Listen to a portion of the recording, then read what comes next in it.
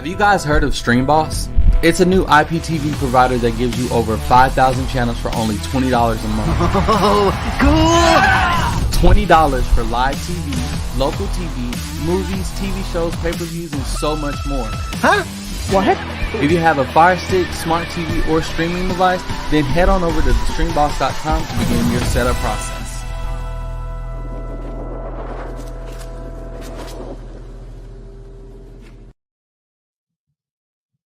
Peace. You now tune in to MRECKTV, and this is a special edition of Spooky Hours. Last night, they cut my water on the phone lines, but we back up and running. It's nothing. We still got it off on the StreamYard, so that option is open, but we're going to talk about what's currently going on and what's been going on. We're going to talk about CERN and everything else. But if you want to call up with a spooky story, you could do that. We're going to go into this show. I got a few special guests that's going to tap in and drop a lot of knowledge and all that. Got my brother Talib tapping in. Got Wiz the Demon Slayer tapping in. Salute to the Wreck Mob. Salute to SJ. Y'all know the m.reck room etiquette. Damn, hold on. Who's calling me? Nah. I don't know. Please do not call my phone while I'm live. I don't even know who that is. Sometimes I forget to put my phone on don't disturb. Pardon self on that. So pound the like button. I got some voicemails. I got a funny voicemail. We got to get into this, man. This right here. We got to start the show off with this. Hold on, y'all. Let's get to it. Salute to the Wreck Mob. Salute to SJ. Appreciate everybody. Support that Super Chat, Cash App, PayPal, Zelle, all that. All right, let's get into the voicemail. This one right here, and I just got it like 30 minutes ago. Peep game. I don't know why it's not going through my internal thing, but you know what? It is what it is.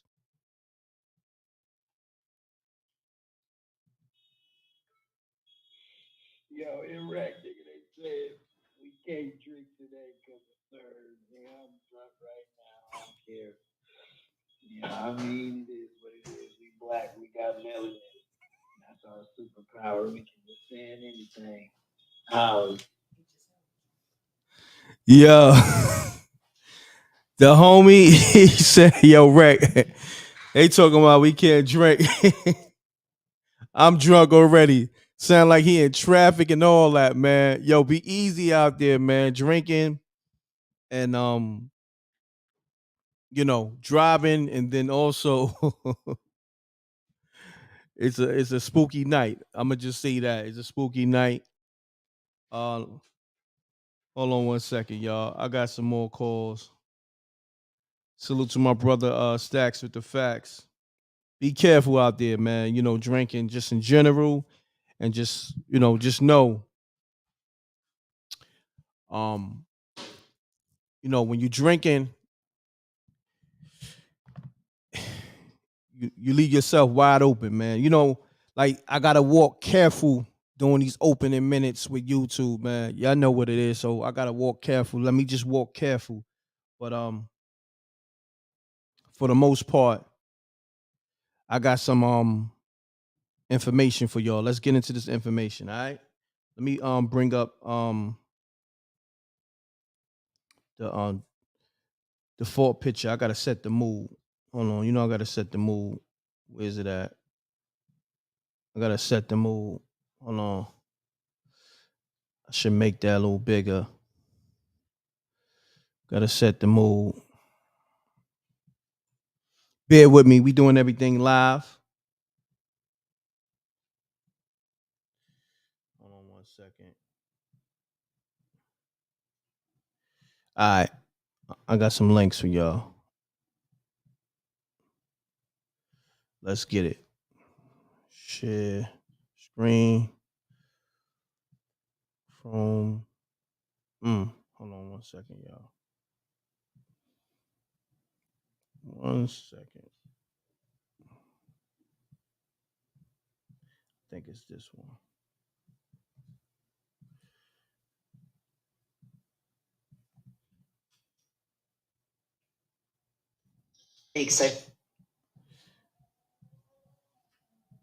Let's get it, y'all.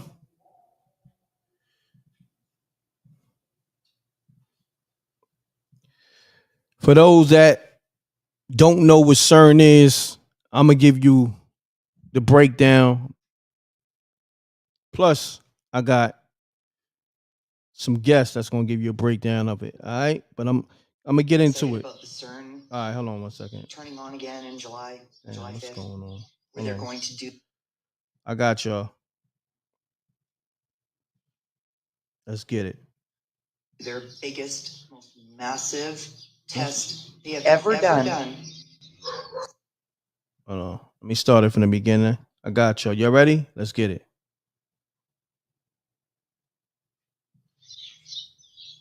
Are you excited about the CERN turning on again in July, on July 5th, where they're going to do their biggest, most massive test they have ever done since they opened?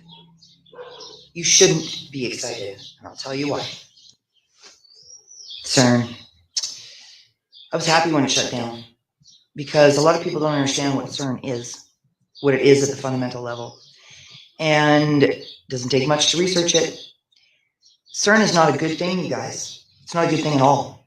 And when it was created, they wanted to smash atoms because they were trying to figure out how we exist. What could possibly go wrong? And since then, we've had Mandela effects, we've had weird shit going on in this world, we have things in the world that weren't here before they started mucking around trying to find the God particle. And yet they're going to turn it on again. And it's going to take the most power it's ever taken. They're doing it during the Lionsgate, on the planetary lineup, in this amazing moment in time astrologically, and there's no coincidences, right? You guys, July 5th, the day they turn that thing on and do whatever experiment they're doing is not going to go well. And I'll tell you, because CERN is a portal. A massive, giant portal. And I'd like to talk to people that work there. There's thousands of employees that work there. I'd like to talk to one of them, just one. I want to know why Shiva, the Indian destroyer god, is their main statue out in their courtyard there. I want to know how they plan on taking more power off the grid than we have, even worldwide. So if you guys think about this, they've been telling us there's going to be problems with the grid and our electrical systems, and that we should be prepared for a blackout. That's not new information, you guys. That's been for a couple years now. Because they have to tell us what they're doing before they do it. We're the ones that are so stupid that we spend time arguing and labeling and asking people to provide links when they can just damn well go look at it themselves. This is why we're not getting it. CERN is not a good thing, you guys. Never has been, never will be. And the fact that it's going to turn on July 5th and use more power than it's ever needed to do the experiment that they're going to do, it will affect us on many levels. Get prepared for anything. Not fear-mongering. Are you excited about the CERN turning on again in July, on July 5th? Hold on, Wiz. Where they're going to do their biggest... Peace, y'all. This is a special edition of Spooky Hours. We don't really celebrate holidays, but happy 4th for everybody that's on that time. But anyhow, got my brother Wiz on the line. Wiz, you there? Yeah, I'm here. Can you hear me? All right, let's get you crispy, good brother. You sound like you far away, my brother. Yeah, I was half asleep. Can you hear me better now? Yeah, definitely. All right. So right now we tapped in. We talking about CERN and all that. What's going on with you, Wiz? First and foremost. Yeah, been learning. Remember I called you earlier? Mm-hmm. I had called you right when it happened because a lot of the people, they're not woke enough to understand what's really going on or certain abilities, right? So I didn't want to tell the people because they got to catch up. But as far as the CERN system, you want to know about that? Yes, I'll tell sir. you. Actually it's called the hydron particles. What they're doing is it's a 10-mile stretch. You got one particle going 10 or in a 10-mile stretch one way clockwise, and another particle going counterclockwise, and they're trying to collide it together, which they did. And once they did that, they're trying to make it to the speed of light. Once that happens, it opens up portals. When you open up portals, that means other interdimensional beings can either tap in or tap out. And that's what they did with the CERN system. Now you got another system called HARP. That's the weather control. That's the reason why they can tell you whether it's going to rain or have the sun out a week from now. But yeah, I don't want to give up too much information because I'd rather them tap in and ask questions and I can answer it because I've been here since the beginning of time. Mm-hmm. But yeah, what it is. All right, so this is what we're gonna do. So people in the chat room, or y'all want to call up because I got the call waiting, or y'all want to tap into the StreamYard, I'm gonna send y'all the link, and Wiz is ready to answer any questions you got for him. And then I got my brother There you go. Talib. He about to tap in as well. So Word up. let's do this. But before we do that, Wiz, I need you to talk to the people about what you was telling me earlier because they want to know what happened with the phone conversation with you and Toya, the truth teller, and all that. And you was telling me how you was Okay. reading her mind and all that, I believe. I did. Matter of fact, when you call her up, she'll tell you the truth. Remember I told you I could read minds and everything, right? Yeah. I did it. But the thing is, when we was on your show live, it ended up tapping out. We didn't know. So I read her mind and everything. I read her life. I told her life mission, all that shit. To the point, excuse my language, to the point to where she wanted my number. And I told her, because we thought we were still on live. And I said, well, I don't want to give you my number on live, but you can call up m.reck and get my number from him. But if you call her, you can call her right now. If she answers, she'll tell you. I did everything I said I was going to do, including reading her mind. Yeah. I'm gonna try to call her last number I had on her, but for the most part, you know, she's only been tapped in for like 2 weeks and she had a few different Right. numbers already. So, that's a little weird when people keep changing their numbers and all that. I find that to be a little strange. I can read that from a mile away. But I did what I said I was going to do, and that's the reason why she wanted my number, because I read her whole life path and everything, read her mind, all that shit. She wanted your number on a whole different note, huh? I don't know what level she wanted it on, but I'm assuming that from the knowledge I gave her, because I fast forward her life by a whole lifetime from the information I gave her. And that's probably why she wanted it. But I don't know if she wanted me on that level too. I don't know. But I wasn't on that path. Got you. I was just giving her the knowledge that I knew. Got you. So when I called you earlier, you said you was in between dimensions. You said you was Half sleep, but you was in what dimension you was in? This is the fourth realm, fourth dimension. That's the sleep realm.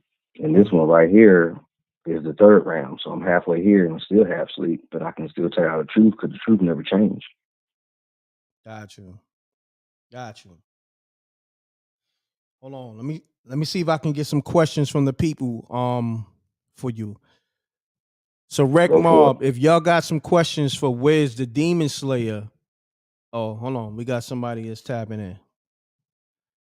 Peace, Momo. Hey. Hey, what's going on? So I have a question for the expert. All right, hold on one second. Okay. Hold on one second. Okay. Talib, you in the building, right? Hello? Yeah, hold on one second. Hold Okay. on. Let me add Wiz.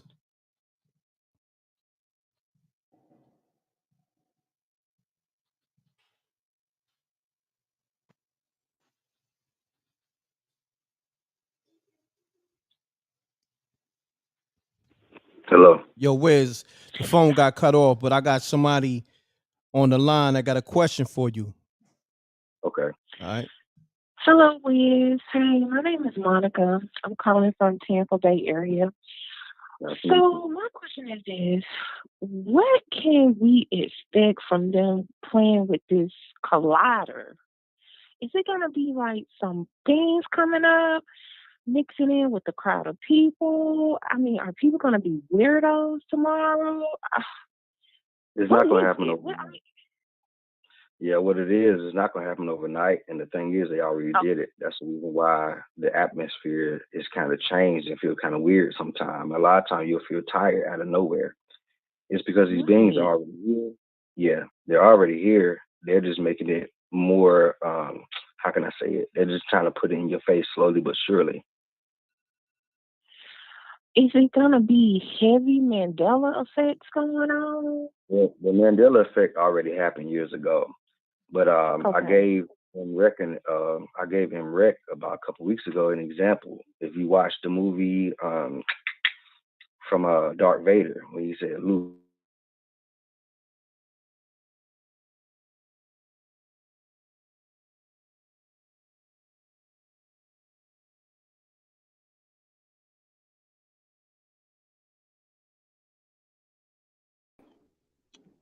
Greetings and salutations. I don't know if you can hear me. I'm having an issue with my microphone. I can hear you, Talib. Yeah, you good, brother. I can hear you.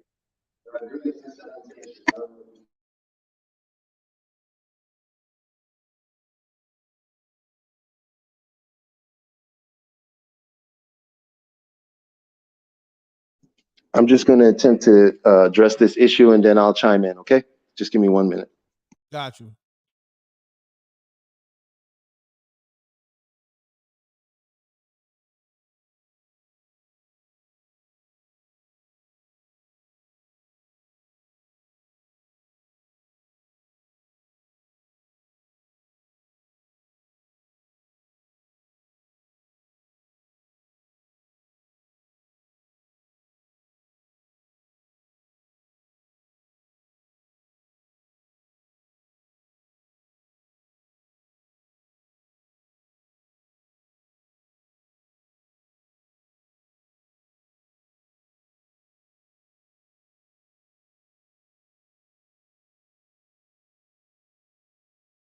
Thank you. You too. Take care.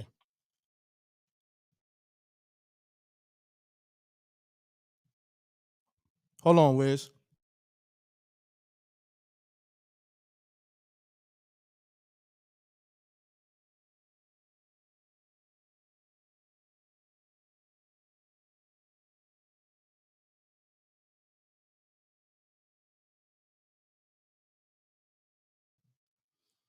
Talib, you there? Better. Okay, yeah, I can hear you. Like, I was having an issue with the mic and I couldn't hear you. Okay, can you hear me? So, yeah, I hear you now. Okay, cool. So we're gonna give you the floor, Talib, to really break down the whole CERN, everything that we was talking about behind the scenes, Mm. and just educate the people a little bit. Oh, well, CERN is the council, the European Council on Nuclear Research. They did change the letters around when they came together and they formed it and officially began building it back in the 1950s. CERN was not designed to smash atoms. CERN was specifically designed to smash particles. And what the machine is actually, I'm sorry? The Hadron Collider. Keep going. Yeah, I mean that's what the device is called. It's called CERN because it is the European Council on Nuclear Energy. That's the group that runs the Large Hadron Collider. It's called the Large Hadron Collider because the smaller Hadron Collider is actually located in Chicago. There's one here in America. They got about 10 million. Go. Well, I'm just speaking about the ones that, just to give a basis. You know what I mean? and things that you can actually just go look up. My thing is that there are a lot of conspiracy theories out there. There are a lot of people that speak on it, but also we live in a time where actually a lot of the scientists, a lot of people, a lot of journals have already been written and are been published about these things. So they're actually public information that you can look up and you can find, because they're not really hiding this information anymore. That's you true. know, it is a 21-mile ring circle. It is in Geneva, Switzerland. That's They would, well, the Large Hadron Collider that everybody's speaking of, that's the one. That's where it is. That's the one everyone's talking about, and that's the one that's coming on the 5th, which technically is already being turned on now, because in Switzerland it's not nighttime; it's the 5th already. Hello? Yeah, I was asking you a question. Do you know about the one that's a 10-mile stretch? Do I know about? I don't know about all of the ones that exist. I only, they're mostly replicas, or they're all basically the same one from the original 1950s prototype that they used. So I know that there's lots of, there's several more, but I just would like to speak about the things that people can actually go look up for themselves, and it's not going to be something hard to find. It's actually common knowledge. They're very happy to show you these presentations about these things. Some of the other ones they are not so excited about, and it'll be hard for you to find it in a space where it would be considered as generally accepted amongst the public. These things I'm speaking on cannot be denied by the public.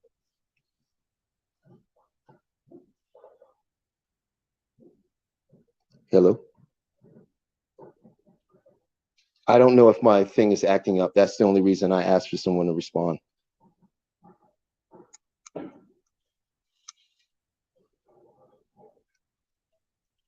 Or did everyone just mute their mics while I was speaking? Then I understand exactly what's happening.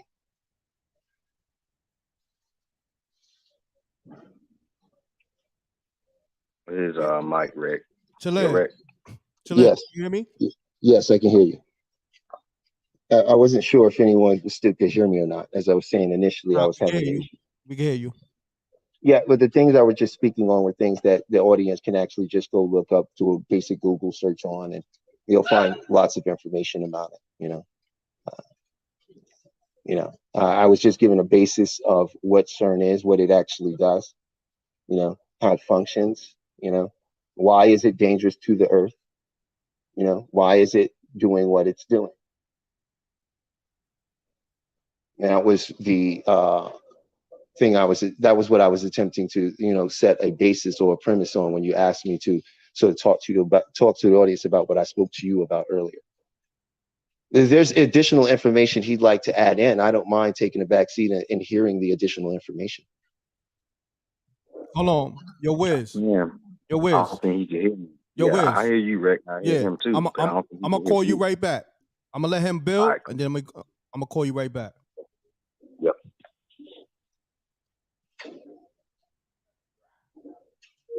Talib. Yes, sir. All right. So you got the floor completely, my brother.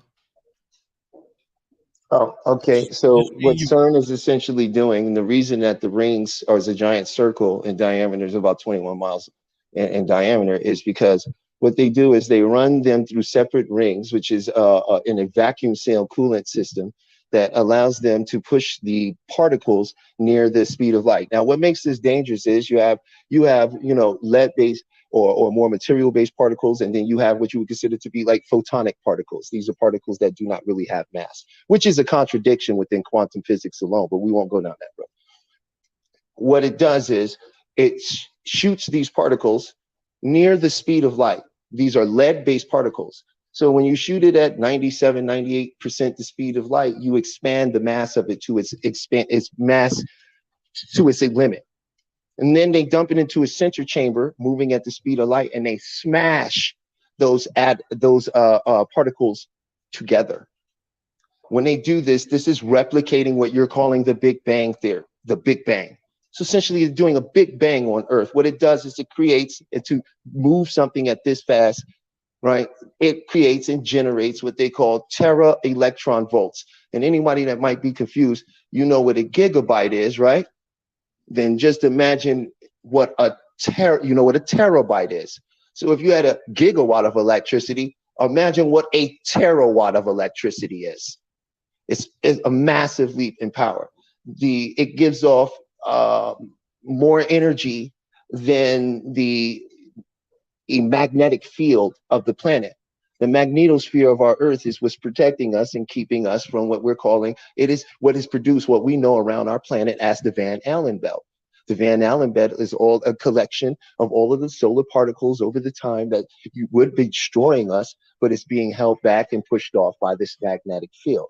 When this machine turns on and uses more energy than the magnetic field generated around the Earth, it bends and distorts the magnetic field.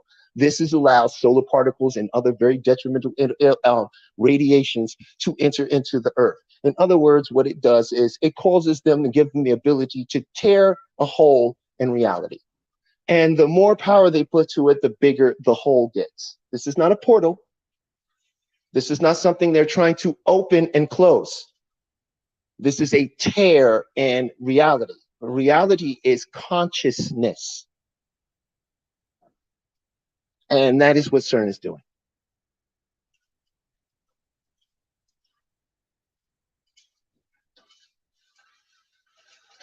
I'm sorry, sir. Are you there? You there?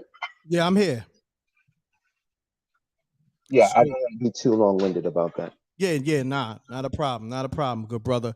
So this is what we gonna do. Being that we touched on that, and we like 27 minutes on touching on that. I want you to go into the transforming into everything else. You know what I mean? Transurfing and Transurfing, my bad. Yeah, transurfing. well, if you really want to know what the overall goal of these so-called elitists are, if you want to know, the ladies, you played it in the video earlier. I think most people may have missed the most important thing she said in that video. And the most important thing that she said in that video is that they have to tell you. Why would they have to tell you if they can do it without your consent? That is because the world is being pushed out from you. The matrix is, you are a part of the hologram. In a hologram, every portion of the hologram contains all of the information. Okay? Their whole mission and agenda is to direct the flow of consciousness during this great expansion in servitude to pendulums. Pendulums are information structures that have been formed by collective thinking that take on a life of their own and become their own entity. And there, from that point, only try to get more people attached to them so they can continue to drain their energy. This is what a pendulum is, and this is what it does. You cannot defeat a pendulum by fighting or arguing or thinking you're going to go to war with it, because it benefits from you no matter what side you are on. So their whole goal is to pump our minds out. I worked in television. I worked on $100 million productions. I can tell you now that what most people show you in these videos about, oh, Hollywood, they're doing, I'm gonna tell you, it's not the people working there that's doing that. That's not true at all. Half the people are just like you when you go to work. The left hand don't know what the right hand's doing. Nobody knows what's going on in there. You don't even know a movie. They don't even shoot a movie in order. Nobody, the actor doesn't even know the final cut until it comes out. No one is involved in that level. This is deep. This is psychology. They are using advanced psychology, neuro-linguistic programming against us by getting us to focus in on things that do not serve us and making us believe that it is real. And that's what they are doing. So this pendulum that is existing and this expansion that is existing, we have, as collective human consciousness, have a choice to go one of two ways. We can go with the pendulum and lean into all of the things that they are teaching us that are happening, or we can start using our consciousness, which is creating reality for us. This is all science now. It's all documented. I suggest anyone just go simply look up modern science understanding of human consciousness. Just go look into that, and you will clearly see that even science has come to the understanding this world is being projected through consciousness. So these elite groups have created the story of the world, spent all of their time and money and resources to educate us. And anybody goes, I don't need to explain to anyone that education is terrible. If you go look up the word and do the root homework on the word, you wouldn't want to be educated. This is not what you want for your life. Okay? They have blinded us, they have educated us, they have spent every dime to assure that we have a belief system and a story that keeps them in absolute control. We invent things through our imagination. The whole world you live in is from the human imagination. There's nothing you are dealing with or you desiring that doesn't come from the human imagination. Your whole home is from somebody's head. The chair, the plumbing, the dishes, all of this.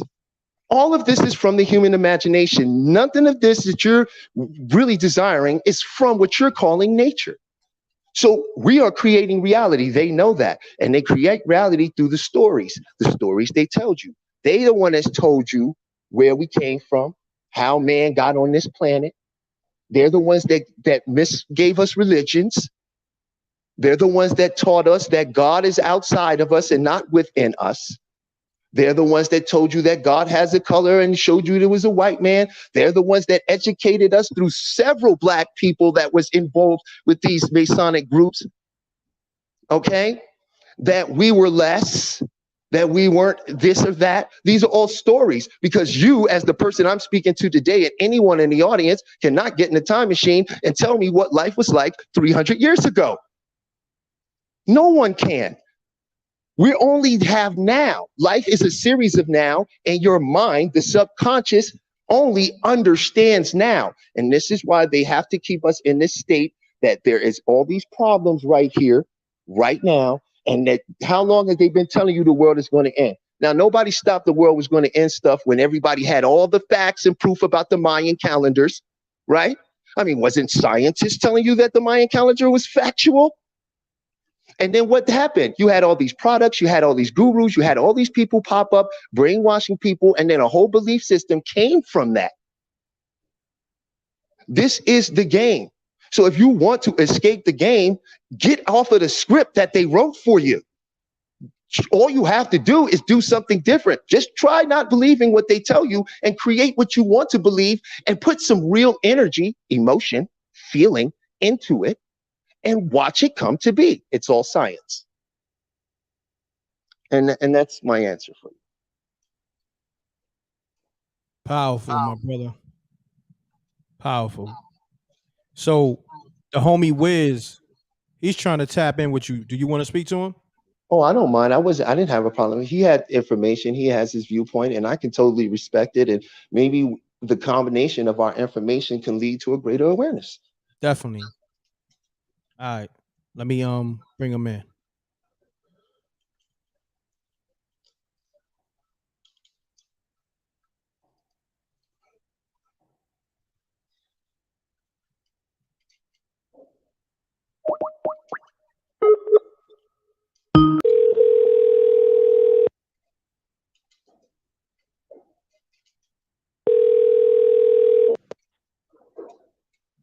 Hello.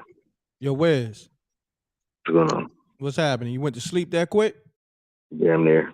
Okay, so I got Talib on the line. Is anything you want to build with him about? What, do he got questions or what? Now, I don't think he have any questions. I mean, I'm just saying, do you want to, I guess, connect with him on any information? Just pick a topic and I'll go. Sound like you sleep. I don't. Yo, this what you do. Just tap back in it in a little bit, my brother. Get some rest. Is he on the line now? Yeah, he on the line right now. All right, what's up, my brother? Peace, brother. It's good to speak to you. I've listened to you on several occasions, man. Likewise. But yeah, I already know you on God mode too. What topic were we speaking on? I know we was talking about the CERN system, but What other Well, he details? he was asking me about transurfing, about the realities, and you know, everything you say, brother. I agree with everything you say, and some people may not be ready for the way you express it.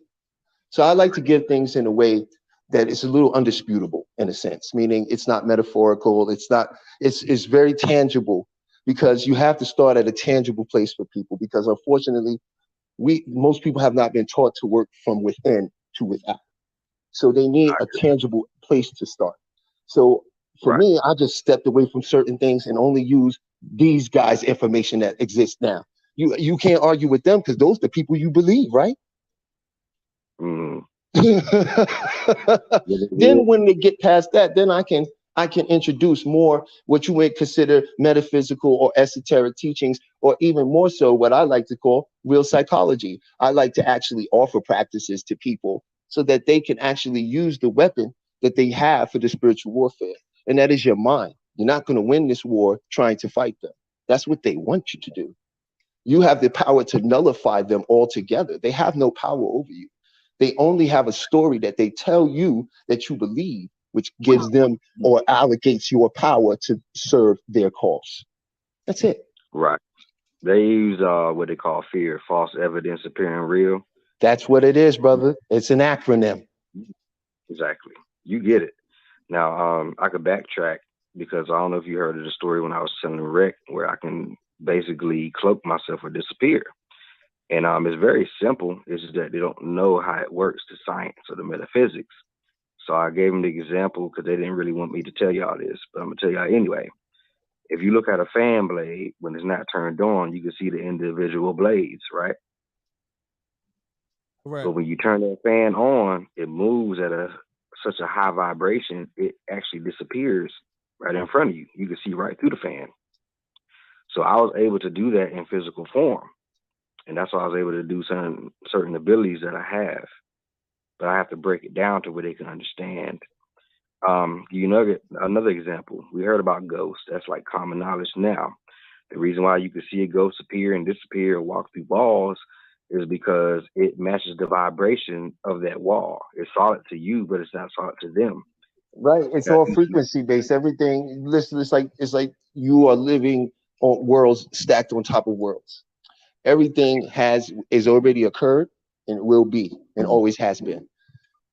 Right. I know that sounds very, philosophical, but from the scientific perspective, it's called supersymmetry. That's fourth dimensional. See, once you step outside of linear time, then all things are in a supersymmetry state, meaning there's not a point outside of linear time where you go from here to there. You're already there. You're everywhere. You're right? everywhere. You're everywhere. And what you're talking about with becoming invisible is resonating at a frequency in which the eye doesn't see. There are literally frequencies all over. Like, prime example, you don't see radio waves, Right? but they're right here. They're on top of you, on you. You know what I'm saying? And is everywhere. I mean, it's just existence on different levels and different playing fields. If y'all haven't seen it, y'all need to go watch Doctor Strange, the Multiverse, because they're telling you about you in different dimensions. I've already been there. I would say to the people, there is validity in that because it's called propaganda. And remember, they need you to know this because they need you to behave and create a reality in which they thrive. This is why they have to give you all this expansion stuff now, because they want to be in control of the expansion. Right? What I tell people is this: go look up Jose Silva. Go learn neuro-linguistic programming, or just NLP. Go look it up. Learn self-hypnosis. Right? These things are very easy. They're not hard, and they don't cost you money to go do and learn. Right? Learn the aspects of the mind, because if you can't learn, if you don't know that, then you are a victim to the frequencies around you. You see what I'm saying? Meaning whatever is happening to you in front of you is going to dictate your emotional state. Right? But when you go within and dictate your emotional state, now you could do what this brother's talking about. You can vibrate at a frequency that the person in front of you is not vibrating at. So in their conscious perspective, you're not there. Just like all the other things around you, you are unaware of, that's right next to you, and you're not there. Ghosts are residual phantom energy. They're energy of something intense emotionally that has occurred where someone has passed on in that area, and now it's just playing over like a loop. They're not there. Those aren't the real person. That's what a ghost is. It's phantom energy. And that's all around you. Because this whole world is a conscious field. There's a collective, and then there's the individual. There is God as a whole, and God expressing himself through you. Each one of us is a universe. You are pushing the world out through your belief systems and what you think and what you believe the world is and what you feel. Your feelings are key because your feelings back behind what you're thinking. So when you feel and resonate and think a certain thing, your subconscious doesn't know the difference. And here's the prime example through science. All of us have been scared of a horror movie as a child, but every one of us watching it knew that they weren't real. That's because in order to watch a film, you must do what they call suspend your disbelief. This is because when you do that, you consciously know it's not real, but your subconscious doesn't know the difference. So the feelings you're feeling when you're getting scared and you're laughing like, oh, that was some terrifying stuff, man. That really is your subconscious really just lived that. You just traumatized yourself for fun. Now, you do that awareness for fun. How often is that running for you unawarely?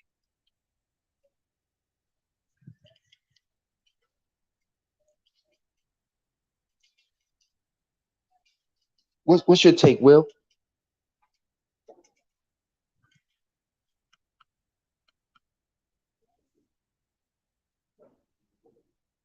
Hello? Talib. Yeah, can you hear me? Yeah, I can hear you.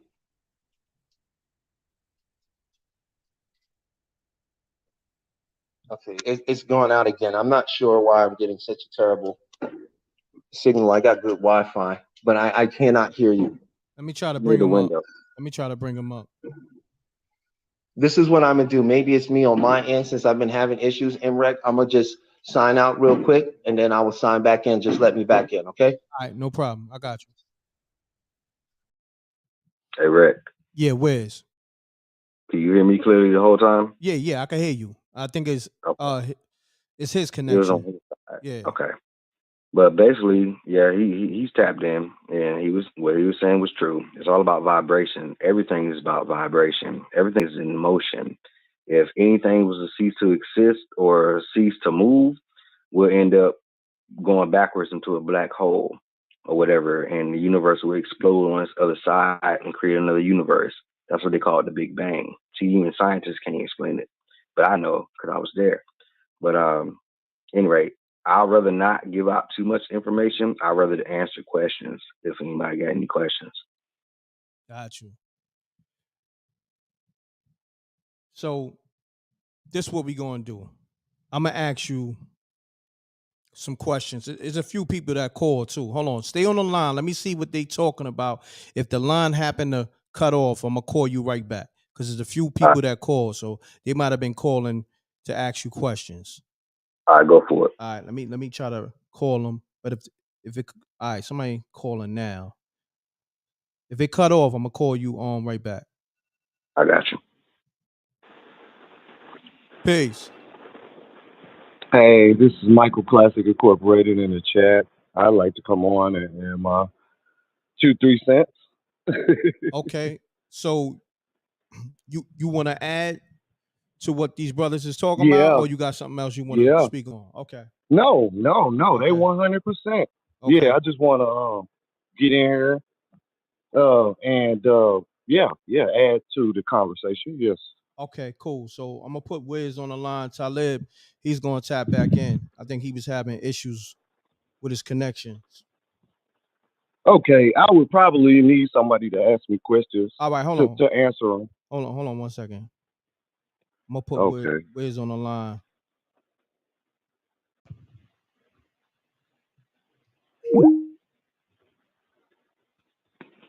You're right. Yeah, Wiz. Hello, everybody. What's How's happening? it going, brother? Sorry, that's I'm Mike in St. Louis. They dropping, somebody dropping pipe bombs around here. Wow. They've been doing it for like 2 weeks. Crazy. Crazy. Do me a favor, my brother, if you can, take me on speaker so this way we can hear you real crispy because it's a little static where you at. I'm not on. I'm not on Oh, speaker. nah? I think it's my fan. Oh, it's your fan? Okay. I can hear him clearly. There you Is, go. is that better? Yeah, much better. No, you Much better. good. Yeah, you good now. Okay. Yeah. Talib. Yeah, he's 100% correct. I've been studying this for almost 10 years, since 2012. And the reason 2012 is important is because they came out with that movie 2012, which kind of displayed like the end of the world, type scenario. And they had been coming out with these movies for the longest, the day after tomorrow, 2012, all these Armageddon apocalypse movies. It's like they've been trying to tell us for the past 30 years, Mm-hmm. But a lot of people had their head in the sand, we have a lot of distractions. Right. Got you. So Now, hold on one second, so I fellas. like 1 second. I yes, got a question from somebody in the chat room. yes, For either one of y'all, both of y'all can answer this. Look, is on the screen from Ebony. yes. You see it? You need me to read it to you? No, read it to me. I'm not. Yeah. Okay. All right. So her question is, the UFOs the Navy has been seeing lately, are they ETs or off-planet technology? No, it's us. We actually designed that. This is more Yep. advanced vehicles. Yep. Reverse technology from Germany. Yep. That's it. Okay. Remember, Germany created the Hindenburg, which is now called the blimp. But Germany, they have been researching, I don't know if people who know about Antarctica and Germany's history, there's certain things going on. Right.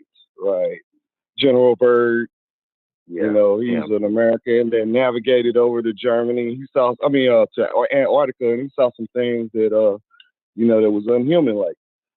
Right. But at the same time, it's reverse technology. Like most of Germany's cars' engines are made in reverse.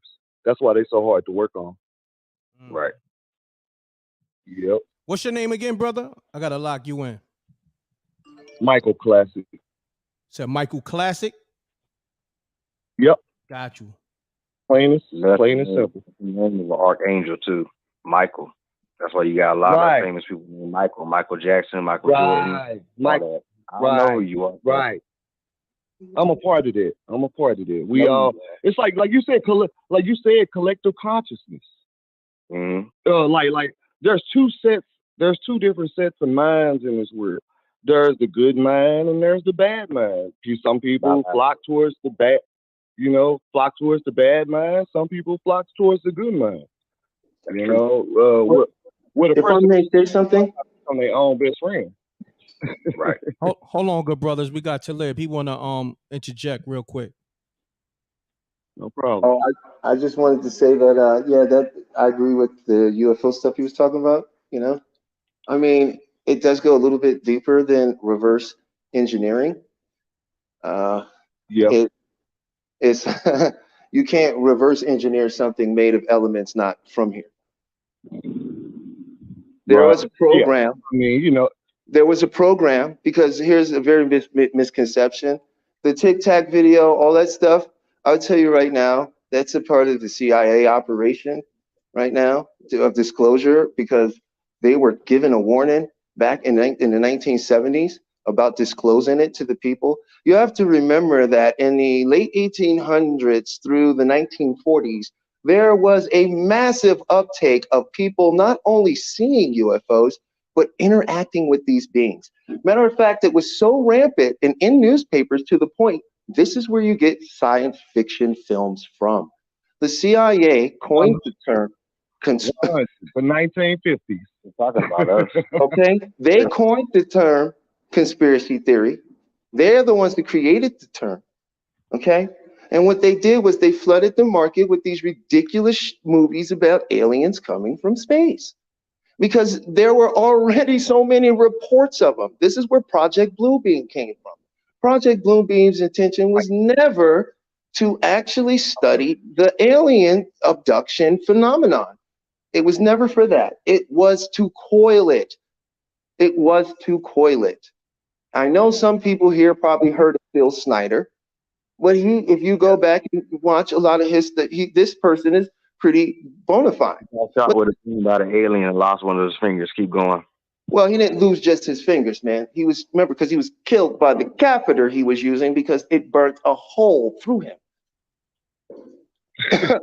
Okay, all right. And he was very proud about showing his wounds. Okay, most of these people that weren't on the tip to actually come out and reveal this information, they were suicided, period. But see, this whole thing about the UFOs is actually just set up for the intention of preparing your psyche for the sky to open up. This is it. That's it. They cannot continue to tell you that they are not real because they were threatened. There are fugitives that are on this planet that are not supposed to be here, and there are beings that want them. They have given our governments a certain amount of time to tell the people, but if they refuse to do it, and you can go look this up. Oh, I don't speak about conspiracy theories. Why do that? There's too much scientific proof now. Right. Find this stuff in actual facts. Something else that was born from Germany. The CIA. All right, you can continue. I'm sorry. No, he's at 100%. Well, another thing that was born from Germany or from the Nazi Party was NASA. Right. They started NASA. That's a fact. That's not even, we're not even talking about things that are conspiracy theories at this point. You don't need to know about the moon being fake because the NASA told you we can't go back to the moon. They told you it. See, we have to skate away from these CIA Operation Pogo people they put into our field of conscious awareness. A lot of these people on the internet, a lot of these people with these YouTubes you ain't never heard of, seen, telling you all these things. No one knows them, know where they're from. They never expand beyond that. And one day they disappear. Right. These are agents. It's a movie. This is the goal. They must control your thoughts and thinking and bombard you with what reality is, or else you'll start living in your own imagination. And the moment you do that, the world is going to be great and wonderful because it's infinite and abundant. There is abundant suffering and there is abundant happiness. Our awareness to it is what we're able, and this is what Will is talking about when he's talking about himself astral projecting into different realms, that they're not all the same. Some places are amazing and beautiful and others are just all chaotic. Tupac talked about it. I came to bring the pain. Hardcore to the agent. My astral plane. Tupac made the gangster into a liberation fighter and confused our community to the point to where we got into a killing spree with each other under some weird moral standpoint that we were being abused, but killing each other. Yeah. No one actually would, if you just take this time, and this is not, I'm just saying, this is a fact. These are facts now. These aren't opinions anymore. Yep. This information is out there. Yep. Okay? And I understand that people love him as an artist, and because that's why they take creative individuals who are put here with great creative powers, and they manipulate and use them to control you. The masses, to control the masses. And why would they want to control the masses? Because the masses has the power. Because every one of us is a walking universe, and we collectively create this reality. We all say there's a ground. We all say that there's water. We all say that there's air. Yeah. We're creating the world. And as long as they make us think we have to do the labors of man and toil ourselves about, then we will stay far away from the things they're using. anyone who's been around true millionaires or anyone who's been around people with real success and money, you will find something they all have in common. You can't tell them anything about what they're thinking. Hey, what's your name, sir? My name is Talib, sir. You a genius, bro. I love you. Facts. Yep. Brotherly love. Yo, Talib, watch this shit. Talib, can you hear me? Yes, sir. All right. Now, you said that we are a universe. Let me break it down even further than that on the microverse. The cells in your body look at you as the God. The organs of your body equal the planets. Now you get it? There are as many cells that make up the human skin as there are stars in the universe. Oh, the human brain and heart gives off the same BTU amount of nuclear energy as the sun. Do you realize how much power it takes to power a human body for years? Oh, I know. Matter of fact, you contain enough power to where you could boil up a whole fucking ocean off of your dark matter, which is 6 protons, 6 neutrons, 6 electrons. How far you want to go? Hey, like as I said, I'm really into the practical techniques and methods in which we can use them. It's time for us to stop using information to lord over each other and start sharing our techniques and practices so we can all be at the same place. That's what it's time for. Yep. Anyone telling you or charging you to share some knowledge that they say has gotten some to fulfill all their desires, but they need money from you, then they did not fulfill all their desires. That's the monetary system. That's shut down already. Keep going. The monetary system is from the human imagination. It is currency. That's why it's called currency. It is that which we use to value each other's creative forces. It is something that we are inherently born. NASA has discovered that there is a gene in your DNA for wealth. I want everyone to hear that. You have a DNA. You have DNA in your body right now that is a gene that if you turn it on, you will just start having good fortune, good luck, wealth, happiness, and abundance. That's because you were always meant for it. We were all meant for it. Hey, Talib. God mode. Right. That's it. Hey, check this out. Do you know, basically, I'm going to say the same thing you're saying in a higher level a little bit. All you got to do is extend your telomeres, which is your DNA strand. You unlock God mode. That's the reason I'm able to have abilities that people are so shocked by. But I got witnesses. It ain't like I'm just coming up with this shit out of my brain. I got witnesses you can call right now. I did one today. That's why I called Rick. Like, all right, I'm done. Now go ahead. Yeah, love you, bro. Thank you. Love you too, brother. All right, peace. Wiz, love is love. Yeah, to expound on what Talib was saying. Oh my God, these guys, they tripping outside. I'm sorry, guys.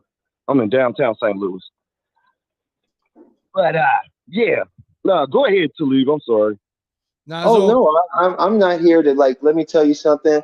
I've been on a personal journey in my own life. I've come to certain realizations and understandings because I've practiced these things and I have actually engaged with them.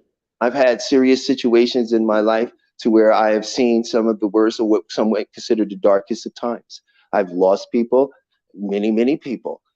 I tell you this information, it is the truth. It is a truth that I know is true because I've applied it to my own life.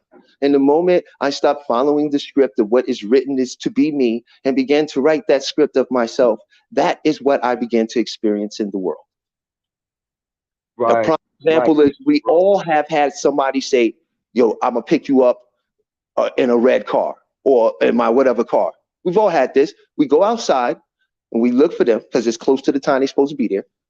And all of a sudden on the road, all we see is cars that resemble or looks like, but it's not that car.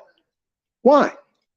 Right. Another example, we all had this, a pair of clothing, maybe some clothing or a pair of sneakers. You get it, right? You finally get it. Now you was looking at these shoes, you wanted them, but you ain't see nobody in them like that. You thinking when I get them, it's gonna be hot because nobody's rocking them like that. I'm gonna be on top.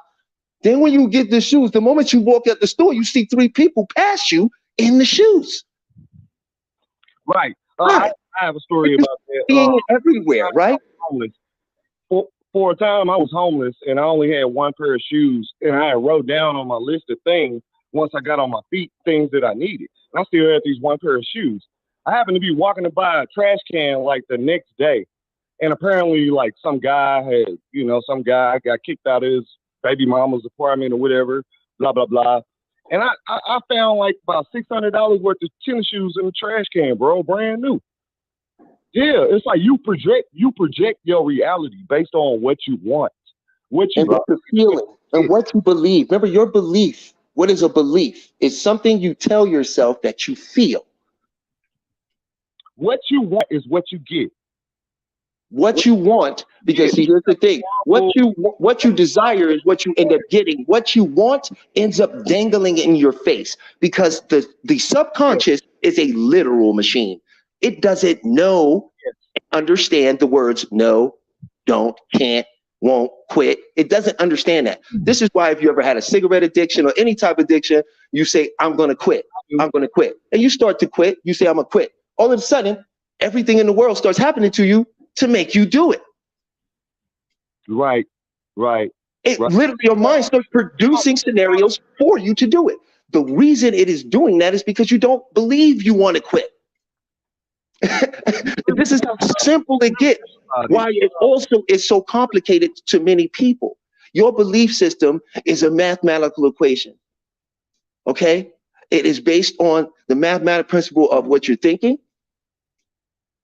what you're feeling, and what you're visualizing, imagining. Okay? That is your equation. Now, the reason this equation works is I'll tell you something that's going to blow everybody's mind, but no one can argue with me with this. This is the truth. I'm sure no one's ever going to tell you this truth. And if they try to, they may charge you for it and not even tell you the truth. This is the truth, bro. You are always right. And I already know what people are going to say to me because they've said it to me before. They say to me, well, that's not true because I've been wrong before. I've made mistakes before. I've messed up before, right? That's what they will tell you. But you know, when they tell you that, this is what I say to them. Aren't you right about that? Are you not right about being wrong? When you tell me you making a mistake, aren't you right about that? Facts. You're always right. So here becomes the real question in your life. And you change this and your whole world will change instantly. What do you want to be right about? What do you want to be right about? That you can't get what you want, that life is hard, that it's the end of the world, that the Illuminati's killing you. What do you want to be right about? Or do you want to be right about that your family is healthy and abundant and you live a life that allows you to be creative and full and experience what you was meant to be here to do? What do you want to be right about? Because you're always right. And your subconscious is always going to produce what you believe.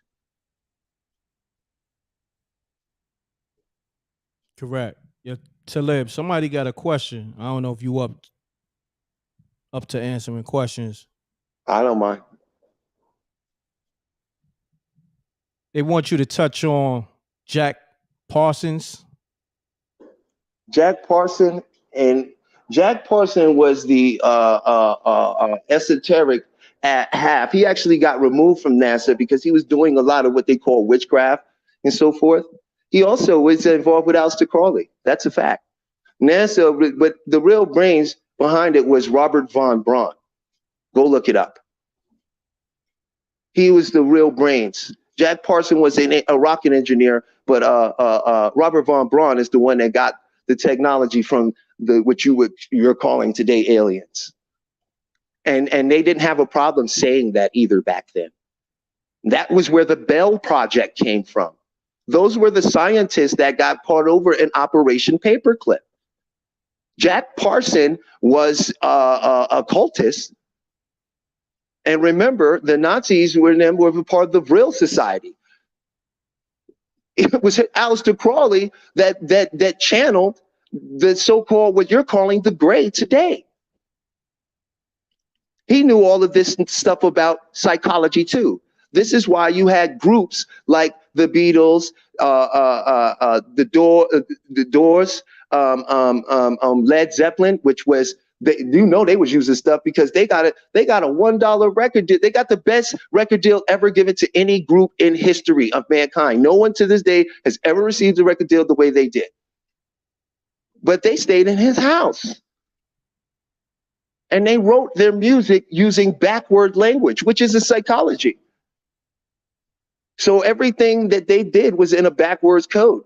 And that's how they wrote a lot of their music and made music that people didn't know why subconsciously they were so addicted to it. They used psychology.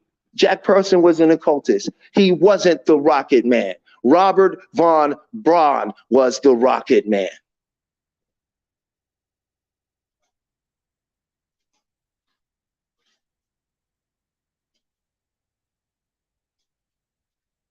I'm sorry, are you there, sir? My friend, brother? Talib, I'm here. I just got another call. So I was on the other line, part and self.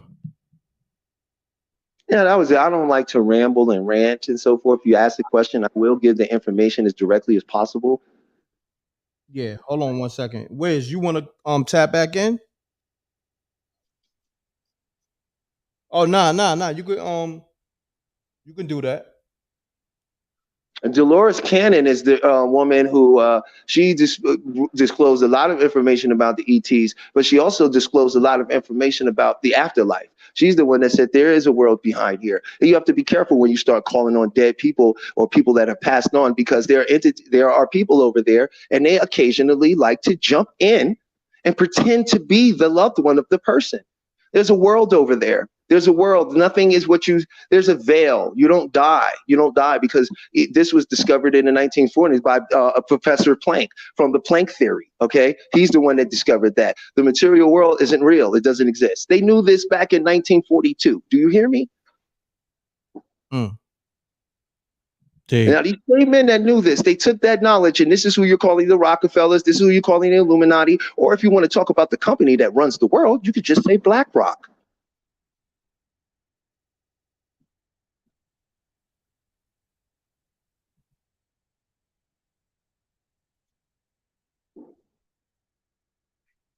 Once we stop giving them all of our energy and start using our imagination for our own design, our own world, and what we want to be in, then they will just cease to exist. They can't exist without your energy.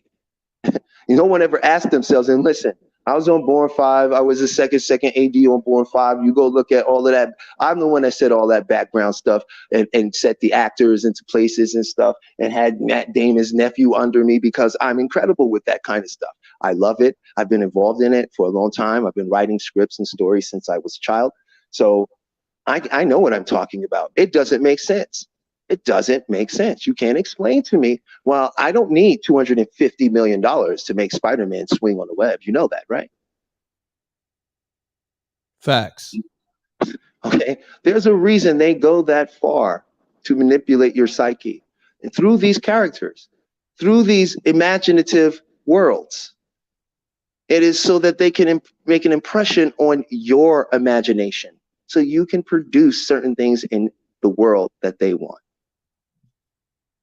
If you really want to get deep, I would suggest everybody go get themselves a hypnotherapy session. Start working out the fact that your mother, your father, whoever raised you, told you things that of limitation. They said something to you about no one may never love you the way I love you. They may told you that what you think money grow on trees, you can't afford that. That costs too much. You might grow up with a mother that told you, you know how hard I work for the things you have.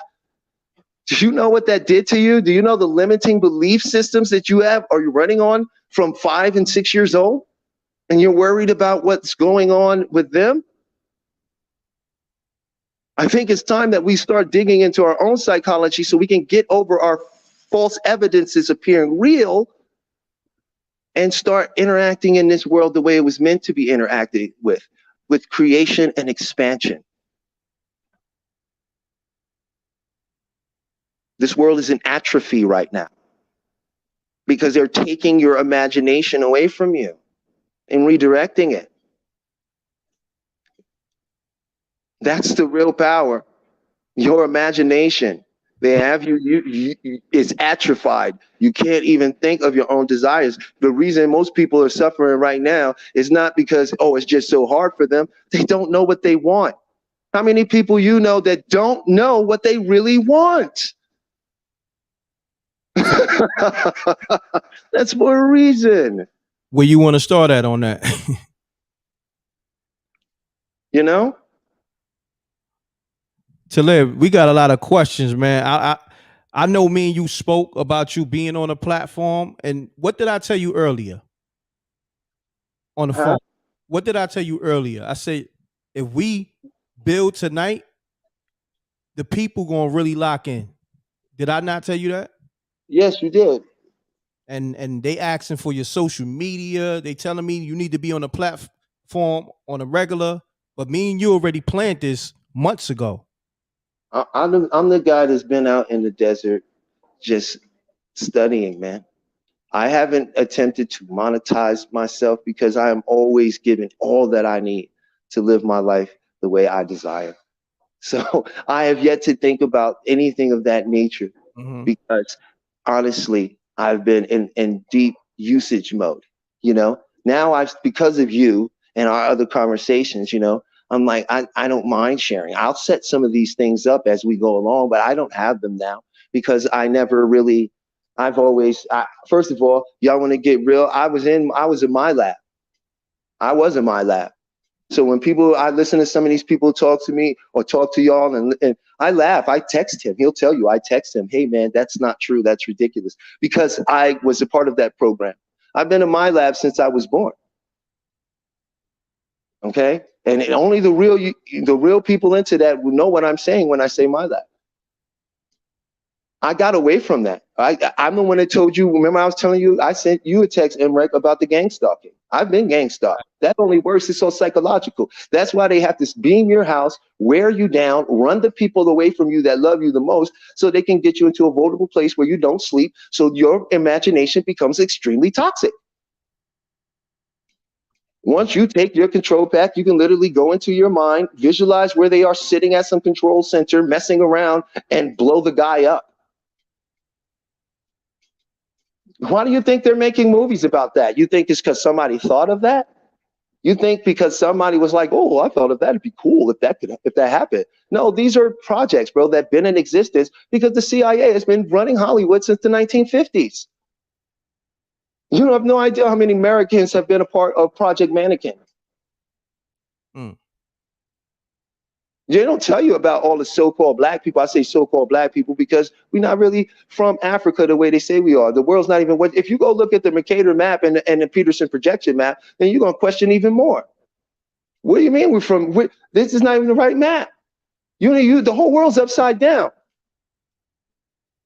They created the upside down map so that they could create a top-bottom psychology in people's thinking. See, what's on top is always better, right? So Europe, America, all that stuff, even though it's in Central, is considered to be on top. All of the third world countries are what? On the bottom. This is psychology. Because they know the world will only be what you believe it is.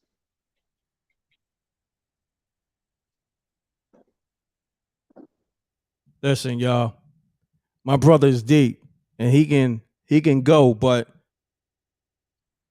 I'm gonna do this because I ain't gonna drain my brother out. Talib, you want to answer a few more questions? Yeah, and then I was gonna cook some 4th of July hamburgers. All right. Can you see the screen, good brother? Yeah, I think so. All right, so I got Miss Diligent. It's highlighted on the screen. She got a question. Could you see a question? Do you think it's all mass detrimental hysteria amongst us humans? Wait, I can't see the thing when it's running. What? When the aliens finally show face? Listen, first of all, here's the thing about that. Here's the interesting thing about it. You've already been prepared for it. It's called a soft disclosure. They've been doing it to you for about a good 20 years. They've been doing it to you for a good 20 years now.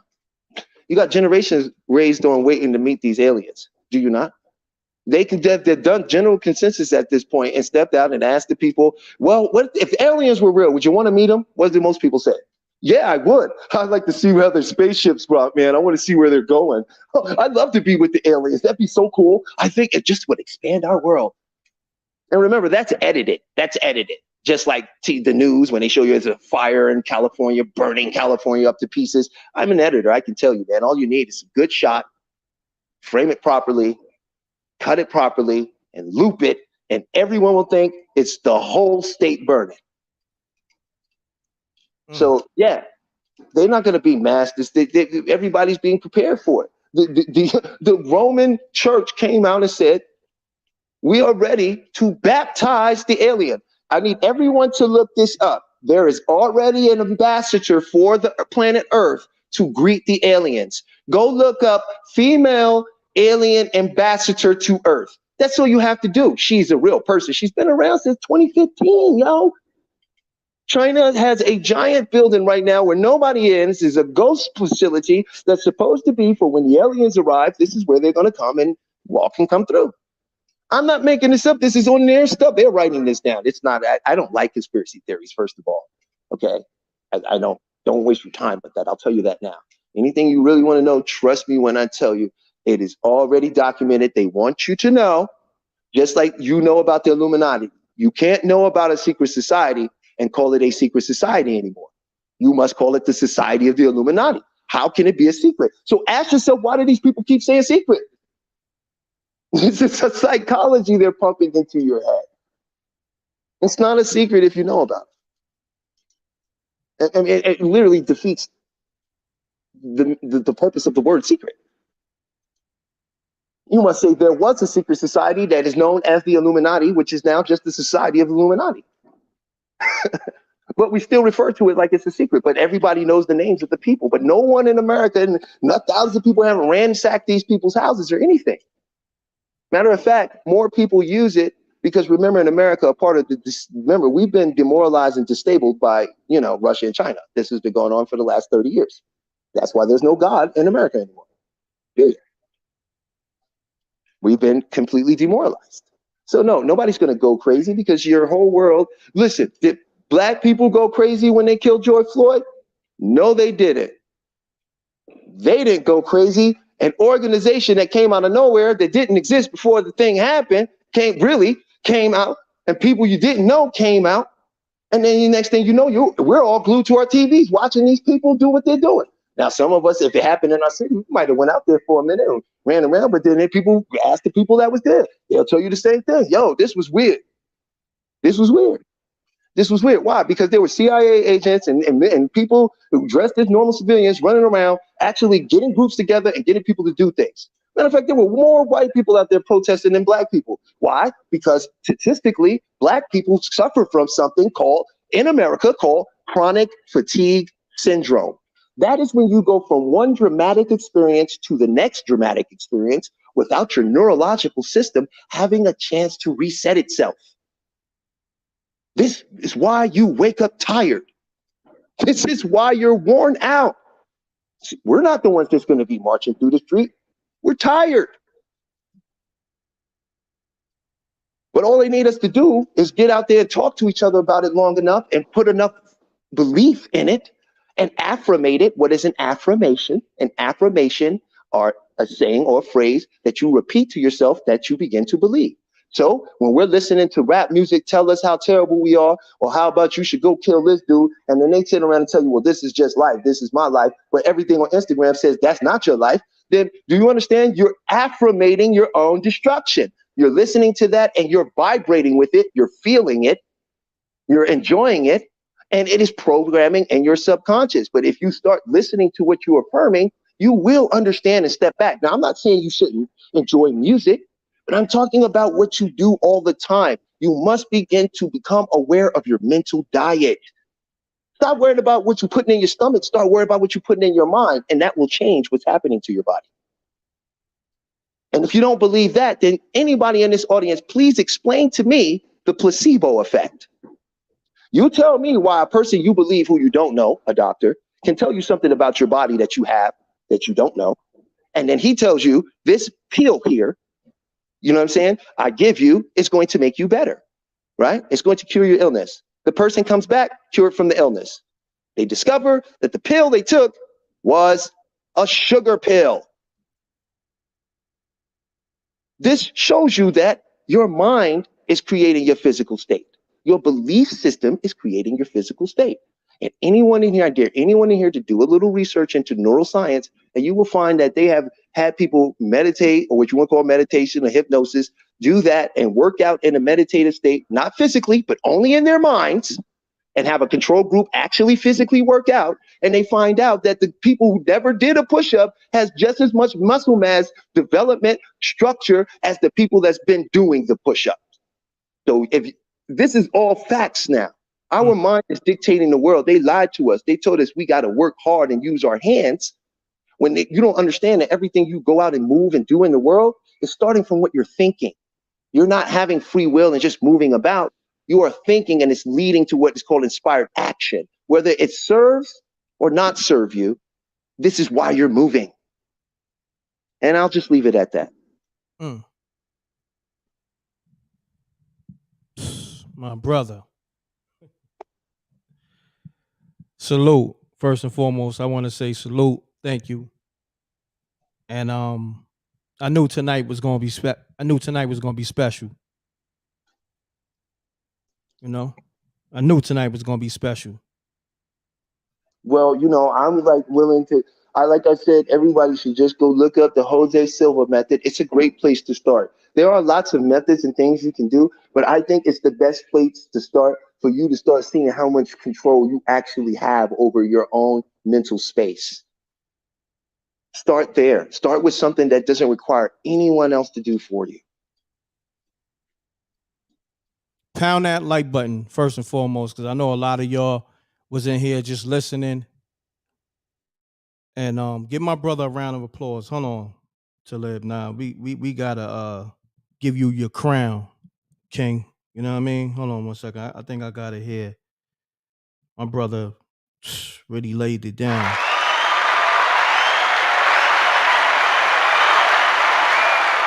I need y'all to put the claps in the chat room for my brother Talib. He's gonna be a regular on MRECKTV. Me and him discussed this, but not only we gonna be building, but we got some movie projects and some TV series and everything we gonna be producing. You know what I mean? So And in the future, what I'd like to do is I'd like to always be able to leave everybody with like one technique they can practice or something, you know? yeah, Just to let you know, like I want all these people be on here, and I notice a lot of brothers that want to teach us stuff or tell us stuff. They don't actually give us practices. They don't give you something. They give you stuff you could go talk about to other people. But it's time for us to give things to each other that we can use, that can actually change our life. If you have some technique that you're using that's bringing happiness and allowing you to fulfill desires, then that's something you should share with others. correct. And that's all I wanted to say. I thank you for having me on. I thank everybody in the Reg Mob. I've been a part of the Reg Mob for a couple of years. I always listen to you, brother. I've always enjoyed. I've enjoyed every person you had on here. I love spooky hours. We got that coming. I'm actually going to write all of those things and some of the people's best stories, and we're going to write those into like Twilight Zone type theory series. You know what I mean? Where we have these little shorts about this story, so everybody get a little understanding of what's to come. You know what I mean? And I think it's going to be really fun because these are real stories. We're not just, you know what I mean? And everybody who's told the story will have something that they can take on and share. Hey guys, you know that story I told you? They actually made it into something, you know? And so we all get to benefit from it. Yes, it'd be great. We should all start doing things where we all benefit. I mean, that's what my platform is about. You see that? You see, it's people that I never spoke to. I speak to them a few times, then they become family, and then the next thing you know, they got their own thing going within the platform. Well, I told you the first reason I even dealt with you, man, because, and I think everybody in the Reg Mob can agree with this. No matter who gets on here, he never judges them. He allows everybody to have their opinion. That is what a real host is supposed to do. not use the opportunity to woven in their own propaganda statements about how they see things, but actually the show is giving people a chance to be heard.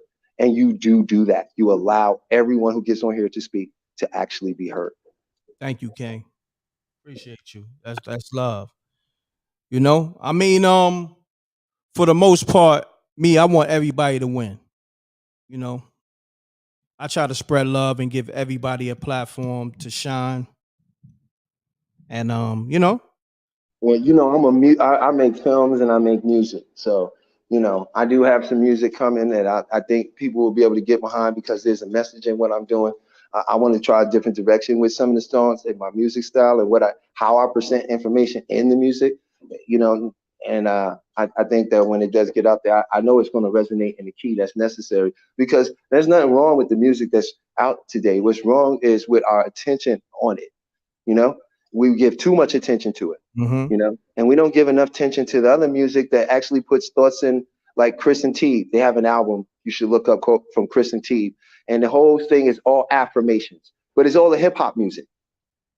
It's beautiful and it's hard. The beat is crazy and every word is beautiful. I wake up every day feeling good. Everything is as it should be. And those are the lyrics to the song, and that's how the whole song goes. It does that for like 3 minutes to a dope beat, and it does that with gratitude, with money, and it's like, wow. And when I first heard it, it blew my mind because I said, you know what? We could have been doing this whole time, and we could have had music out a long time ago that actually is inspiring and help uplift the imagination of the people instead of sending them down to face their own dark shadows without the proper psychological preparation to do so. Because when you are good with yourself and you are free inside, then guess what, yo? You can go ahead and listen to that music and it doesn't affect you the same. You'll only be able to tolerate it for your enjoyment's sake at the moment, but you'll never just be listening to that because you're going to be aware of what you're digesting in your mental diet. Correct. We just got to change our mental diet. That's it. We got so many artists, we got so many filmmakers, we got so many scientists, we got so many people out there that want to share and give what they have, and all we need to do is be there for each other. The money is there, everything could grow. Everybody in this chat was born to be rich. You was born to be rich. God put you here not for lack. God does not know lack, and God does not know time. Talk to him. You was put here for the great expansion, to create, to fulfill your desires, to be happy. We can do that. Because we get this, because we're always right.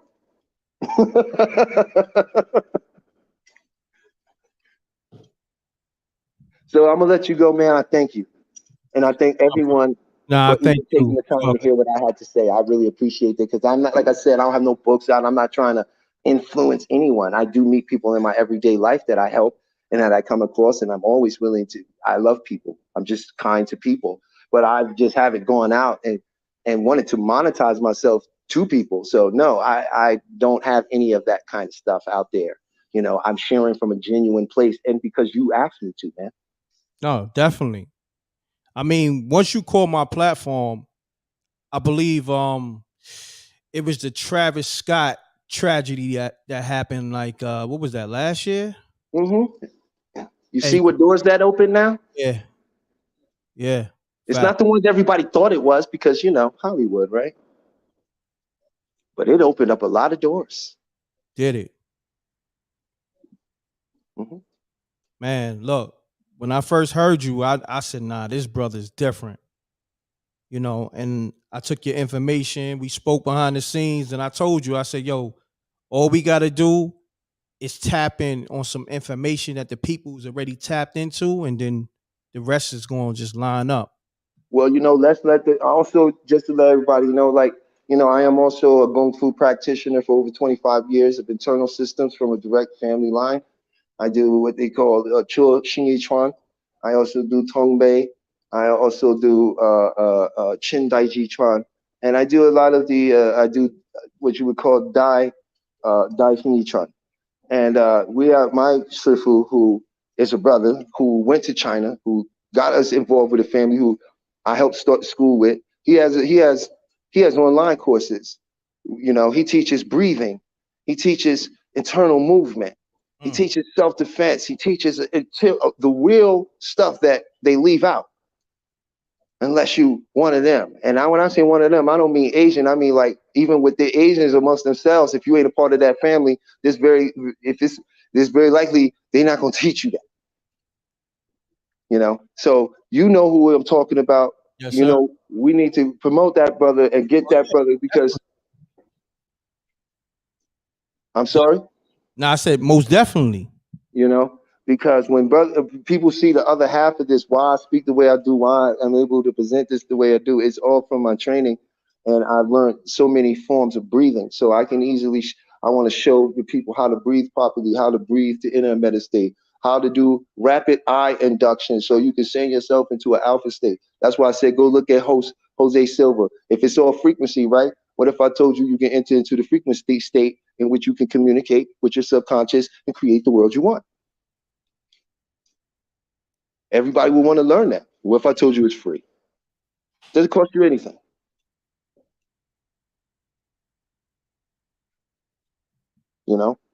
So once again, we done said bye 3 times, but I think that's all good.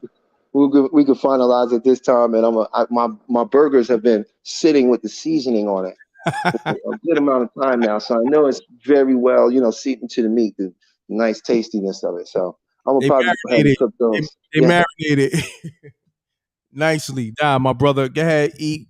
Appreciate you, and me and you will build tomorrow, God willing, and enjoy that meal.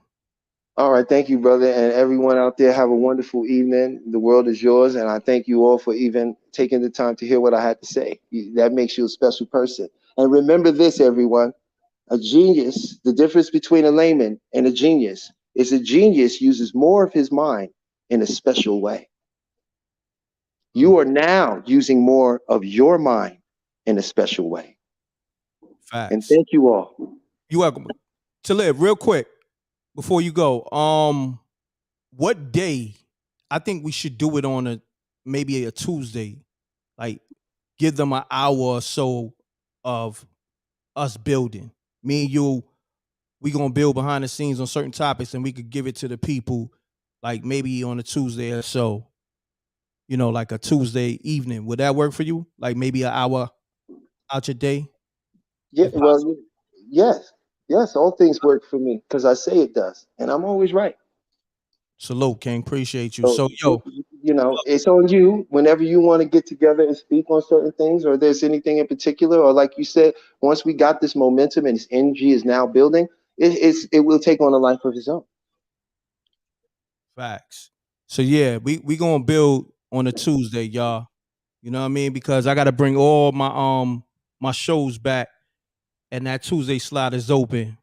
So my brother Talib, y'all gonna be seeing a lot of him, because not only he got that information, but we're gonna be producing a lot of films and TV shows and so forth and so on. Music, man, it's unlimited what we gonna be producing together. Not only just content, just everything, anything you could think of. So just this Tuesday. Oh no, next Tuesday, because tomorrow's Tuesday. I don't know. You let me know. I already told you. You know what? It's on you, brother. If you say tomorrow we locking in, we lock in tomorrow. Let me know. Yeah, we're good. I said if you want to do it tomorrow, Tuesdays, that's good. I knew tomorrow was Tuesday. That's why I said it the way I did. Okay. So I don't mind. I'm aware. All so right, this is what we're gonna do. We're gonna lock in for Tuesday. Yeah, give me a call in the morning. Right. I told you I like to get up around 5:30 anyway, just so I can meditate and plan and make my day what I want in my mind. So you can give me a call around like 8:30, 9 o'clock your time, or really like 9:30 your time. We can talk about what we want to talk about, or sort of like lay out a foundation that which allows us to have some sort of structure so people can actually follow where we're going. And then once we do that, we just give it a time. You let it be known, and I'll be there. All right, say less, man. That's what we doing, man.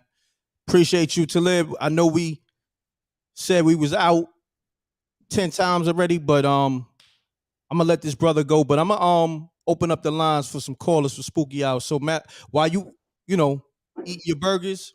We gonna Oh, I'm continue. gonna be listening to Spooky Hours. You already know that. We gonna continue on with the show. You heard my Spooky impression earlier, right? Nah, I didn't. On the phone when I gave it to you. Whoa. Huh? Yeah, this Spooky. Yeah, I didn't hear that. Nah, that's what's up. I might have to sample that. You like that? Yeah, I might have to You sample. should hear my Coogee rap impression. Might have to sample that, good brother. But Talib, man, yo, you have a blessed night, my brother, and I'm gonna tap in with you tomorrow morning. All right, brother. All right, peace.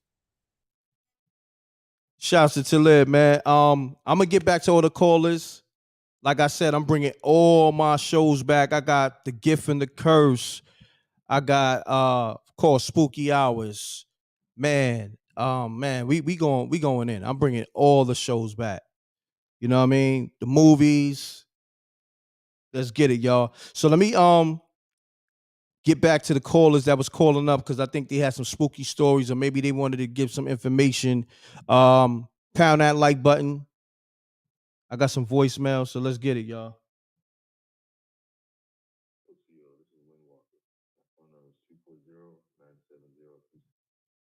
Let me see. Movie reviews, everything. Yes. Please leave your message for. Hold on. Peace.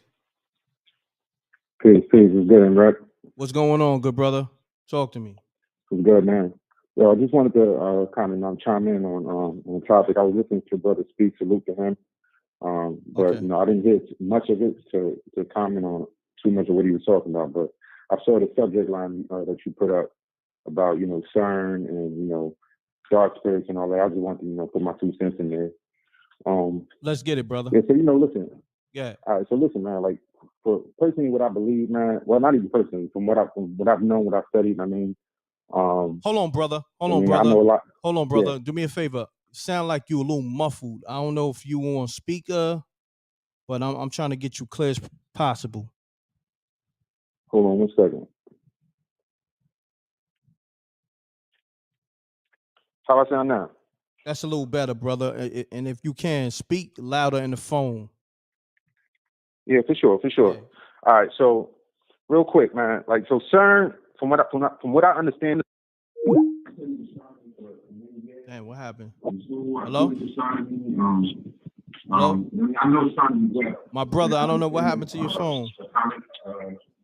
Mute your audio. All right. My brother, call back if you can. I don't know what happened. It got a little spooky over there. Let me call the missed callers, man.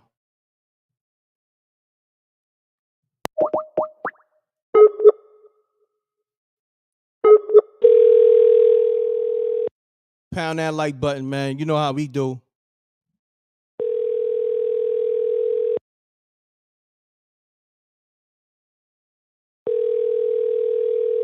Oh, the chat room is wild. That's one thing y'all gotta understand. I got the wildest chat room ever. So you better call up. Your Wi-Fi better be good. Your phone connection better be right. If you call on that Fisher Price, they gonna smoke you in that chat room. I'm letting you know right now. So don't call up thinking I'm gonna just call up and you got a nasty Obama phone. They gonna smoke you. So make sure you writing exact. Cause yesterday my joint was acting spooky. I got the business. That's just how it goes over here at the Rec Mall. Salute to the Rec Mall. Nothing scientific. Mute your audio. Peace. Peace. Mute your audio, fam. Mute your audio. Mute your audio. Yo. I think this brother talking to himself, but he don't even hear me. Peace. Peace, brother. Like you're not on a show. I'm trying to get you on the show, but I don't know if your phone is calling me by mistake. I don't know what the hell is going on. Peace. What the hell is going on, man? This brother, he got to get his. I don't know. His connection is like twisted. Yeah, he never stopped talking, but he not talking to me or us. He talking to himself, but he don't even know that. Facts. That nigga still talking. He talking in another dimension. That nigga in the 8th dimension talking. Nigga said he talking out the side of his neck. Like,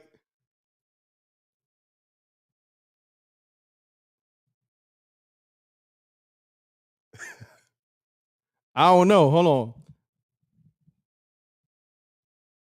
I'm about to bring up some more callers, man. Cause that brother, I don't know what's going on with his phone service or his situation where he at.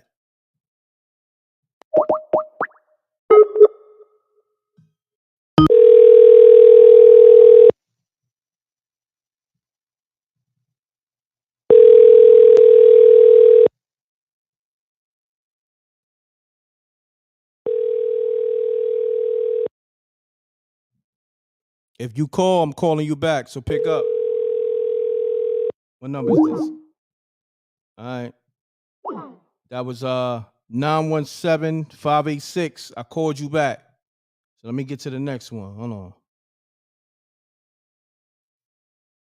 on. Jose called. Pound that like button, y'all.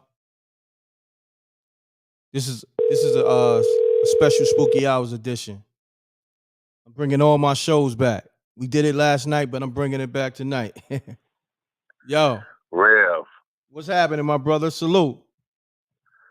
salute. I see you got in touch with Wiz and got your phone line back. You a funny dude. Jose, what's happening with you, man? Hold on one second. Shouts to Galore's room on the super chat. He said, homie is in the 5th dimension thinking he talking to me, but he talking to himself and the ancestors. So Jose, what's happening with you, man? I don't know, man. I just heard MLK that you bringing out of the desert, and he said he been living in the desert, and you about to bring him to life. So you about to become Abernathy standing beside MLK. Yo, you So crazy. you better walk real light. It's a reason he say he live in the desert and he stay out there, and he not trying to be put out there like that. Yo, look, check it, my brother. I hear you, but niggas got smoke for you in the chat room. Niggas said Big All right, Zesty. all right. You heard Yeah, what I listen. said. I heard Hey, you. Listen. Reverend Abernathy. You heard what I said, right? Listen, niggas got smoke for you in the chat room. Stop ducking the smoke.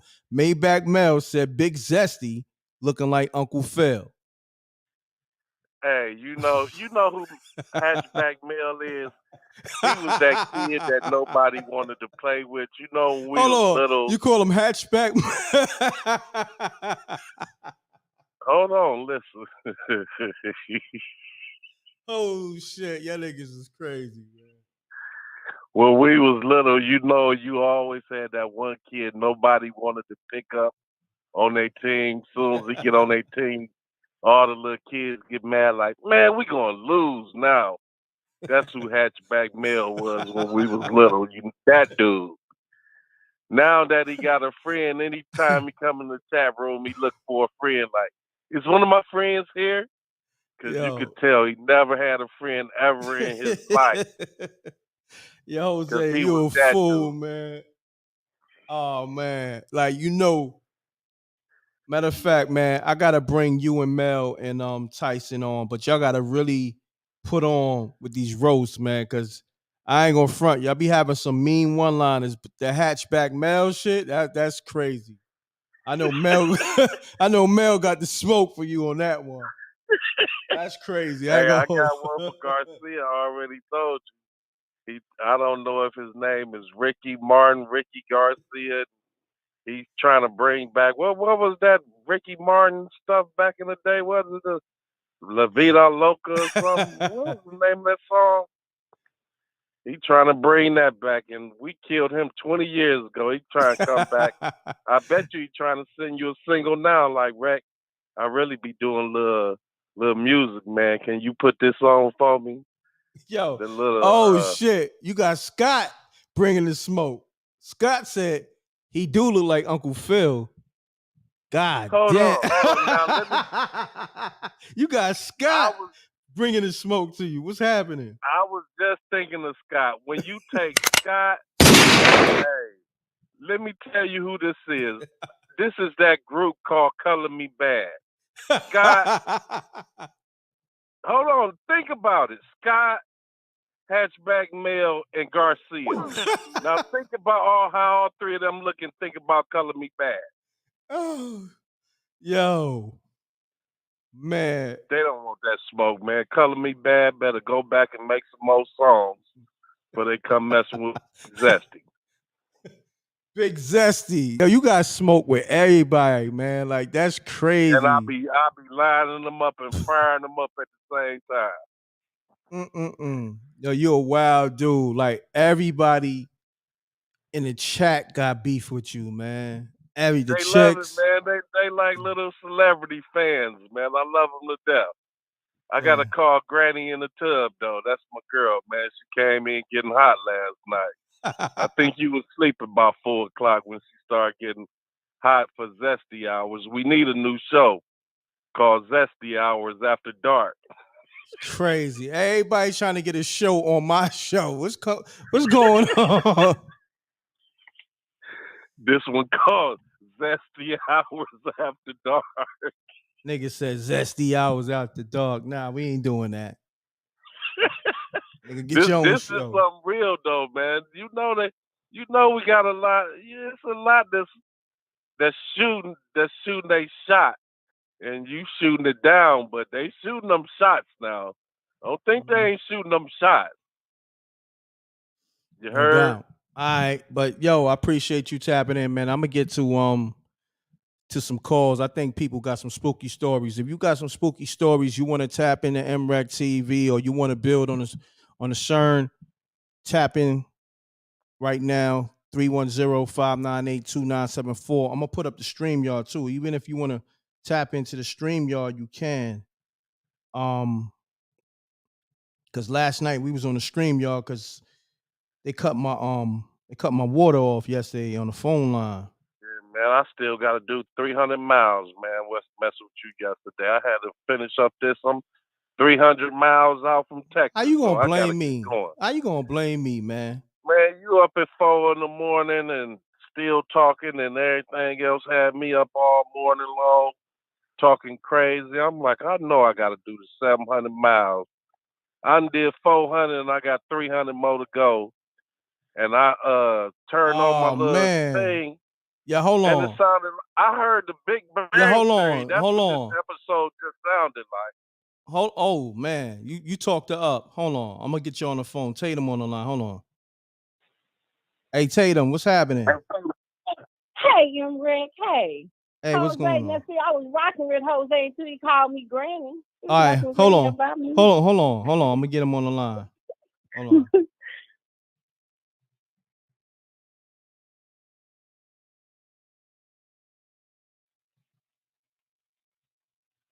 Why is it not letting me add him? Okay, hold on.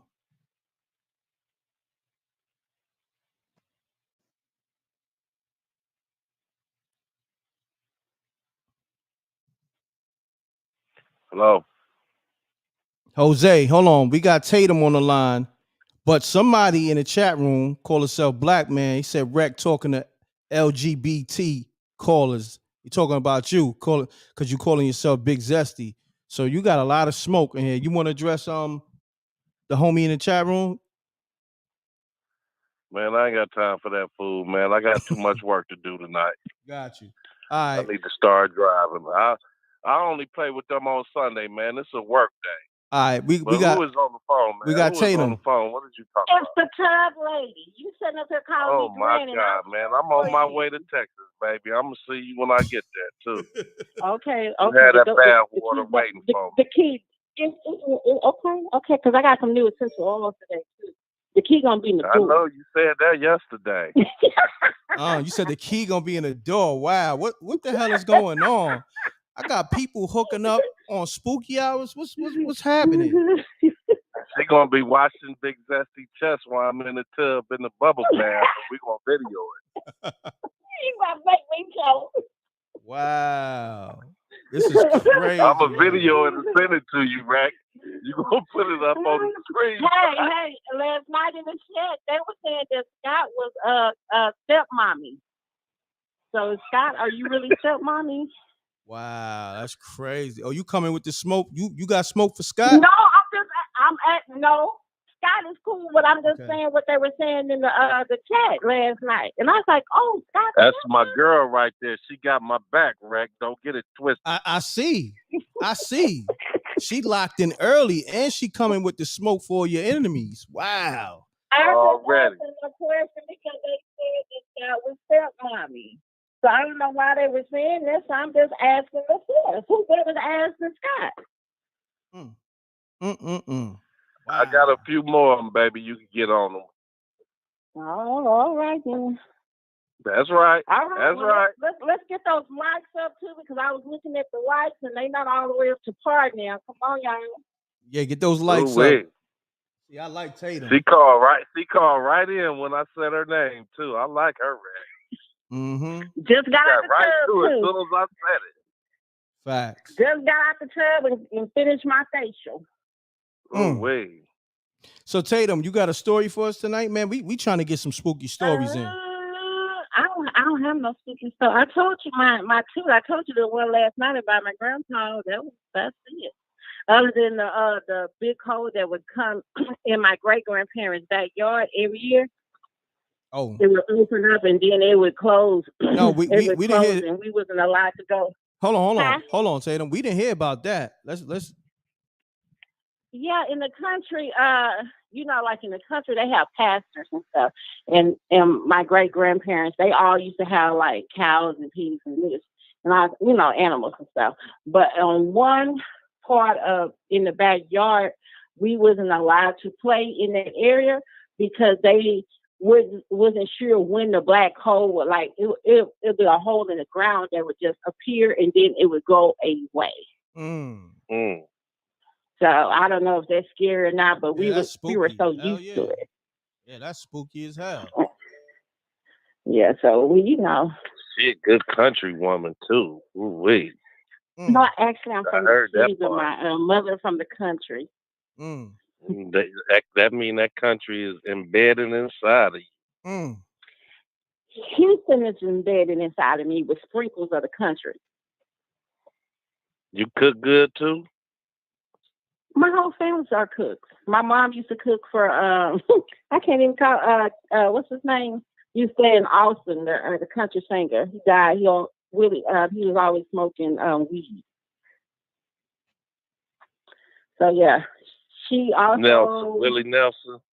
Yeah, him. Yeah, hold on. She also cooked one time for Elvis. She's a cook. My dad was the hold on. Not to cut you off, but we went from spooky hours to freaky hours. What's happening here? Like, what the F is going on? Mind your business, man. Come sit in the corner. Mind your business. We're gonna get hold on. This is my show, man. I don't know what you doing, Big Zesty. So I told you about the hole in my great grandparents' backyard that would come periodically. It would come once a year. And they kept like a gate around even the animals when you go to that part of the backyard. So. Got you. That's deep. But look, I appreciate you tapping in, but I got some other callers. I guess they want to tell their spooky stories or give some information. So Tatum, Big Zesty, if that's what you calling yourself, we gonna holler, man. All right, we'll be listening. All right. All right, baby. Get that water together for me. This guy's a fool. This guy's thirsty. Shouts to Jay Perez on the super chat. I appreciate you. We're gonna get back to the show. Pound that like button, man. The likes should be way over 1,000 because we had like 1,200 people staying in here for a good hour and some change, but we at like 900. We gonna get to the spooky hours. I know a lot of y'all waiting on that. Jose, we lost like 100 something listeners and viewers thanks to Jose and his zesty ish. But that's the homie. But you know, that nigga Jose's on a different type of time.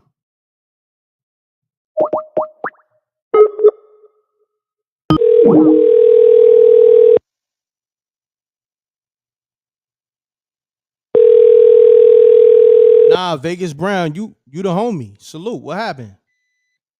Yo, Peace.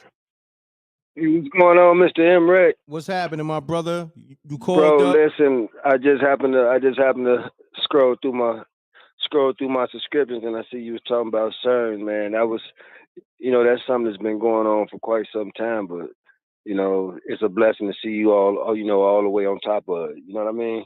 No doubt, King. You know, we Absolutely. touched on that early in the show, like 30 minutes in, and then my brother Talib just got all the way deep and just took it to a whole nother place. Everywhere. Just took it everywhere. Anywhere Bro, you could think I'm of, out he of took Chicago. it there. Hey, listen, bro. I'm out of the south side of Chicago. I'm not there now, but that's where I'm from. Every time I turn on the news, I see some updates about, a lot of my guys being gunned down or the gas pig being gunned down.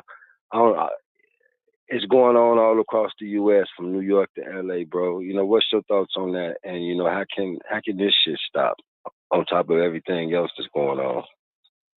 Say that again, good brother. My bad. I got caught up in the chat, reading the chat. No, what I was saying was, I'm from Chicago, and it concerns me that my guys is steady going against the grain, and we dying, by the dozens every day, man, and it's going on throughout the whole U.S. from New York to L.A. And what's your thoughts on that, beloved?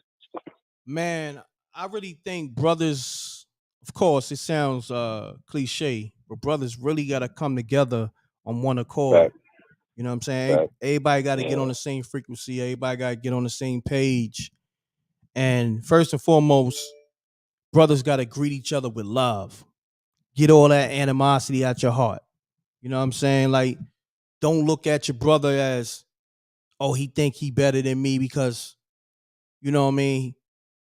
He got a better job. You know what I'm saying? Like, we got to get all that animosity. M.RECK, let me give you an example of how fucked up life is for people. Generally speaking, it was a guy who I used to see at the gas station when I go to the gas station all the time. Now, I work, I cut grass, I do all type of shit. But long story short, he see me. Be easy on the cursing, good brother, please. Yeah, hey, he steady sees me making, progress when I pull up. So, he man, Joe, how can get like you? I said, bro, you got to do this, that, and the third. You got to start with this. So instead of hearing me out, he looks at me now with animosity. Like I did something to him, and I'm trying to give him that. The niggas don't want the truth, bro. Niggas want you to lie to them. You know what I mean? But that's what I'm trying to say to you. First and foremost, it gotta be love. And most people don't even know how to embrace the love that somebody is giving them. Right. You understand what I'm saying? So once we get past that, we gotta learn how. Well, I'm saying in general, but because I know how to embrace love. I know the difference between love and hate. Like, you ain't even got to say anything. I can go off your energy and I could tell if it's love or hate. Yes, sir. You know what I mean? I could read the frequency. So with that being said, brothers got to embrace themselves or embrace others with love. First and foremost. I could imagine being from New York. Bro, I can imagine being from New York. It's not quite 6 million people. And that's a lot of people. I can imagine having 18 plus million people stacked on top of each other. And that's from gangsters to blue collar people to, that's y'all going through it too. Of course. I just hope this shit could change. The world's going through it. It ain't just Chicago, LA, New York. It's the world. You know what I mean? Yeah. As a whole. But It's concerning, bro. I no just thought doubt. I'll let that be known, and hopefully, a couple of the brothers hear me and kind of try to, help. What little bit we can do is, change our own attitudes, indeed. Definitely, my brother. I appreciate you tapping in, man. I'm gonna get to the next caller. Yes, Appreciate you sir. calling. All right, salute. Yes. I'm glad that brother called because it's very disheartening when it's like when you're trying to help people out of love and then it turns into help, you trying to help somebody to now you and that problem, to now you and that person got issues. You know what I mean? Like that's how bad it is. Like and that happened to me numerous times, countless times. I'm always helping people. Then the next thing I know, I got issues with a person that I'm, trying to assist that asks me for assistance. So, that's why I stay out the way. You know what I mean? I help who want to be helped. And, like I said, it got to be love. Once I see the love is there, then I assist. But once I see the energy is funny, I get way out the way. Way out the way. Because it get dangerous. Imagine you helping somebody, right? Get their life back together. And then the next thing you know, you looking over your shoulder like, I got beef now with the same person that, I was giving assistance to. It's crazy, man. Trust me, it's deep. I don't want to get too deep. It's deep, though. Pays. It's crazy, man. Mute your audio, fam. Hello? Mute your audio. Hello? Yeah, you live. Can you hear me, my brother? You live, my brother. Yes, I can hear you. Okay, yeah, I want to talk about that. You talking about the CERN shit, huh? Yeah, be easy on the cursing, man. Oh, okay, my brother, I'm sorry. Yeah. Yeah, I believe that CERN is about demonic energy that they're trying to bring in here. What you think about it? Well, we spoke on it for 30 minutes before you called, good brother. You know what I mean? Yeah, I'm from New Orleans. Okay, salute. Shouts to the whole New Orleans. Yeah. You know? Yeah, that's my thought on that situation. I think they trying to, bring in some demonic. Well, they already got demonic people all over America. But I think they really gonna turn it up. There's gonna be all kind of nonsense going on. So that is my thought on it. I don't want to hold you up too long because other people got to talk. Yeah. Now I appreciate that, my But brother. I listen at your show from time to time. You be bringing in some valuable information. Thank you, my brother. I appreciate you calling, man. What's your name? My name is Baba Rasan Live. I got a YouTube channel. Yeah. Oh, you got a YouTube I'm out too? of New Orleans. Okay. Yeah, I got I got two YouTube channels. I got Baba Rasan Live. And I got Baba 1948. Got you, my brother. But my main channel is Baba Rasan Live.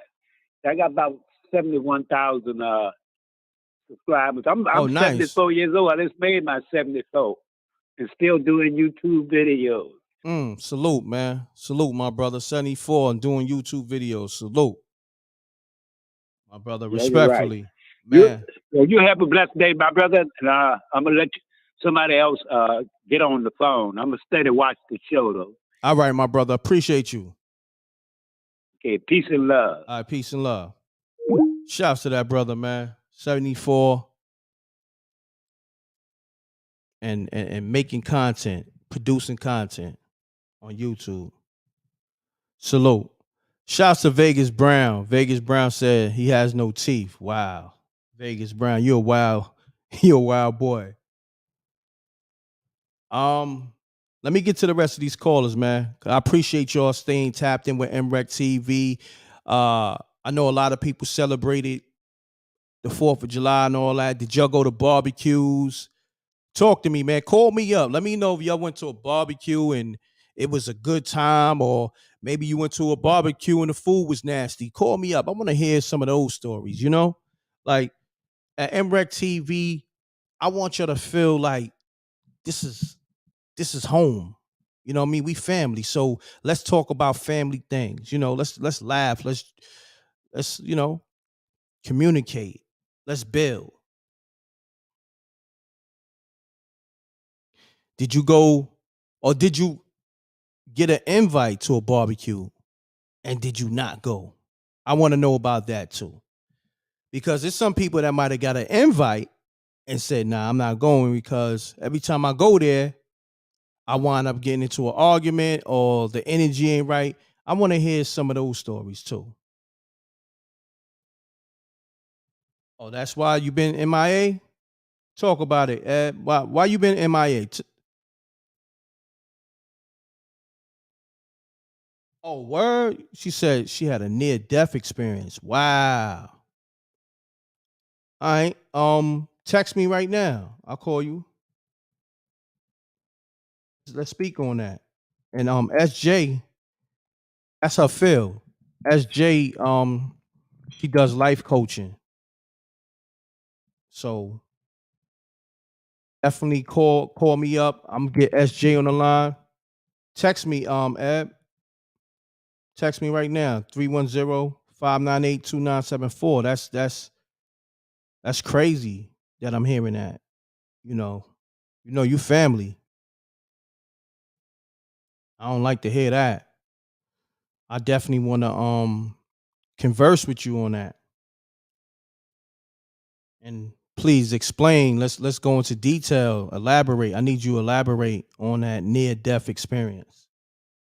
Text me right now so I can call you, because I don't think I have your number locked in here.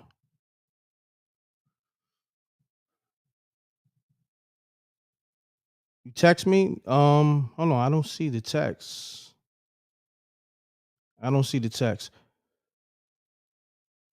Oh, just call. Call right now. What's your area code? I don't see the text. What's the area code, Ab? What's the area code in the first 3 numbers? Pays. Hey, Who's this? is it M.RECK? Yeah, this MRECK. M.RECK, I don't know if you can see my number on your line, man, but dope me in, write me in, because I want to rap and zap with you, brother. You've been down for a lot of years, and peace to the gods and the earths, man. Peace to the gods and the earth. All right, my brother. You out here, man. All right, my brother. This is what I'm going to do, because I got somebody I got to talk to. What's your name so I can lock you in? I'm going to lock you in right now.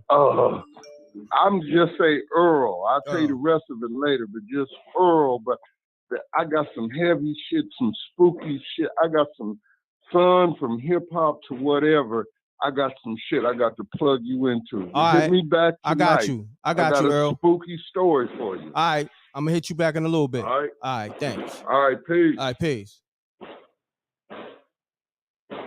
Shouts to Earl, the OG. I'm going to definitely hit him back. All right, Ab, call me right now. I got you. 337. Let's get it. Oh, you did call. I got you.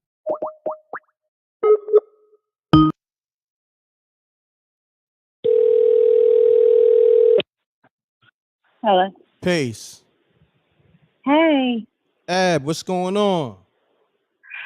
Hey, sweetie. It's been forever. Yeah, it's been a minute. It's been a minute. I know. I have like this was crazy. So I've been going through a lot. Like in August is when it happened.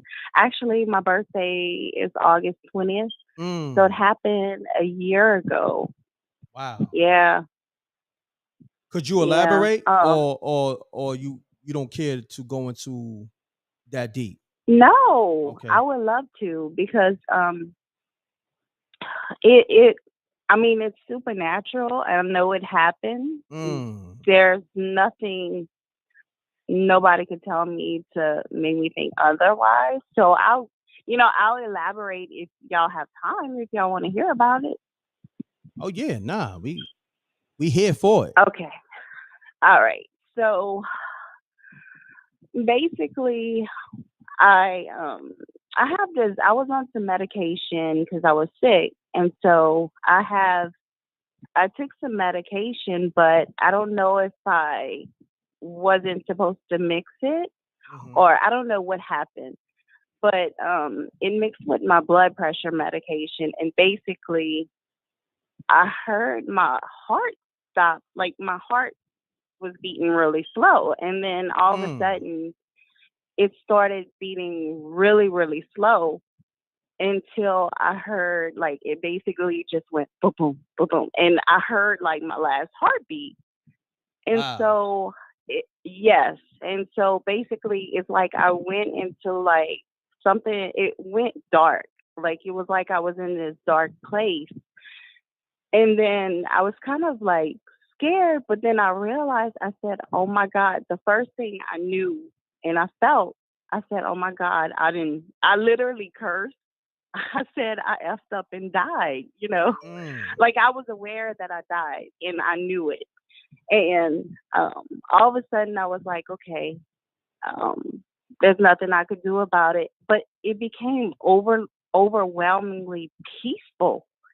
Wow. And yeah, it was very peaceful. And I didn't see God, but God came, like his energy came and he showed me love. Like he just loved, like he sent out love to me.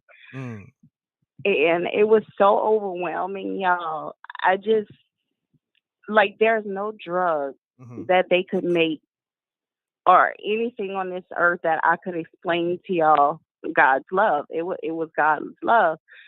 So basically, after that, I saw like these golden hands. And so I realized it was Jesus. It was just his hands and from like the waist down. And I was like, oh my God, Jesus, you're beautiful. I was like, you're beautiful. He didn't want to show me from the waist up. And I'm going to tell you later why he didn't want to show me from the waist up. So I just remember saying, he's beautiful.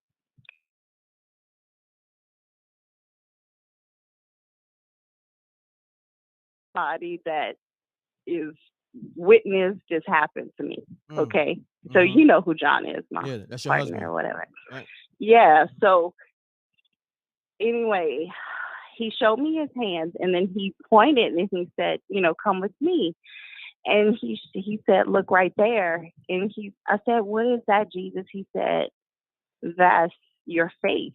And I was like, oh Lord, it's so tiny. I was like, my faith is small. I said, oh Jesus, I'm going to hell. I'm so sorry, And he had this humor with him. He was like, you think so? And I was like, yes, because my faith, I was kind of crying, like my faith is small. And then he showed me, and my faith was huge. Basically, he showed me my faith was actually big, but the universe is so huge, it looks small. But he was showing me my faith was huge, and I couldn't believe how big it was. And then, he had this humor with him that I just couldn't believe. Like, Jesus is actually funny. That was the funniest thing to me. So then he says, okay, we're going to look at your life. And my life flashed, like my whole life flashed before my eyes. I couldn't, like, things that I've done that I'm embarrassed of, things that he saw and he showed me that I thought nobody knew. I replayed it. Like, it was like I judged myself.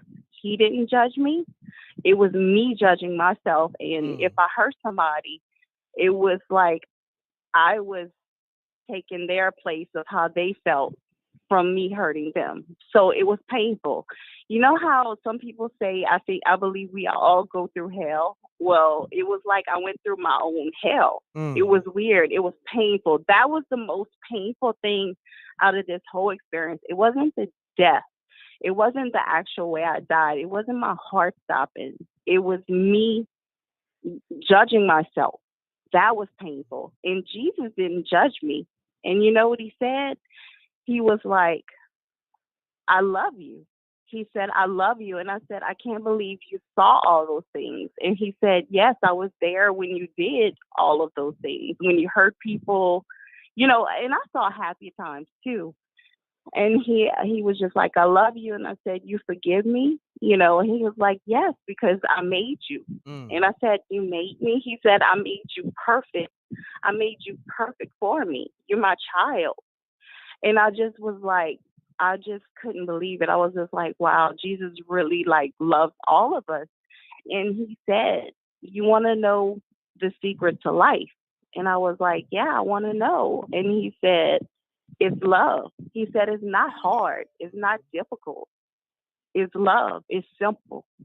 We're supposed to just love each other. Let me stop there. Did I not just say that? Yes, and that's why I called. This is what I be trying to tell people. Yep. It's all about love. Yeah.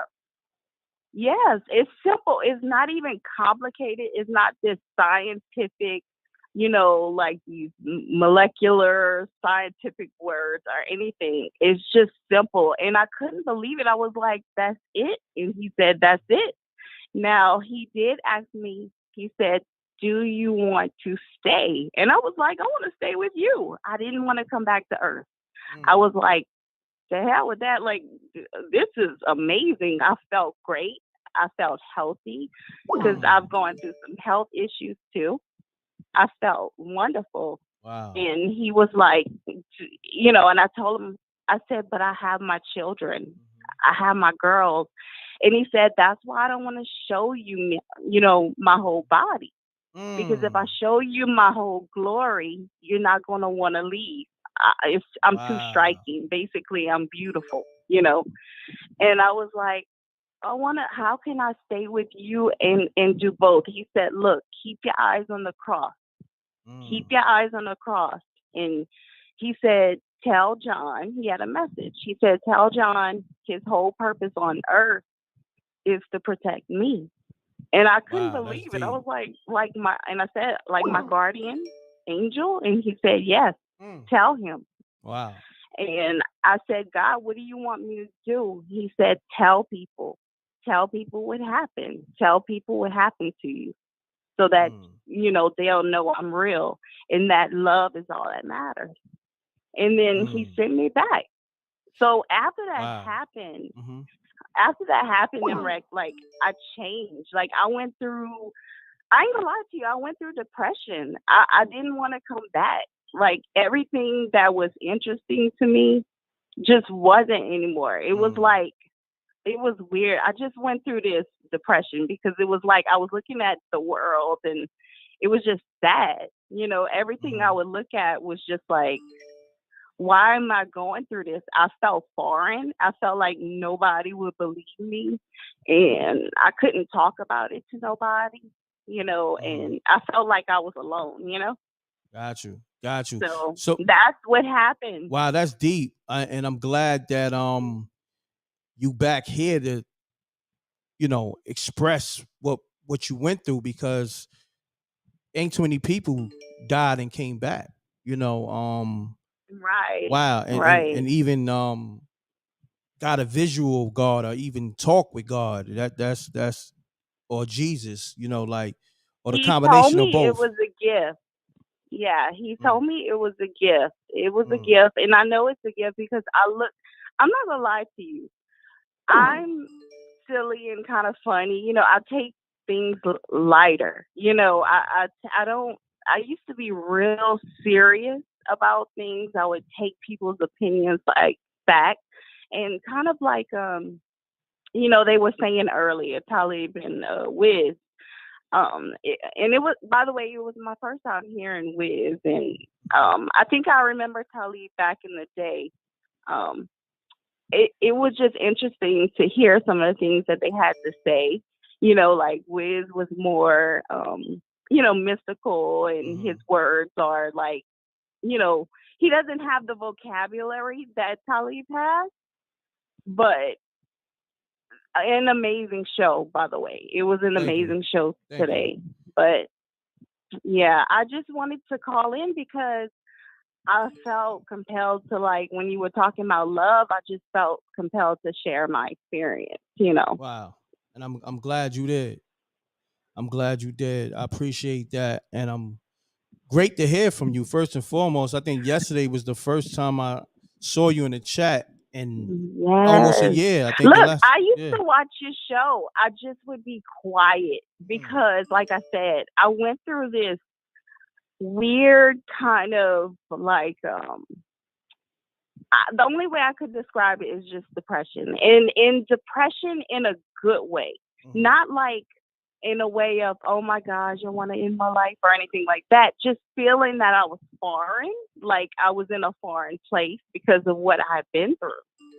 But your boy John witnessed it. He saw that I had checked out. I mean, my heart stopped. So let's get into that. So when your heart stopped and your husband, he's watching you, I guess your spirit kind of like drift away, and your body is pretty much lifeless, right? Right. So what did he? Okay, What did he do? The time. Yeah, exactly. How long was you gone? He said it was like 3 minutes, but for Wow. me it was eternity. So that's another thing. I'm glad you brought that up. Time in heaven doesn't exist. It was no such thing. And also, Jesus did mention this, and I know this is gonna sound funny, and it's a word we all hear, but he said, I did ask him, I said, what is this? I remember saying, what is this? Like, what is all of this? And he said, Ebony, you're in a matrix. Wow. It's not real. So hold on. Jesus told you that you was in a matrix? Yes. Wow. Like, in other words, what we're living in is not real. Salute to Jesus. Hold on. Salute to Jesus. Yes. Wow. He said it's not real. And so when Talib had mentioned that, I was like, he has figured it out. I mean, I was told this firsthand. That, and I don't want you to think I'm crazy and wreck. Nah, not at really all. happened. Listen, I'm rocking with you. You know? You know, we are like educated people. I'm just a normal person, but I don't know why it happened to me. It just happened to me, man. He said it was the Matrix. He said like that Earth and our experiences there is just not real. It's meant to, life is dying and going to heaven, basically. Well, let me ask you this, because somebody got a question. Okay. It said, m.reck, ask her if she saw his skin tone. He was gold. He didn't have a race. He was golden. And actually, he was so gold, like an LED light. I didn't get any race or anything. And it's so crazy because I don't see, like now, I don't see color. And and you know, a lot of people say that, oh, I don't see color. I don't see race. No, I really don't. I'm going to be honest with you. Something has happened to me. I always said that. Like when it comes to people, I don't see color. Yeah. I go off energy. Yeah. I see auras. I go off. So crazy. Yeah. So that's deep. It's crazy. I don't see any color. And when I saw him, he had no race. He was golden, like he lit up like an LED light. That's the only way I could describe it. And it felt like I was just talking to. Now, he did have the outline of the traditional, you know, like picture of Jesus. He did have that outline. Wow. So that's deep. But any other questions y'all have? Hold on. Somebody is calling me 1,000 times. I don't know who is this person and why are they even calling when somebody like yourself is talking about a death experience. This better be Jesus. Wow. But I know this is not Jesus. This better be Jesus. This better be Jesus. If it's not Jesus, I'm liable to get disrespectful, and I don't even do that. This better be I know. Jesus. You know what I mean? And if it's Okay. Jesus, I'm gonna just say, first and foremost, forgive me, Lord. You know what I'm saying? But if it's not For Jesus, real. listen, I got all the smoke because now you being disrespectful. You know what I mean? You Right. seeing me build with somebody that's telling me about their death experience, and you just constantly calling. Hold on. Right. It's You just, can call them back. You yeah. can see that they calling. Like, God damn, like they constantly call. They call me like literally. Is a 618-799. Jesus is not calling from that type of number. It's gonna be No, 777. and I was about It's to gonna say be if number it's sevens. Louisiana. Come on, man. If it was Louisiana, I would say answer it. Man, like, yo, people gotta fall back. Just fall back. Like, I don't even want to answer that call because I know it's gonna I be know. some other type of Some energy. crazy. Yeah. Yeah, but But any other yeah. questions? Because I can't see the chat, you know. Okay, let me see. Let me see 1 second. Matter of fact, I'm about to block that number because if it's Jesus, he could unblock the number. You know what I'm saying? Right, But I know right. that ain't Jesus. You know what I'm saying? Yeah. That's something that came through the CERN. That's the energy. Yes, exactly. You know what I'm saying? That's what we going. Hold on 1 second. If you got questions for Ebony, please put it in the chat room so she can answer your questions. Cause this is the best time. Cause I know a lot of y'all got questions. I know. I've gotten like the few people. It's crazy because I'm sharing this for the first time publicly, and I'm kind of nervous. Mm-hmm. You know, Mm-hmm. I ain't gonna lie, I'm nervous, but you know, you and I go way back, so Definitely. I was like, you know what, I'm gonna just share it tonight. So, and I appreciate that because wow, you gave us information and just a visual that we never had, you know. And I know. you always been truthful, you know what I mean, with me and my Yeah. platform and everything. Oh yeah, it's supernatural. I ain't gonna lie. It's something that you know, I'm still like trying to process. I'm not gonna lie. And it's a year. It's almost a year later, and I'm going to, you know, I'm just on my journey. I'm going to talk to a priest about it because you know I'm Catholic too. So, but I know that there's no religion or anything like that. It was like he said, I made you perfect. So it wasn't about religion or nothing like that, you know. He said, I made you perfect. Now, You're my child. Now, real quick, somebody got a question. Does hell exist? Does hell exist? Well, I didn't ask him about hell, but I did ask him this. And I'm glad y'all asking me questions because it jogs my memory about certain details. So he said, I'm perfect. So then I said, well, what about the bad people, Jesus? I said, you know, like the people that do, you know, bad things or whatever. I don't want to say the words, but y'all could fill in the blank. And he says, the reason why they tend to do those things is because they're defected. They don't know how to love. They don't know how to show the proper way of love, basically. Yep. That's why they take advantage. They're defected. Yep. And I couldn't believe agree. it. And I agree. Yeah. Yeah. They just don't know how to show love. They're just, you know, sometimes there's retardation, you know, and people think it looks a certain way, but that's basically what they have. And he said that, but he did say, I will deal with them. So that made me think that if this is what I got, and I thought about this later. I said, if they don't, you know how I did my life review or whatever, I reviewed my life. If they don't forgive or forgive themselves, I feel like they're going to go somewhere else. Wow. That's just what I feel. Wow. Now, let me ask you this. So, during the time I would say you was in limbo Mhm. in a sense, like in between worlds, the spiritual Right. world and the physical. Mhm. Was it your time to go, or did he give you a second chance, or? Yeah, no, it Mm, wasn't my time. It wasn't my mm, time. Basically, it was like a blessing because I used to be scared of death.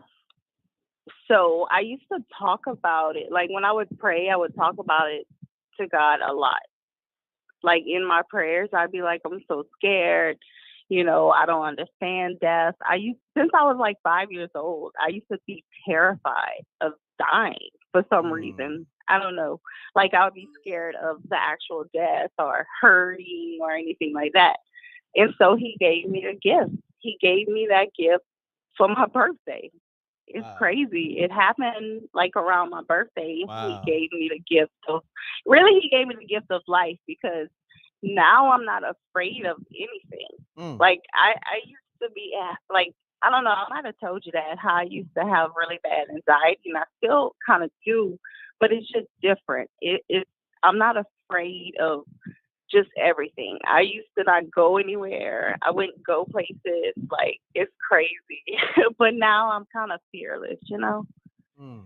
I'm not gonna go like bungee jumping or anything like that, but I'm kind of like, not scared to do certain things anymore. So he gave Got me a you. gift. Wow, It was just a that's gift. amazing. I want to Yeah. definitely talk to you more about that, but I wanted to at least give you a voice Mhm. because I Thank haven't you. spoken to you in a minute, and when you said you went through a whole near death experience, it was mind, you know, blowing like to hear that I because know. I I didn't I know know. that. I didn't know, you know. I know. And that's why I was like, let me just tap in and check in with him Thank you. and, reconnect and Yes. let him know, you know. Wow. So, but I'm going to let you go and let, everybody else enjoy the show. I hope, everybody stay safe and enjoy the show. This is one of the best show, if not the best show. Spooky Hours is like my favorite show on YouTube, and I Thank you. watch a Yeah. lot of shows. Thank you. Thank you. I appreciate you, Ab. So on that note, All right. let's stay connected and be safe. Yep. All right. Much love to you and your All family. right. All right. Love you. All right. Peace and All right. blessings. Bye. Love. Peace. Yo, this 618 number, matter of fact, you better drop a meme. Yo, Kind of need to be quiet because you didn't answer. peace. Peace. Hey, Hello? hello, Yeah, you call like a hello. 1,000 times, man. Like, mutual. Hello? Yeah, this m.reck, right? Yeah, what's going on with you, fam? Like, I never seen nobody Yeah, call like you. Sam, because I called you one time and I'm not very knowledgeable, but with the same thing, it's just kind of like hitting my soul because certain things that's been happening with me. Let me calm myself down. But with the same thing, Mm-hmm. certain things are hitting me. And it's like the same thing I didn't know about this, not in detail, but like over a decade. They're doing things, and then like I'm not going to try to plug any other information that I might have received, but it's like things are coming and they're culminating, and it's like no knock or disrespect to anybody that believes in whatever, but I feel well. It's not no plug, but like Billy Carson, kind of like making pieces fall together for me. And bro, I tell you, like, and no disrespect to the lady that was talking about, you know what I'm saying, about her guy, but it's like we're in an awakening time, and I feel like the only thing that people got to do is understand that we all God and crunch them numbers, bro. This number crunching time is so imperative that we crunch these damn numbers. It's in the Bible. If you subscribe to something else, it's in new text. I'm talking about before the Bible. This is number crunching time. And I want to be quiet because like I want to get off the phone too because like that's just the spirit in me. We got to crunch these numbers. It don't matter what you call them, this, that, and the other. But even in the Bible, Yahweh comes out to a number. It's like we got to crunch these numbers to get what we need to be. That's all. And I appreciate you, and you're a real one because you actually answer. But this was on my spirit, this is my soul. And I feel like it's very imperative that we crunch these numbers because God is a master. I'm gonna be honest with you. I appreciate you tapping in, but you called me 1,000 times, and all I got from this call is we got to crunch these numbers. And I'm like, you got to crunch these numbers. No, my brother, you got to elaborate because she was talking about meeting Jesus. Like, you dig what I'm saying? Right. And okay, well, we both know that Jesus is not his name. His name is Yeshua. And we just gonna get technical, m.reck. You feel what I'm saying? I'm trying to be polite to the viewers because I need you. Listen, no. I need you to get deep, my brother, because I was on a deep conversation with her, and you can't just call me and be like, "Yo, we got to crunch these numbers," and you said it like 80 times. I need you to really go into detail because I had some really articulate people on this live tonight, so I'm gonna need you to get deep because the way you called my phone, I thought you was Jesus, man. Like I was, you know what I mean?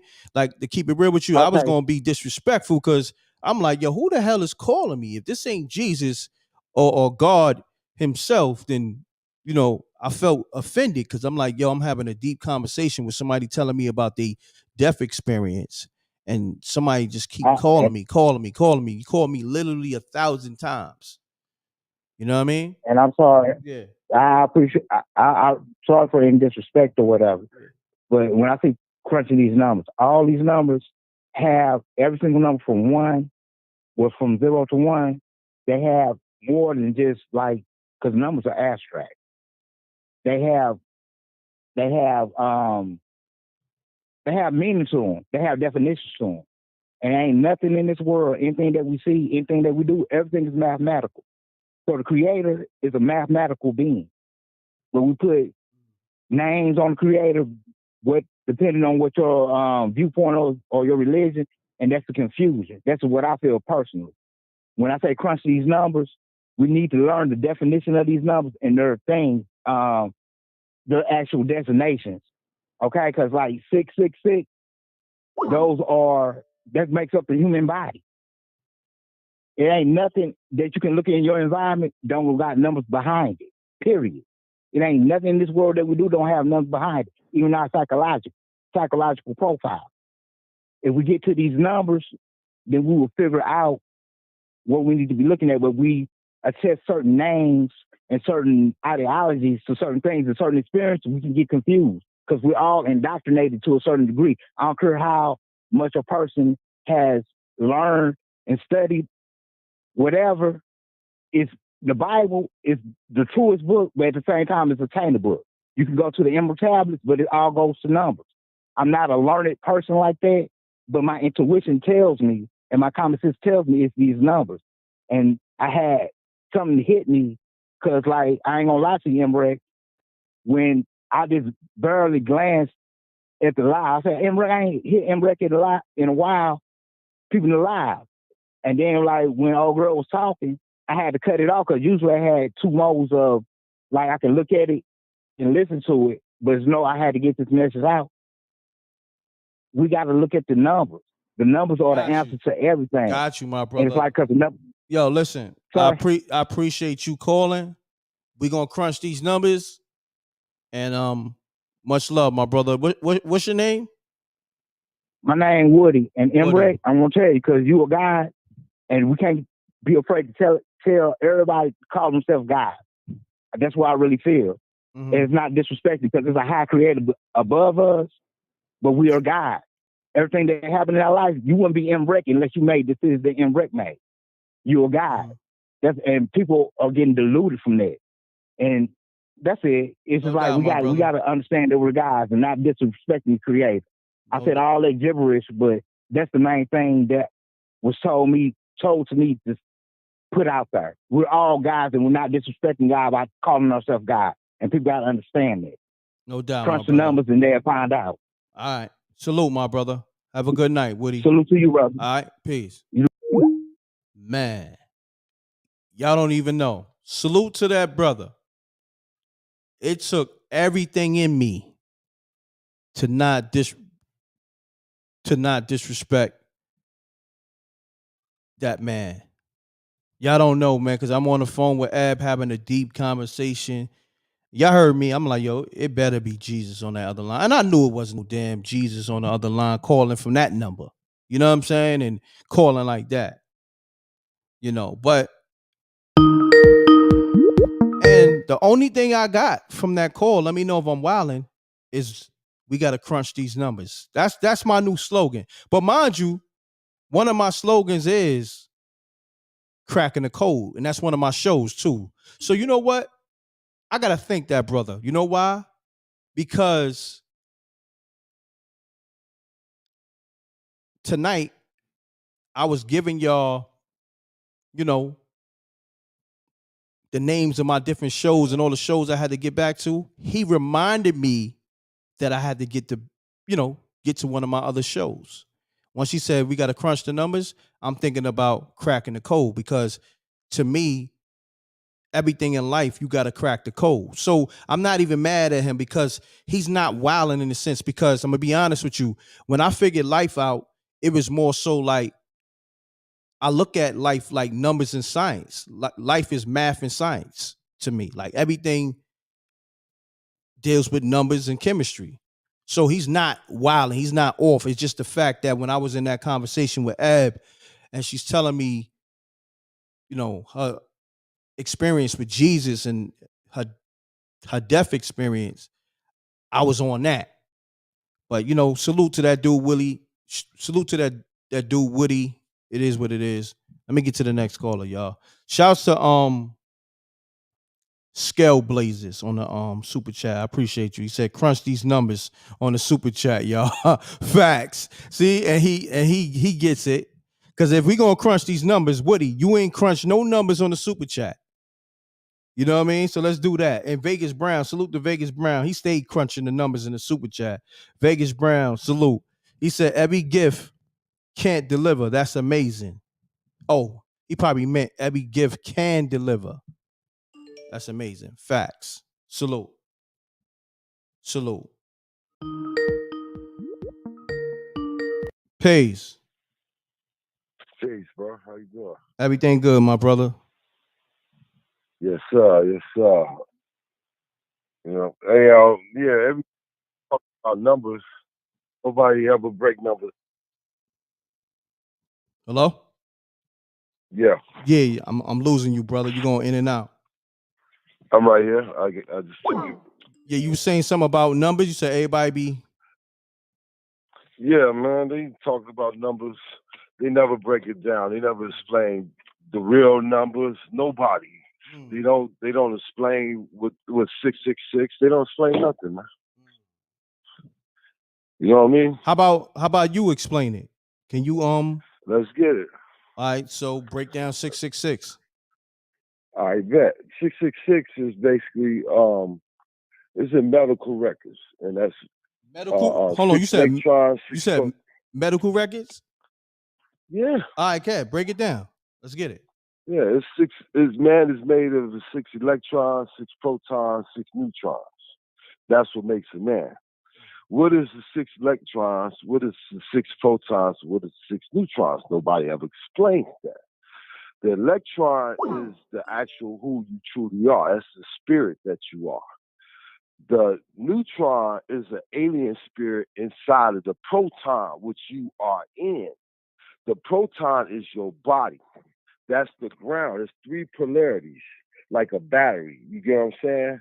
You got a positive, a negative, and a ground. Electron is positive, the neutron is negative, and the proton is the ground. How do we know the proton is the ground, which is your body? Because you walk on the ground. You lay down.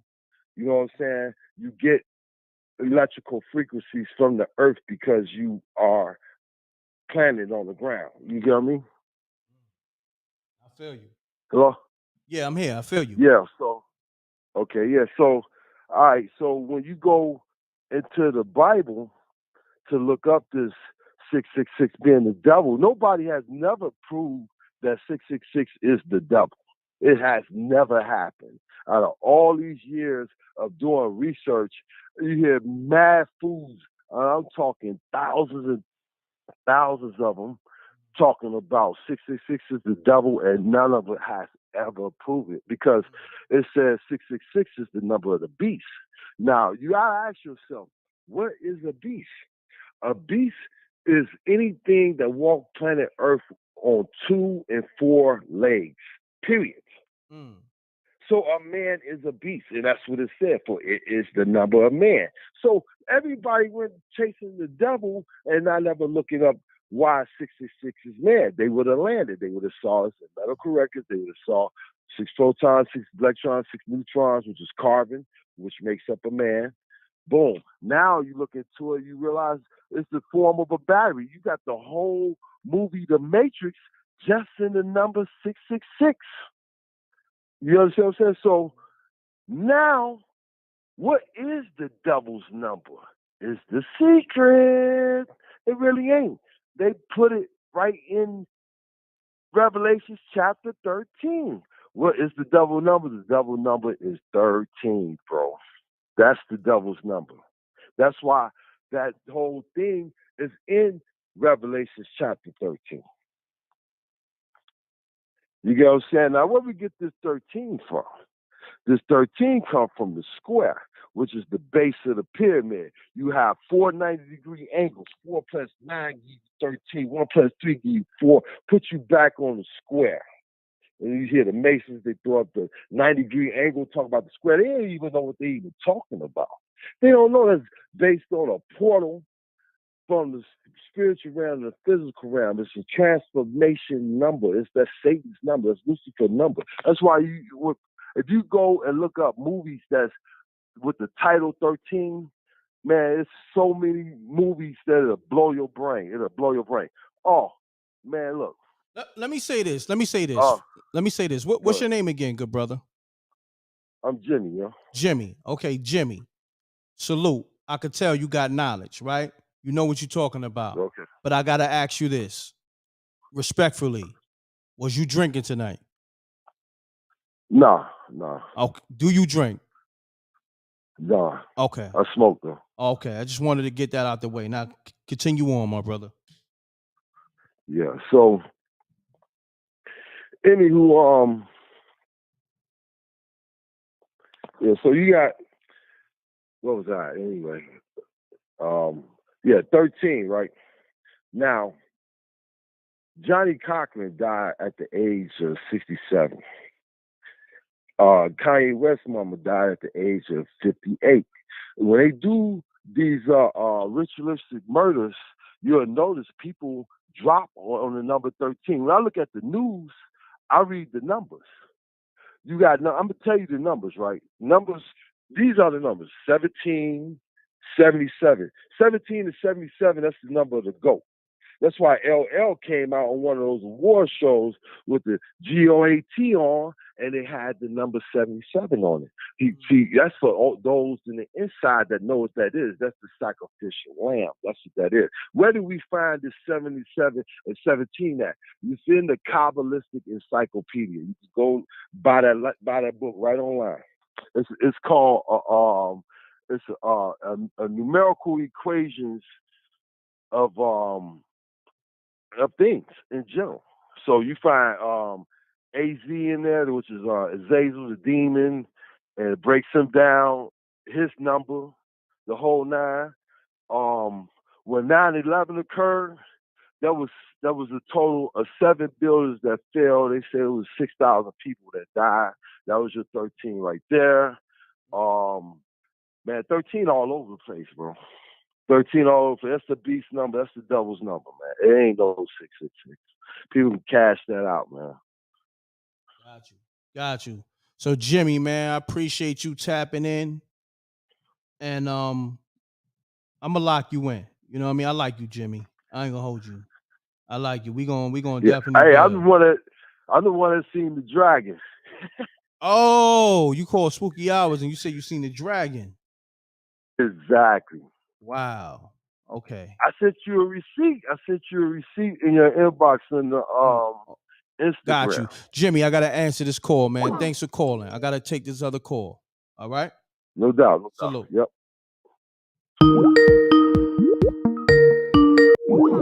SJ call. I got to get the SJ, y'all. Hold on.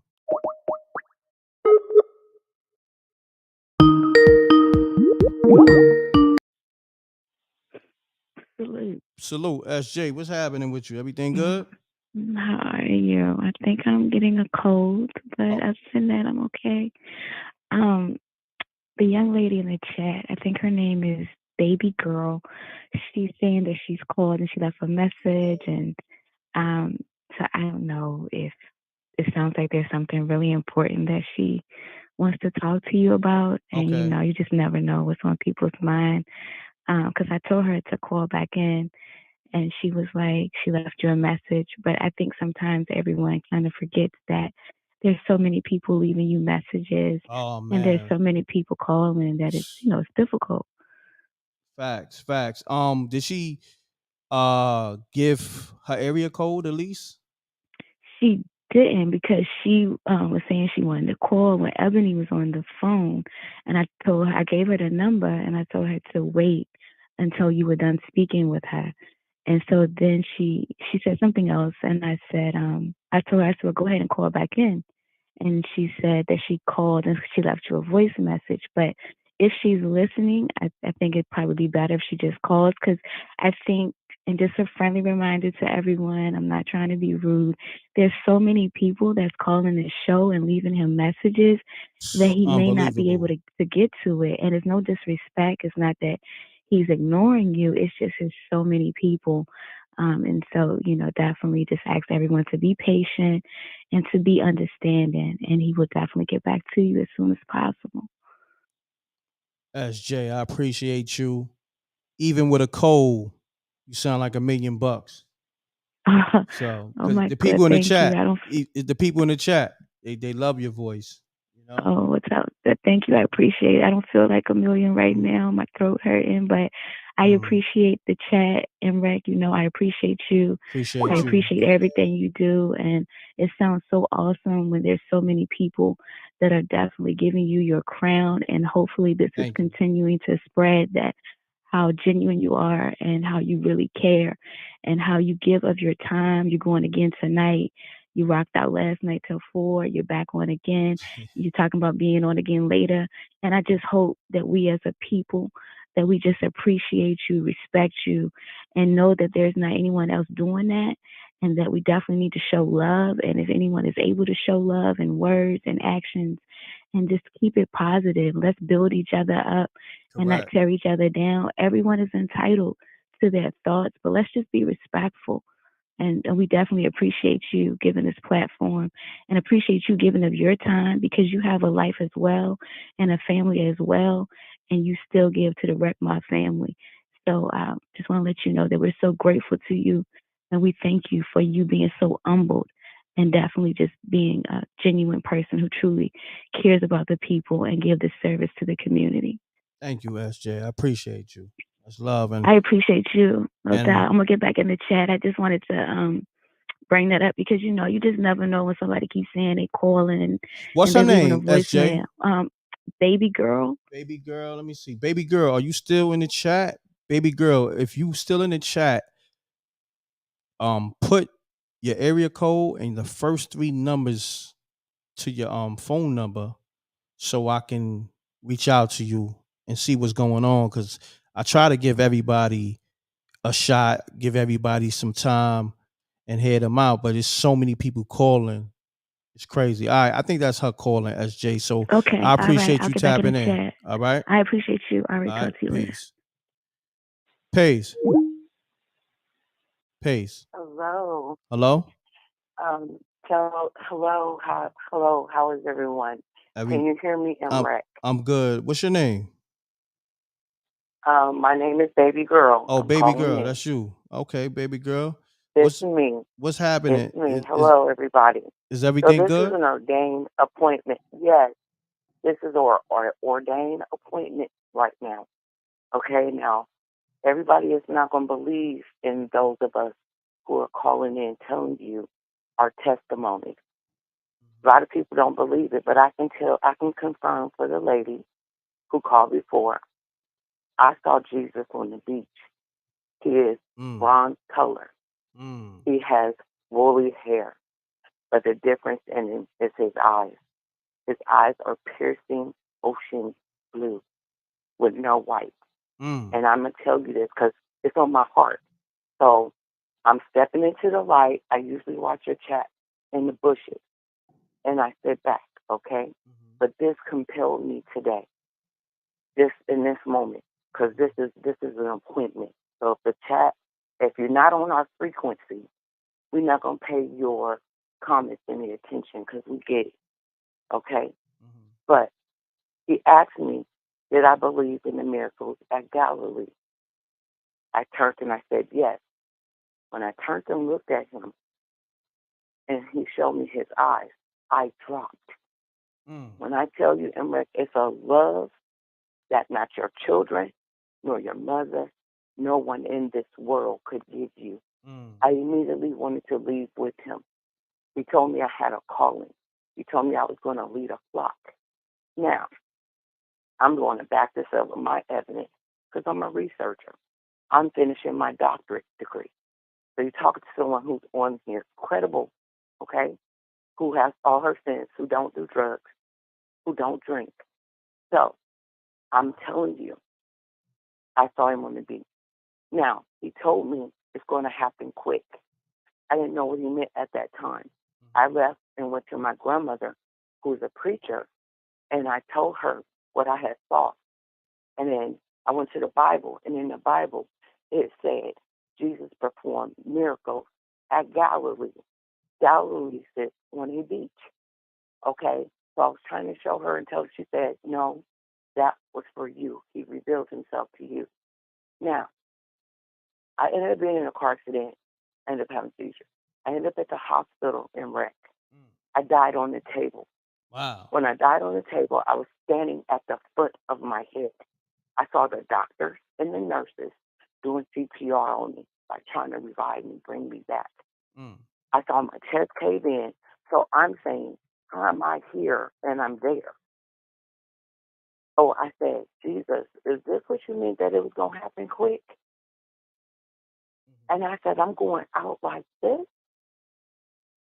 So I was like, I was like, okay, at this point, I'm scared now because I don't know who's coming to get me. I don't know which loved one.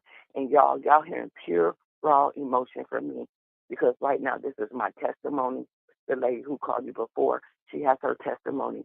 He shows and reveals himself however he pleases, whether it's the homeless man on the corner, whether it's the man. Jesus goes wherever he wants. Didn't he take care of the prostitute, that was about to be stoned? Like, y'all have to really think about this.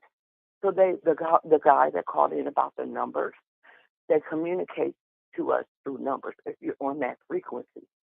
Okay? I can tell you when he said I'm going to lead a flock, I didn't know what he meant by that. I'm about to be an educator of teaching, counseling students. Okay? So for those who don't understand, it's okay. We accept the challenge. We'll rise through it. But I can tell you this right now. I'd rather believe in Yeshua.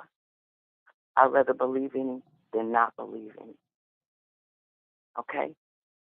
So I'm going to leave your chat with that. And m.reck, keep doing your thing. Powerful. I appreciate you. I appreciate you sharing that information. I appreciate you. Now, I got to ask you this because I asked Ebony the same thing. When you was in between worlds, how long was you gone for? There is no time on that side. So Yeah, but I mean, on our side, side, how long you think? on our side, on our side, I don't know how long I was gone because when I woke up, I was on life support. So I can't tell you how long I was gone. When I woke up, it was 2 days later. Damn. And my family was sitting with me, and I was telling them to take the tubes out, like take it out. And I was angry that I was still here. Got Like you. I got upset, but he had told me he was going to put me over a flock. So I didn't get it until years later. Okay? So I'm saying to those who don't believe it's okay, we get it. But my family and the people who know me in my circle, they know what gift I've had. And I've had it since I was little. I've had this gift since I was little. Now it's just more intense. So those who are connected to higher self are operating on a higher frequency. I was also showed in a premonition, I was showed that a lot of people ain't going to make it. A lot of people ain't going to make it. Now, when you And say when I a say lot of make people, it, I mean, make it, when you say that, because, I mean, we know meaning everybody. you got people who are on lower frequencies. And when it all breaks out, when everything really starts hitting the fan, when it all hits the fan, you're going to have those who are on low vibration who ain't going to know what to do with themselves. They haven't been praying people. They haven't believed in a higher self. And they're going to get left behind. And then they'll be the ones left to the slaughter. Got you. Now, real quick, I got a question from somebody in the chat. It's from my brother, Royal Copper. He said, Rec, if you can, ask all the folks with the Jesus testimonies, were they Christians and believers prior to their experience? I'm trying to see something. I have always been a believer because I was a Christian. So I don't just necessarily say Christian. I say I'm spiritual because Christianity is a religion. You got to have a direct source to God, right? You have to have a direct source. So yes, I come from a Christian family of ministers, but my experience was my own experience. That's helping him understand. I believed in Jesus, which I say Jesus, but it's Yeshua. Okay, I believed. It's just he presented himself to me when I was ready. You understand? I had made it to that I had made it to that higher self level. And he showed me my life cards. I asked him a silly question, and he showed my life cards coming across the ocean, and they was going so fast and wrecked that when the question I asked, he showed it to me, but he kept on going, and he told me I was on my right path. He said I was on my right path, y'all, and he showed me two things. And those two things, he said, I just need to take care of these two things. Since I've done that, I'm trying to breathe, y'all. Hold on a second. Take your time. Because you're getting genuine. I'm telling you what I saw. If you want to do research and back up what I'm saying. Galilee sits on a beach. He met me at the beach. When I looked behind me, it was a cobblestone wall. It was stucco houses built out the mountain. I was in another time. Now that I am the age I am, a half a century old, okay? I just turned a half a century old. If you want something to show you a miracle, I'm going to reveal one to you now. I turned a half a century old. Baby Judah Grace was born 2/2/2022. Grace is God's grace, which is his son. Judah Grace was born on that day. On my ring bill that day, somebody was at my door, the number 222 on my door. So they talk to us through numbers, okay? There's angel numbers. If you are in tune, you'll get the code. But if you're not in tune, you don't get the code. That's the whole key to it. You got to have code to get in. You got to have code to get in. Once you're in, they'll reveal themselves to you. They'll reveal themselves to you. Got you. So I'm going to leave it at that because some people, we get long-winded. We can, those of us who have had these experiences can talk for hours. So I'm going to let someone else get in on the call. But I thank you, m.reck, for allowing me to come on your platform. You are a blessing to us. Some of us are in the bushes. We don't always participate in the chat, but I can tell you, you have a lot of brothers looking up to you and a lot of sisters that you are leading. You're leading your own flock, and I thank you so much. Everybody have a good You're night. welcome. I'm going to go back to the back and keep listening. Thank you, baby girl. Yep. Peace and blessings. Have all a right? good night. You have a good one. Bye-bye. Peace. Shouts to baby girl. Shouts to Ebony. Wow. Amazing testimonies. Amazing. Peace. Peace. Hello? Yeah. Hello? Yeah, you live. Yeah, what's the word, boss? What's happening? Man, today is a very, very, very strange day. I can't lie. It just feel like it, man. This weather ain't normal, bro. Then a lot of people don't know. CERN did go up, but it went down like 2 hours after it went live. So that's the creator, man. A lot of people don't want to believe he exists, but we all know the devil exists. So there's no way in this world we can't say the creator don't exist, you know? Got you. And I think he's talking. He's talking to everybody. The normal people that don't want to believe, the people who know the truth and conceal the truth, especially them. They don't even want to stop doing what the fuck they doing. And it's getting to the point that gotta blow this joint up, man. And that's for real. They don't want to believe it. But you know who do believe it?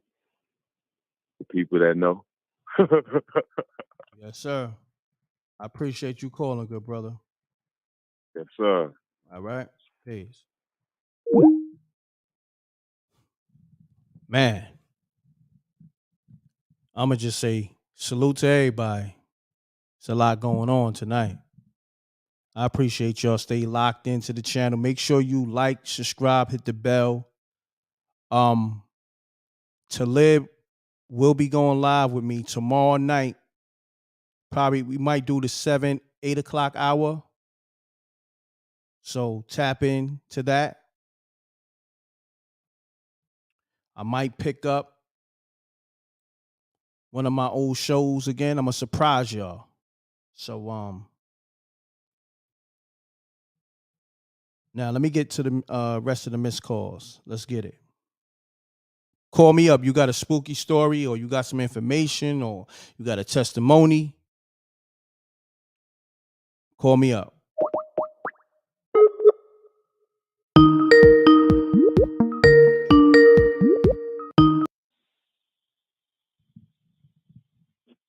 Peace. Hello? You live on MRECKTV. Hello? Yeah, you live, good brother. Peace. Peace. Good evening. How are you? I'm good. How are you? I'm good. Well, this is Maritza. I was calling. I know you had told me to call back and tell you my story because I had left out something, but I'm not gonna do it tonight because you've been over here over 3 hours. But what I did want to say was that, I grew up in the church. You know what I'm saying? And I had an accident. You know what I'm saying? When I was 19. And at that point, you know what I'm saying, like, even though I grew up in the church, I was still out here, you know what I'm saying, wilding and, doing whatever, you know what I'm saying. And I said it to say that I was blind and now I could see because, now I can't see, you know what I'm saying. So I feel like probably about 2 years ago, I had seen this thing on my man Anthony Browder. Now I don't know you know who he is, but either way he was doing this thing. And he was talking about how like all the things line up to like for instance, like how Washington DC is lined up to the what is it, King Tech is not that one, but the one he's working on excavating at this point, that one is supposed to be like 2 times bigger or whatever. But he was just like talking about that. But after he was talking about that, because like he got into all these numbers and stuff. But what he said to me and what blew my mind was he was talking about Osiris and Isis.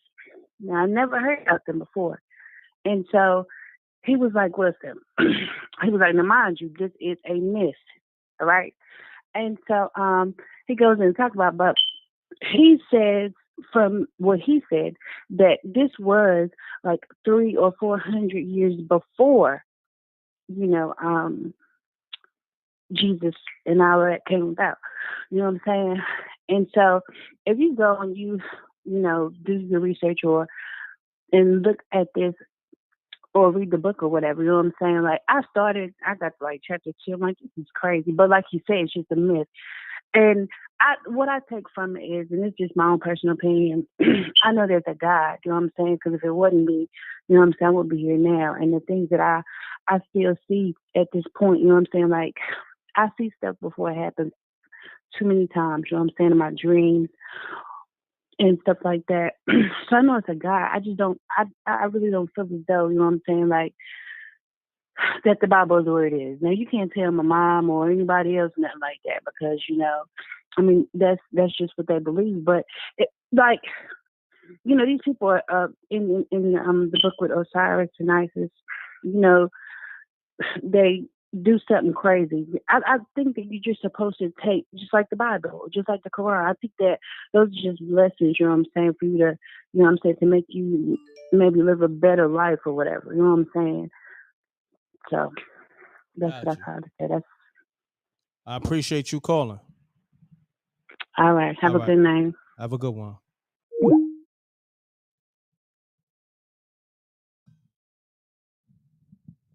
I'm trying to get back to all the missed calls.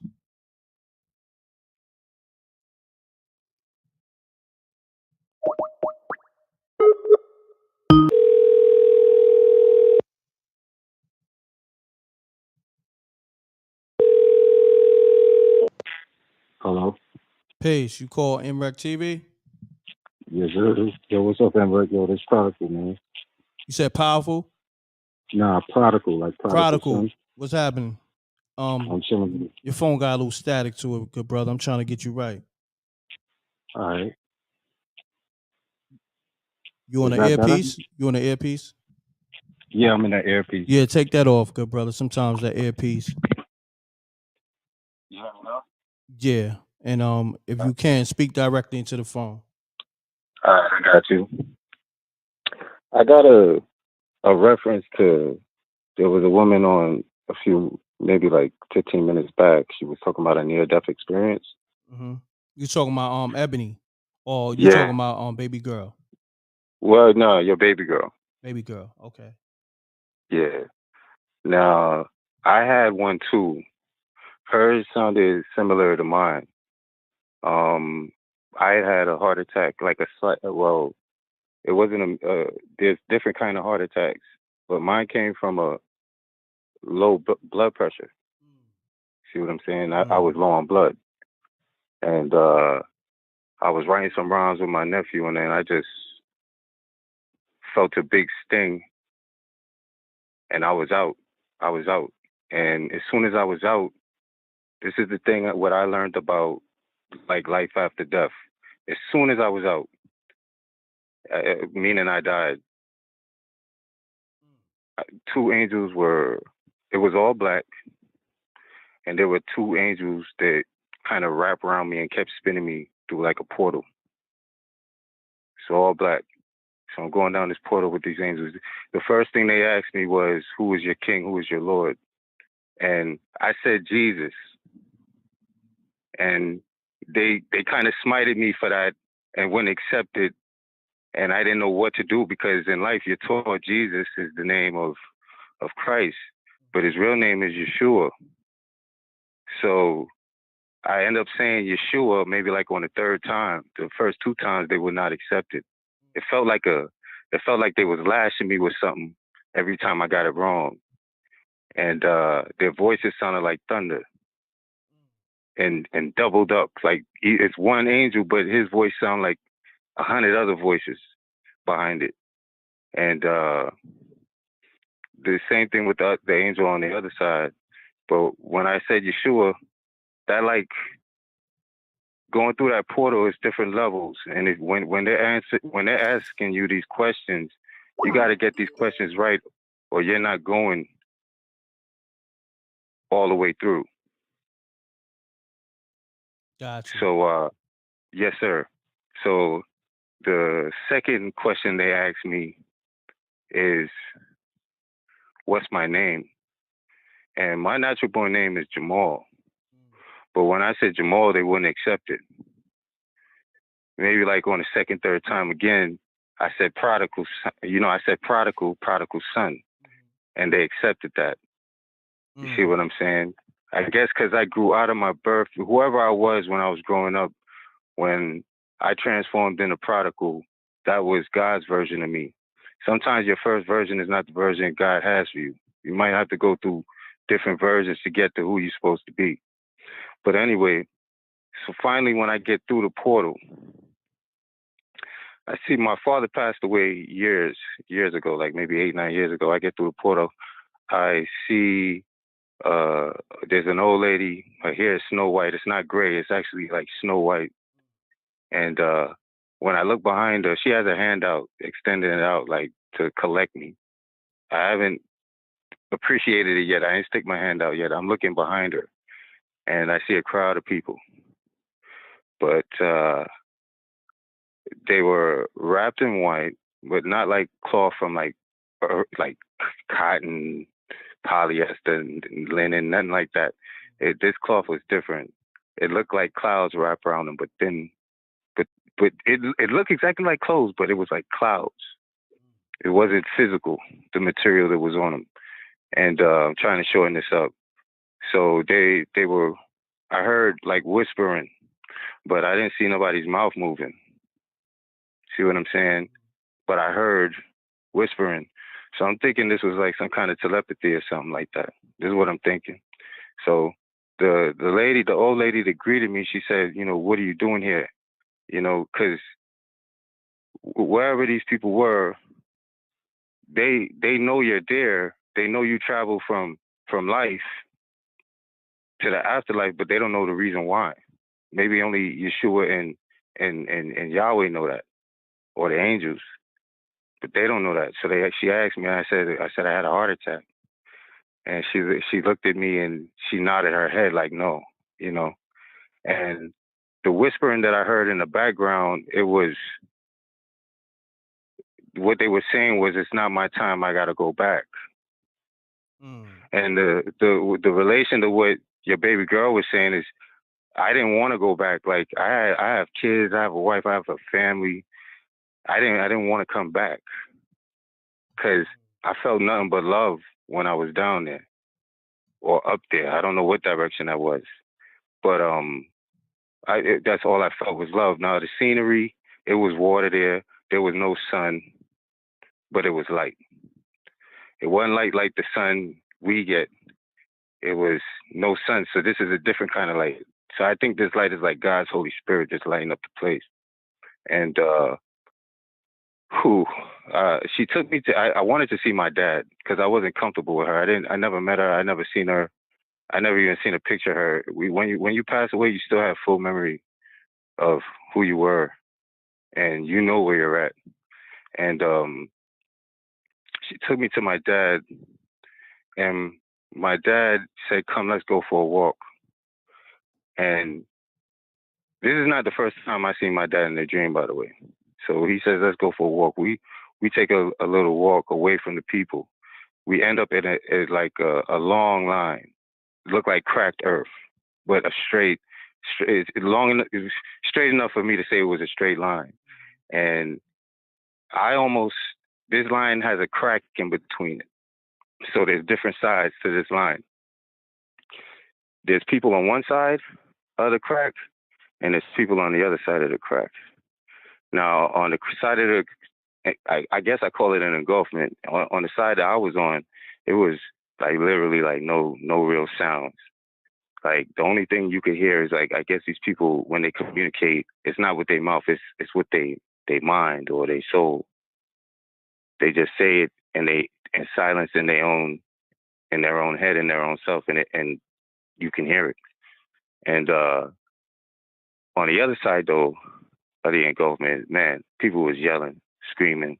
I seen people getting chased by angelic looking beings. And I seen my uncle who got murdered in Queens, Far Rockaway a long time ago. But I seen him, and he was just standing there, just looking at me. He had a big angel over him, a huge one. But he wasn't running around like the rest of the people on. He was on the other side. I guess this side was not the good side.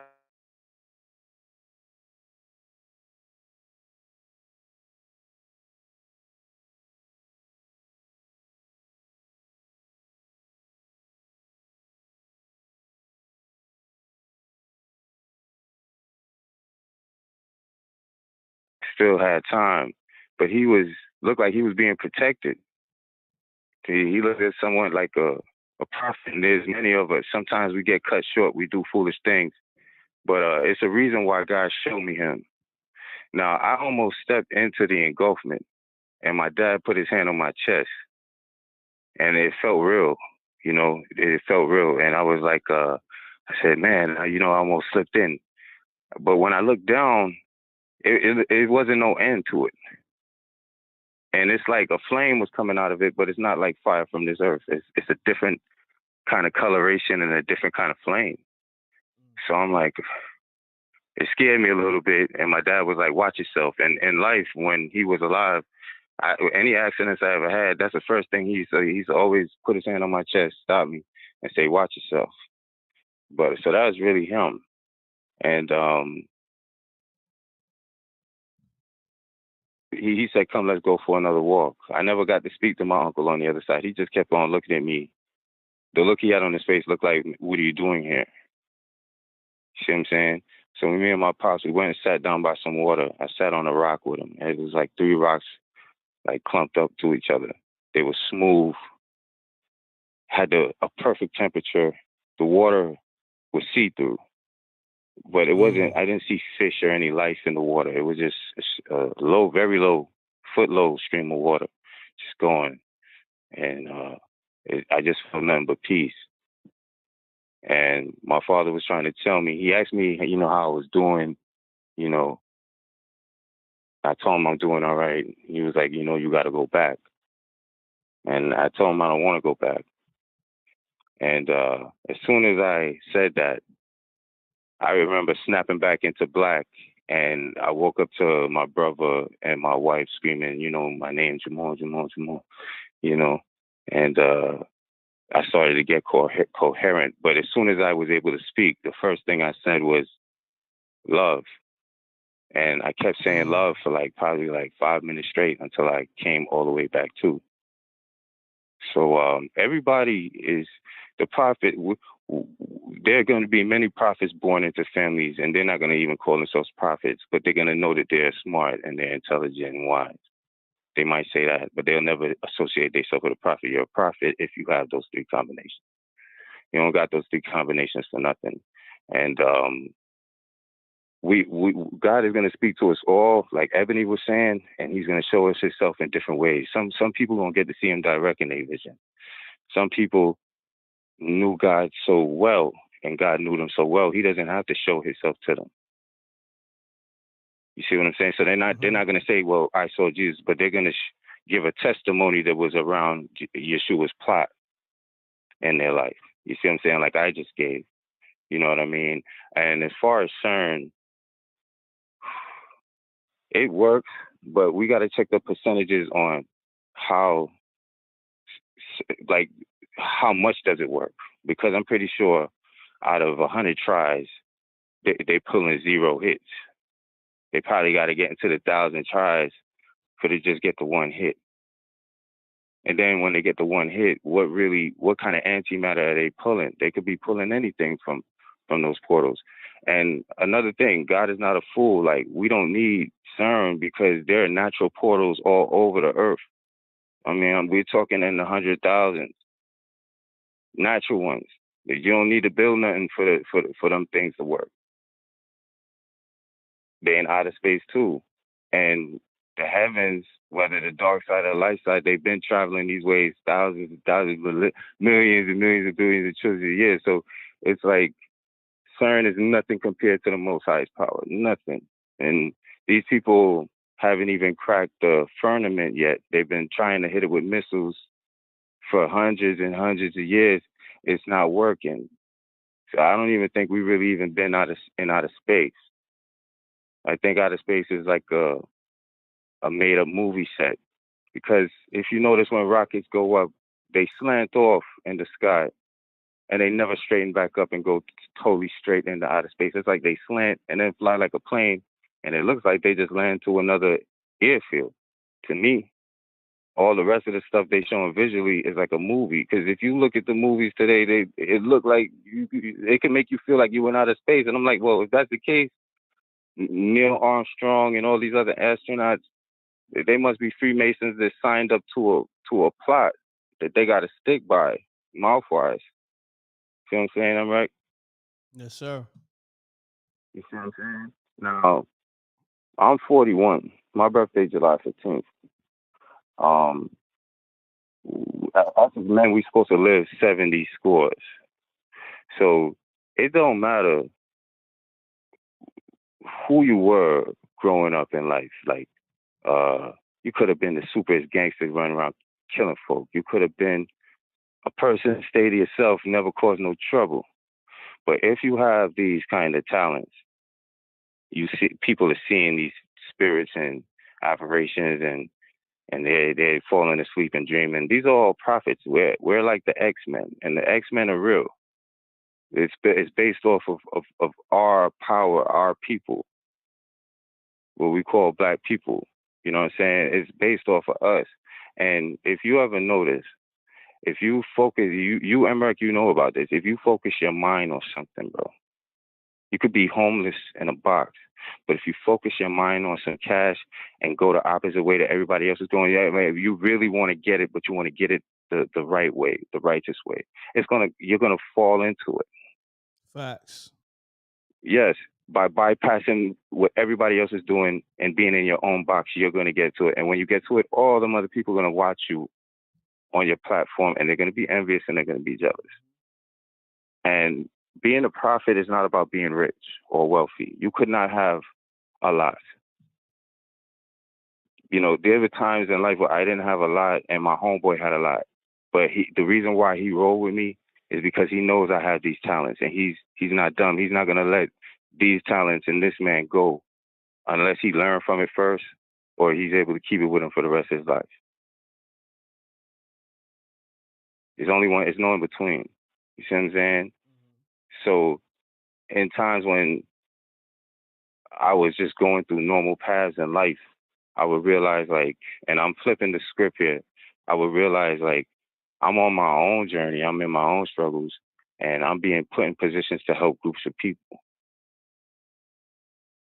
See what I'm saying? Like, the numbers came up. That's what I'm getting at, numbers. Now, I don't know about 666 too much. I do believe that those numbers the human body was built off of.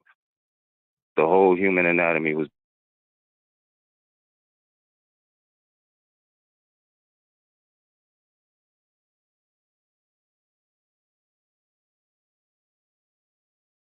it's quick on TV. They show you molecules and cells in the human body. They show quick.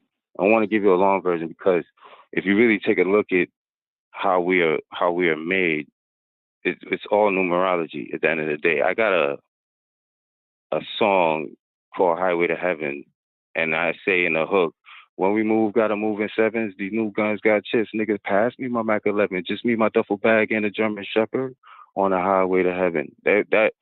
Now, I may never make it with music, but the talent that God gave me to write music, I made that song out of all the songs, the corrupt songs I might have made growing up just to hit charts or whatever online on music boards. That specific song was my tribute to the Most High.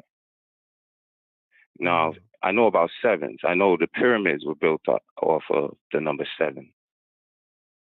Any pyramid you see in Egypt or Africa or whatever, it's going to start with 7 first.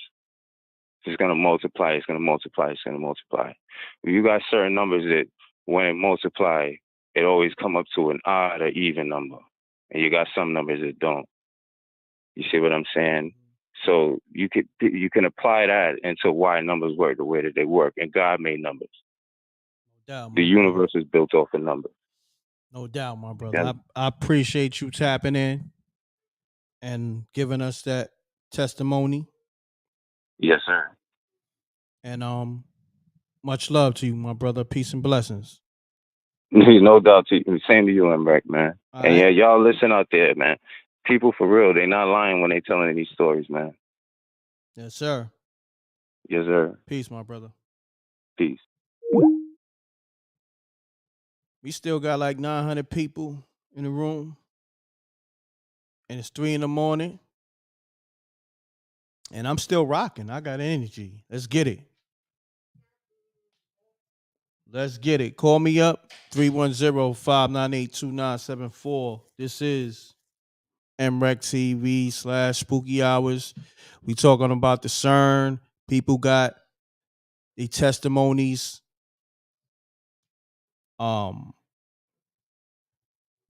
They death experiences and they Jesus and God testimonies. Call up. Y'all welcome. Let's get it. Shouts to Miss Diligent. Salute to SJ. She working hard, sick, and still working hard. That's what we do. I ain't even get no rest yesterday, be honest with you. But and I was up to like 5 something in the morning. I got off the live like 4 and some change. I ain't really sleep. But we working, man. I'm tapped into that God energy. You know what I mean? So it don't even bother me. You know what I mean? Everybody got that God energy within. You got to tap into it. That's why I'm able to just rock out. And mind you, I'm taking on a lot of people energy. I'm taking phone calls. I'm doing stream yards. I'm doing all this and like all at the same time. I'm live. I'm talking on the mic. I'm hosting. Listen, man. You got to tap into that God energy, man. You know, you got to tap into that infinite source, that infinite energy that brought us all here. And that's how you get through everything in life. That's how you figure out things. That's how, like, when you tired, you gotta tap in to that. Your inner core. It's in your inner core. Trust and believe.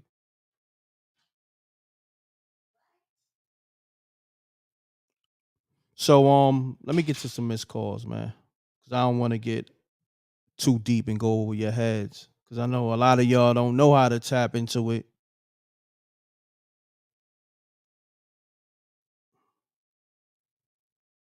And then you gotta practice it though.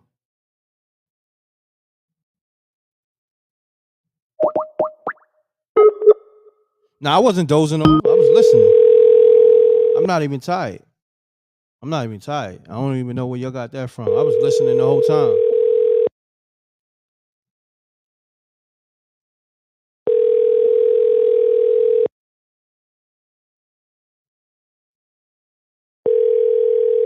I'm calling people back. Maybe they went to sleep. I'm up.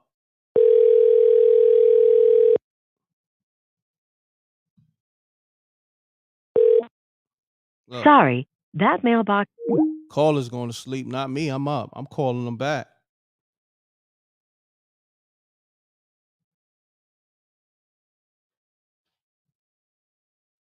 Let me see.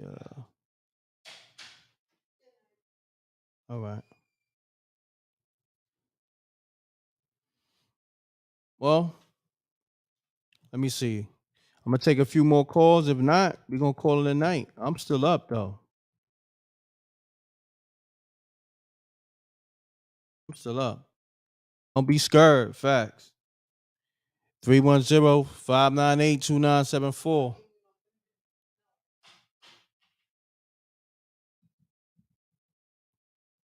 Don't be scared. Let me see. Yeah, I think a lot of these people went to sleep. Matter of fact, I got something else to play for you. Hopefully, it got music in it, so I don't know if I can play it. Cause so far so good. They ain't, I think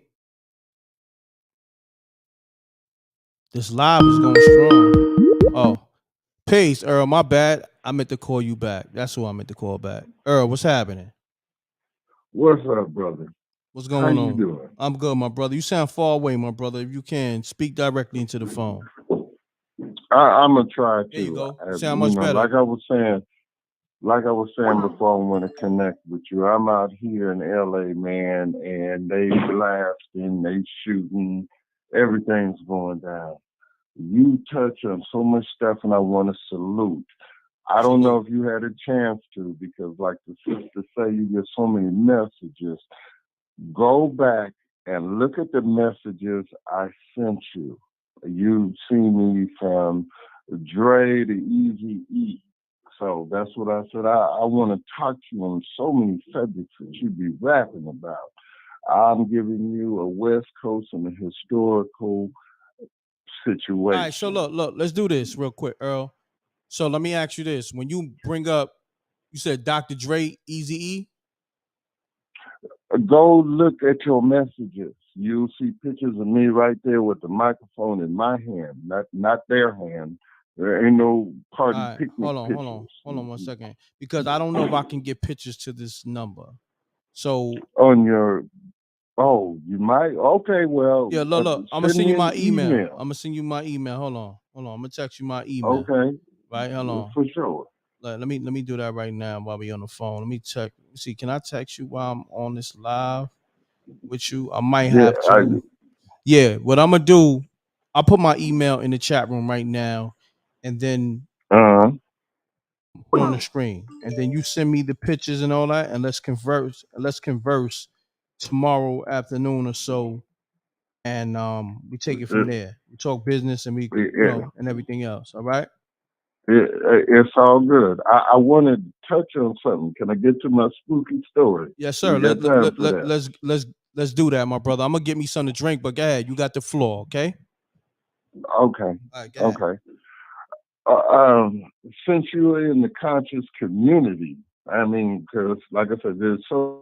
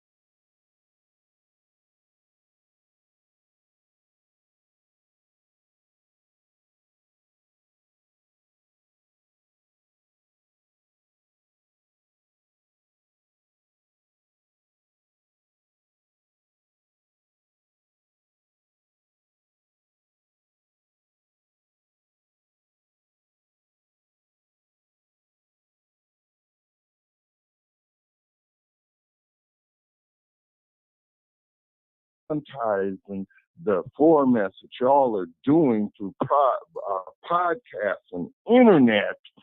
Money is not new to him. Young Pharaoh goofy in a motherfucker right now, and I got love and respect. That boy knowledgeable. He been touched. The goofy story is a lot of people think that people don't get touched in the manner of it ain't about getting more money and this money and that money. They put shit in your food. If you are a target, all the way from Malcolm X to whoever else, from food to assassination, they change the shit up in the matrix. People are being touched. So my spooky question out to you and your audience is, what the hell gonna happen to young Pharaoh? Based upon us just going back a year ago or 2 years ago, he was leading in what he was doing because he was basing information, and even if he got stuff from Pacer and other areas of public knowledge, and then just court documents, this and that, whatever, on the subjects he was talking on, as well as history, which is the same thing that you do, and the sisters, the gods and the earth in New York do. Same thing. Now, why is this nigga acting crazy now? He's done admitted he been poisoned in some type of way. But now as we see him, we say, what happened to our soldier? His shit is different. This is not a criticism on him, and he's young. I'm old. I'm old school, like you said earlier, proper. You said, damn, this nigga sound old. Yeah, I'm over 50. Yeah, I'm from the old school, from the original shit. My brother, I don't know what's going on, but people saying your audio went out. So this is what we're gonna do, good brother, because I don't know if your connection is bad or whatever. Let's do this. I put my email on the screen. I don't know if you took it down, but it's simple. MRECKTV promo at gmail.com.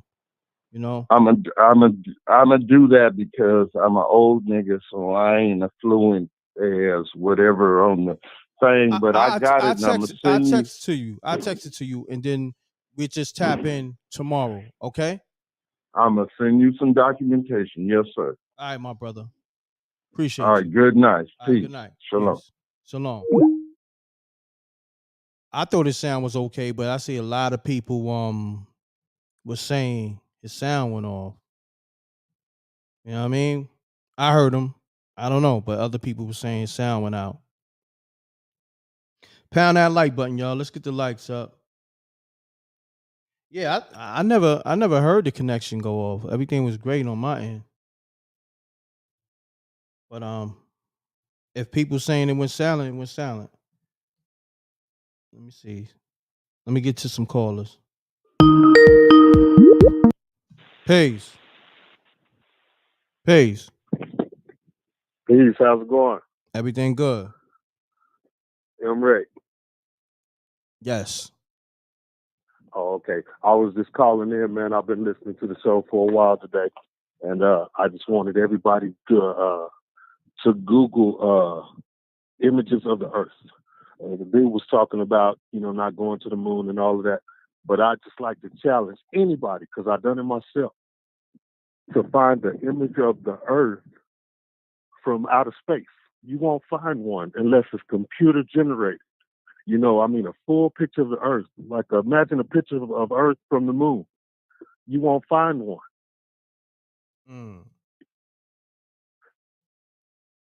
Got you. You hear me? Yes, sir. I've tried it. I had a partner ask me, he told me to try to find the image of Earth from outer space. And you'll find like something from a satellite. You'll get, maybe half the Earth or straight down to the Earth. But there is no full picture of the Earth or no video of the full Earth in rotation. Not from the moon, not from just outer space.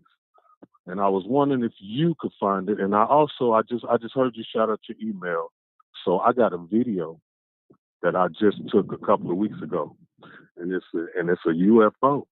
And it's manipulating the clouds. But I'm gonna send it to you. I have it on YouTube if you want me to post the link. Definitely, you could do that. Okay, I'm gonna post the link. It's AB. My name is AB. AB, I got you. Post the link, and I'm gonna share the link. But yeah, if somebody can send you a picture of Earth, tell them to send you a picture of Earth from outer space. I bet you won't get one. I got you. Okay. All right, my y'all brother. have a good night. Have a good one. Peace. You too. Let's get to it, y'all. Got some more callers. Let me call this caller back. I was calling somebody back. Yeah.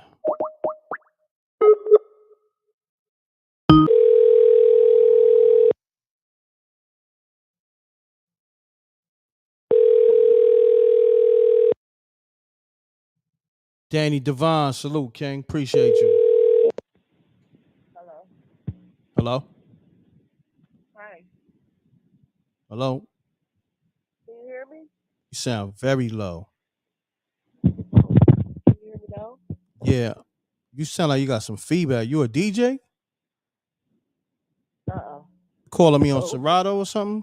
I hear a lot of feedback, like your ground. Sound like you got a bad ground wire. Oh, I got my earphones. You take the earphones off. Can you hear me better now? Yeah. Okay. All right. So, should I go? Should I talk? Yeah. You good now. Oh, okay.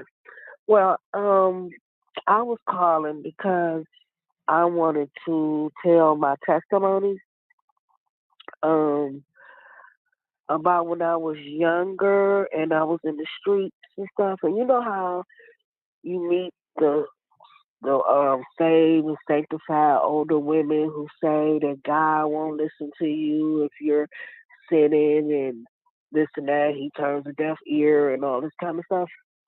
And I just want Correct. to say that that's not true, because I was like on the streets and hanging in the streets a lot, and I was around a lot of people that wanted to hurt me, and he used to let me hear their thoughts and their plans, and I would pray and be like, well, whatever they got planned, God, please, stop it to where they know it's you.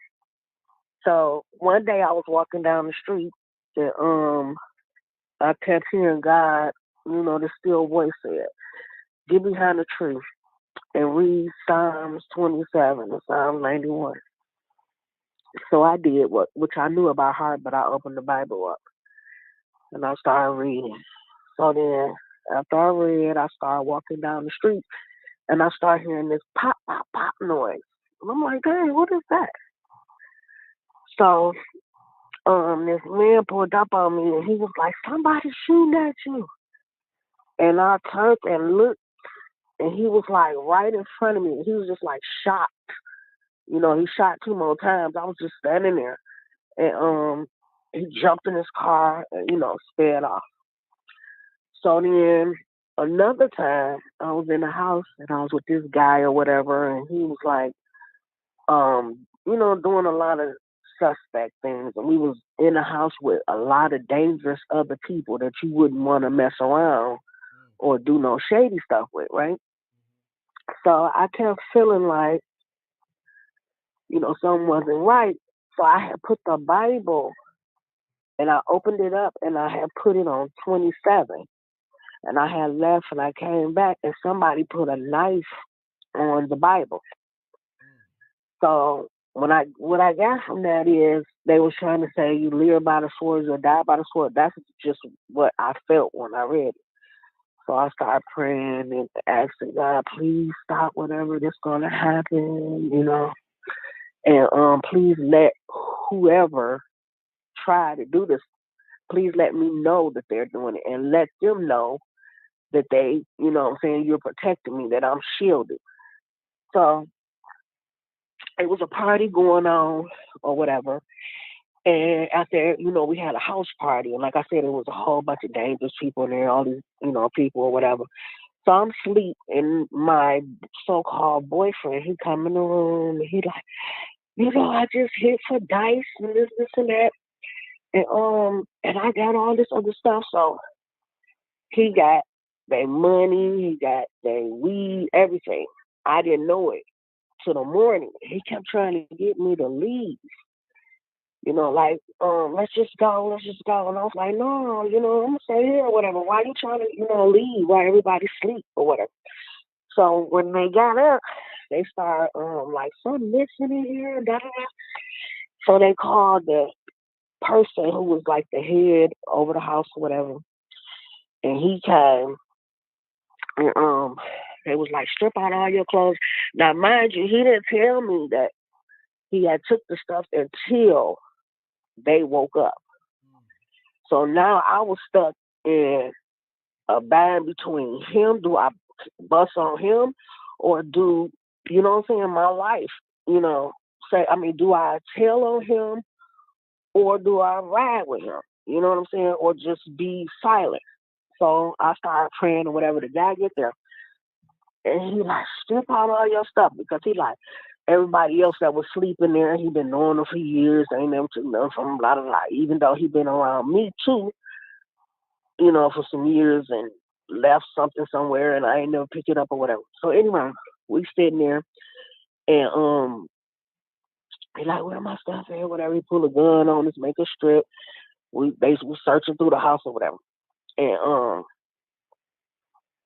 I was praying Psalms 27, because I could feel my heart started racing real bad. I could feel something is about to happen. So we sit down on the couch, and my boyfriend says to him, do you got the money for the washing machine and dryer that you supposed to be giving me? And so he shot the gun right next to me. I was sitting in the TV, and shot through the TV. And then he started saying, you know, saying to him, like, you know, I feel like you the one that did this or whatever. You must have put it somewhere. I don't know. You know, I've been around her, and she ain't took from me, and, you know, none of that. So I think you did it, and da da da. And I've been sending girls to you to see how you really land, and, you know, this and that. So that was like a reveal right then that showed me, like, he was like planning on this and thinking it was gonna fall back on me. So this is my last story right here. I was over my friend's house, no, associate, we're gonna say associate. And I kept feeling, you know, I was always paranoid and stuff like that. I don't know why, you know. But when you're in the streets and you're around people, people can hate you for no reason and want to see you messed up. You can be cute. They want to see you with marks on your face, you know, try to get you stabbed up and all this, that, especially if you know, the stuff or whatever. So anyway, I'm around her, and I'm about to leave. She comes out and, you know, hand me something in my hand, but I'm feeling something weird. Like, why would she do that? I was thinking like it was a sign, you know. And the night before, I had this vision of me running and jumping fences and stuff like that, because I have premonition dreams sometimes. So when she came out to hand it to me, I went back in the house, and I was like, you know, I just started talking to her for a minute or whatever. I was trying to fill her out. And I was like, I said, what did I say to her? I said, if anybody got anything planned, you know, anybody who, you know, is trying to hurt me or something like that, or get me hurt, it's not going to happen. I was like, I got the blood of Jesus shielded over me. He didn't already told me, you know. And then she was just like looking at me like I was crazy or whatever, you know, like, what's the, she high or whatever, you know. So I walked out the door, and I'm walking down the street, and I feel somebody, but I don't see them, but I'm feeling them. I can feel their energy. It's like this real evil energy is coming my way. So, like I said, I had learned by heart Psalms 27 and Psalms 91. So I started saying it in my head, and then, you know, reciting both of them, and then I'm walking, and I'm saying, you know, God, let them know that the devil ain't gonna win. Show them who you are, that you gonna win, that they can't hurt me, and let them know that it's you. You know, I'm praying and praying, and then so, you know, I don't, you know, nothing's happening or nothing like that. So then I get over my friend's house, and I sit. She comes. She's like, "Oh, I just got a phone call. I gotta go out." I didn't know nobody was in the house when she left. So I go, you know, I'm walking around, you know, to go to the bathroom. I'm walking around, and I see this man. He's sitting down in the chair, and he says, I can't remember exactly what he said to me, but what he said to me was saying like, I'm about to kill you flat out. Like what you, but he was like, what you gonna do if I'm the one that's supposed to kill you, or I'll kill you or something like that, tag you up or something. He said, you know what I'm saying? And I was like, what you mean what I'm gonna do? I said, God don't do it. You know, I said, if you mess with me, I'm one of his chosen ones. You gonna feel the wrath of God. I ain't even worried about it. So he didn't get up. He ain't come to me. You know, he didn't do nothing at all. But what was weird around this time is, and what I want to make, you know, what I want to say is, I don't want the people to ever think that God doesn't love you. And if you prostituting, getting high, any of that in the streets, he is out there with you every step of the way. When I guess the devil wanted to kill me at this time, because this was like between 3 months of a time where stuff was going on where, you know what I'm saying, I had to pray. Well, let me interject. Let me interject because you know, I let you rock for a good while. Where was you at? Was that a trap house? Yeah. Oh, it was a trap house. Yeah. I was in my early 20s and I had started using. Kind of figured that it was a trap house. Yeah. Yeah, I had started using. So I was around a lot of people, you know, it was like jealousy type thing where, you know, they want to mess you up. Okay. But he was out there with me because he was letting me know the thoughts, the plans, whatever. It was crazy. It was like I can hear what they thinking and I can move a different way. You know what I'm saying? And I'm put the cherry on the top right now. Please. And I'm gonna say, when I say that, I'm gonna say this. Years later, down the line, I was on my mama's house and I wanted to go to a church. Her church, she called over 2 mothers of the church. And, you know, they wanted me to say hallelujah, hallelujah over and over again so I could speak in tongues, but I wasn't ready. She touched my hand and she said, everything I'm telling you, she told me.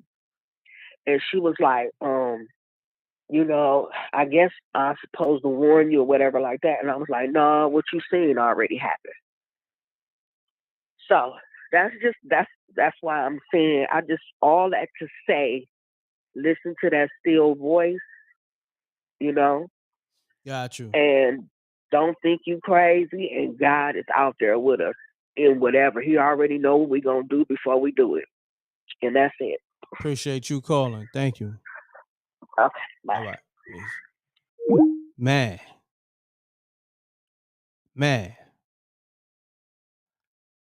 My patience is like no other, but I was trying to hold on till I couldn't hold on no more. I'm like, get to it, God damn it. But you know, God bless her, peace and blessings and all that. Call me up. She was long-winded. Facts. Blue Dot, he on it. Salute. We need a good story, man. 310-598-2974. Pound the like button. We need a good short story. We had some long-winded, man. We had some long-winded people tonight. Man, oh man. Yeah. It is what it is, y'all. I work for the people. So, you know, I can't complain. I work for the people. Gotta crunch the numbers, man. You know? Gotta crunch the numbers. Man, oh man. All right. Let me get to these missed calls. Let me see who I got here. I think a lot of people went to sleep, to be honest with you. A lot of people who called me went to sleep. I'll be trying to get back to them, but a lot of people be so long-winded, then somebody else will call. Oh yeah, working on the holidays, man. It's no days off. Facts, Blue Dot. Facts. Respect. I'm up though. Yeah. Your call has been forwarded to an automatic voice message. People went to sleep, man. You know what I mean? Them callers. Yeah, I'm on. Peach, what's going on? You gonna call me up? You listen, you got a story? What we doing, Peach? You know, Peach always got a good story.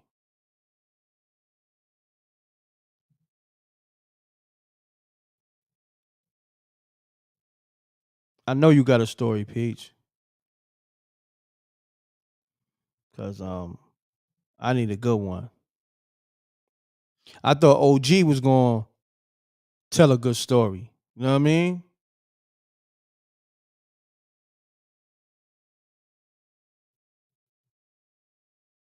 I think Miss Diligent tried to call. Did you try to call Miss Diligent?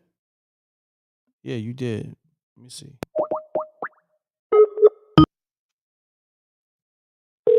She probably went to sleep too.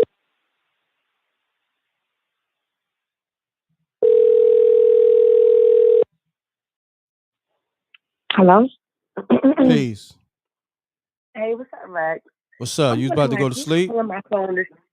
Nah, I'm not asleep. I was in the chat like a second ago. I was just like, who is this calling my phone? What's going on? How you doing? Yeah, that was one of those calls you thought you was getting. You thought you was getting one of What those. calls? Yeah, one of those late night get right calls. No, folks, no. Don't call me past 12 o'clock. No, Nah, I'm just my joking. dudes know. They're very well trained. Because the way you Anyway, answer, what's going on, M.reck? How you doing? nah, everything good. The way you answer the phone though, like you cleared your voice up and all that, you was like, Well, I haven't been speaking to nobody for the past 3 hours on here. So, got you. you know, when you are like, you know, at a standstill, you have to clear your throat so you can speak how you usually speak. No, I get it. I get it. I get it. What's happening? You called, right? I missed your call. I didn't even know you called.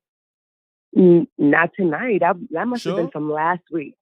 I'm It's it. 1,000% sure. Yes, it must have been from last week when I was trying to call. But it's okay. I can talk. I can max for a little bit. No, I was actually returning your call if you called because I was trying to get back to everybody. So that's why I was calling. And I appreciate that. You always call back. You always, you know what I'm saying, on top of stuff and making sure you get back to your people, which is very, very honorable and respectable. I try. I appreciate that. You good though? You're welcome. Yeah, I'm good. I'm good. I was kind of going back and forth whether or not should I call out tomorrow because I'm not tired. Like usually around this time I'd be out. I'd be like completely sleeping, getting ready to get up at 6. But I don't know. I think the weekend and the extra 3-day weekend got my body in another portal. It's like I'm not tired, which is not like me, but I'm good. I'm rocking out. Got you. So rock out some more. We almost done with the show and you know, enjoy. Thank you. You enjoy and you have a safe week welcome. and a You blessed too. week to you and to everybody. Prosperous week ahead of us. Yep. Peace and blessings. All right. No, real quick, M.reck. I sent you the text from my daughter from her little, stance where she was on the news for Brooklyn and giving food to the homeless and doing God's work. Wow, that's I dope. sent that to you via text. We transfer. Tomorrow or later on or whenever you get a chance to, just take a look at that. And also, can you please send it to SJ? I asked her also to, take a look and get a feel of this 7-year-old little girl at the time. She's 13 now, but she was 7 when she, went on there and made her little organization and put it out in the forefront, which was something that most kids don't do. Most kids at 7 is looking to go to the store, buy ices, run out and bust their knees up. But this little girl actually came up with this concept to where she wanted to feed homeless people and, do something for her community. I'm from Brooklyn. You know how we do. Like, yeah, facts. you kind of, give back to our community, which was so beautiful. So when you get a chance, just take a look at that. Thank you. I got you. Appreciate you. You're welcome. Thank you. I appreciate you so much. All right. Take care. All right. Peace. You too. Good night. Good night. Hold on. Did I get a missed call?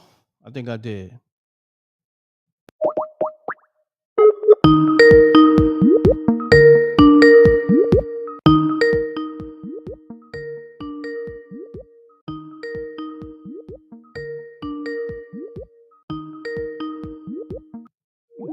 Man, I'm calling you back. I don't know. It's like everybody that called me, I missed their call. I call them back. I don't get through.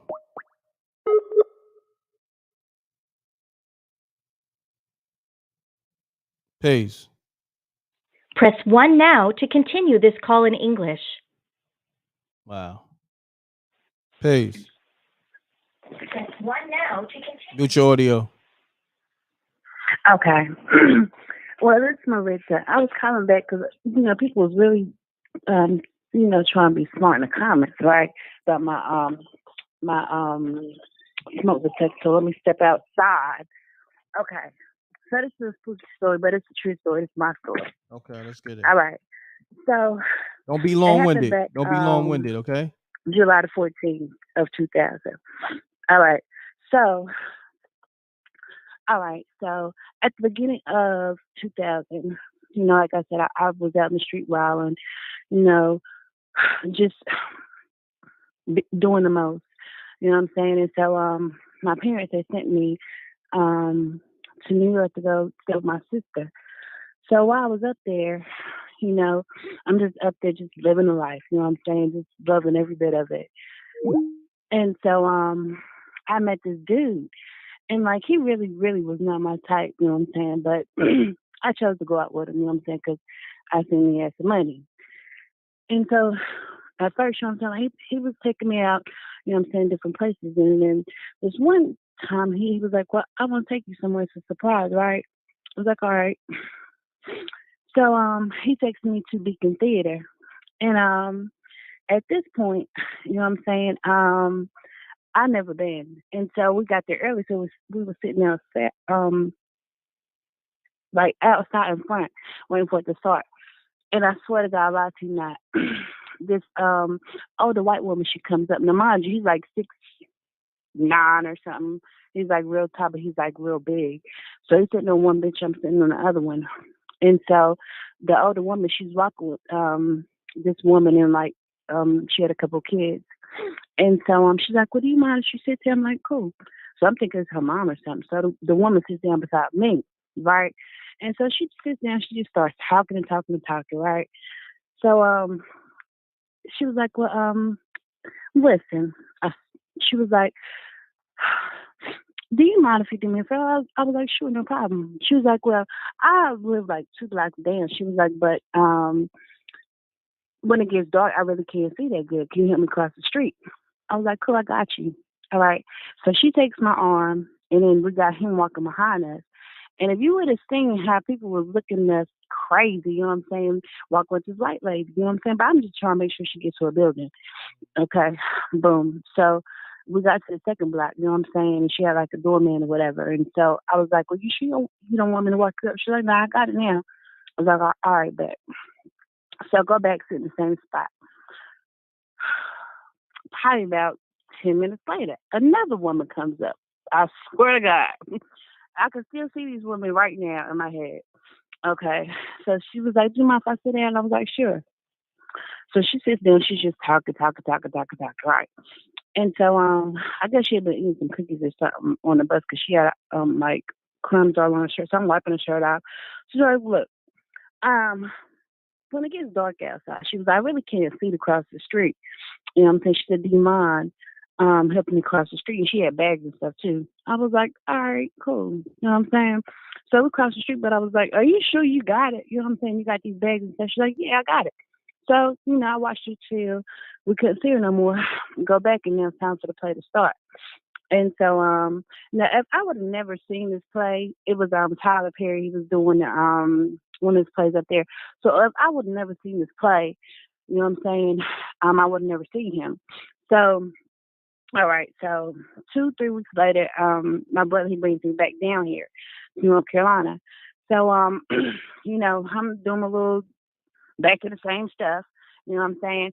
And so July the 14th. So it came down to the point where, you know what I'm saying, like either I really think I was gonna end up going to prison for real because like me and my brother's fiance, she had 2 of his kids. He was about to go to prison, so we thought. You know what I'm saying? So I went to go try to strip. I just couldn't do it. I couldn't do it. You know what I'm saying? So I was like, yo, we just gonna rob this store. And we was planning out everything. So either way, so on July the 14th, all right, my parents didn't want to take my car. You know what I'm saying? So they could come to New York to one of my sister's weddings. All right. And so I drove his work truck and he worked in construction. So it was a big truck. So I drove that to work and I followed her. You know, on our way to work, right? This car just pulled out in front of Francis and brother's fiance. Now mind you, before we even went, I remember her looking down at the tire and was like, yeah, I shouldn't even drive. You know what I'm saying? My treads is showing.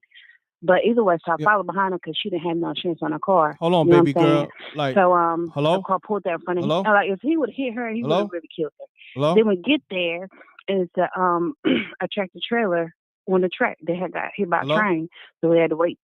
Hello? Can you hear me? Yeah. Yeah, I'm trying to listen to your story, but it's taking a little while, you know. Okay, Oh. this is it right here. Okay. I'm about to end it. Okay. So either way, so we're going in, you know what I'm saying, after they clears to come in. All right. And so we had only been there 4 hours. We left to go on a break and that's when we got to a car accident. You know what I'm saying? And the train hit us and it hit on her side and she died. And I ended up, you know, I was in a coma for a while, you know, but all in all, you know what I'm saying, I just lost my sight. And you lost your sight? Yeah. Wow, I'm sorry to hear that. Yeah. See, you make me so nervous all the time, you know what I'm saying? That's why I I made you didn't nervous. get to put. I'll let you. Go ahead. No, I made you nervous. I let you have the floor for a long time. No, I know, but I'm trying to rush and tell the story, you know what I'm saying? Oh man. So that's why. I'm sorry. My bad. But I'm sorry. No, you good. yeah. I'm sorry. All right, so that's why I was saying, so like, you know, when it comes to things, so like I said earlier when I called, you know what I'm saying, like I was in the church and blah, blah, blah, you know what I'm saying? So I know that God is real, just like tonight. When I called him, you had already been on for 2 hours and 45 minutes. That's why I wasn't even going to tell my story anyway, you know what I'm saying?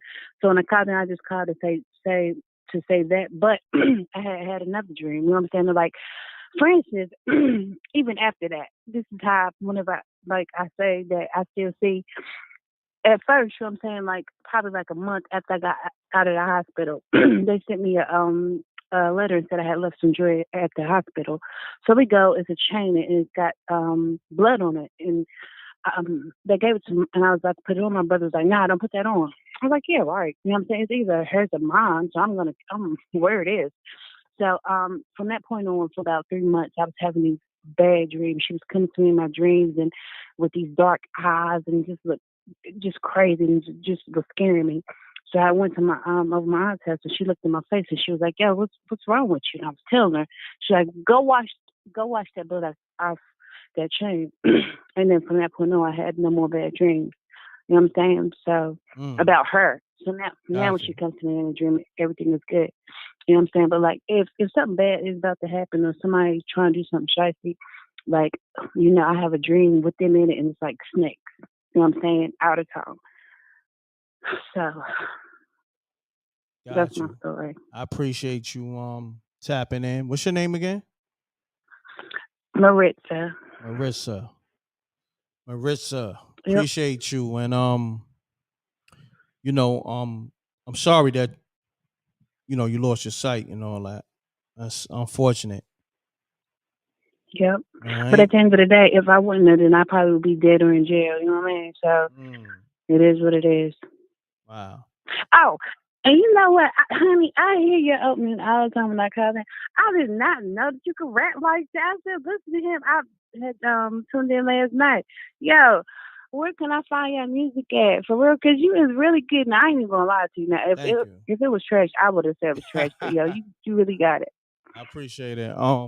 You can find it everywhere. M.reck, m.reck. You can find it on all streaming platforms. Thank you. Hi. Music is Okay. my first Hi. love. Music is my first love. That's what I really do for the most part. But I appreciate that. That's love. Yeah, you got it. All right, babe. Peace and All blessings. right. Peace and blessings. Peace. All right. Salute. Salute to her. You know what I mean?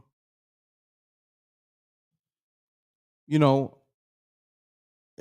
we got all types of people calling up, tapping into the show, telling a story, and it's ill, man. All walks of life. And I'm trying to be patient with everybody. It's hard. I've been live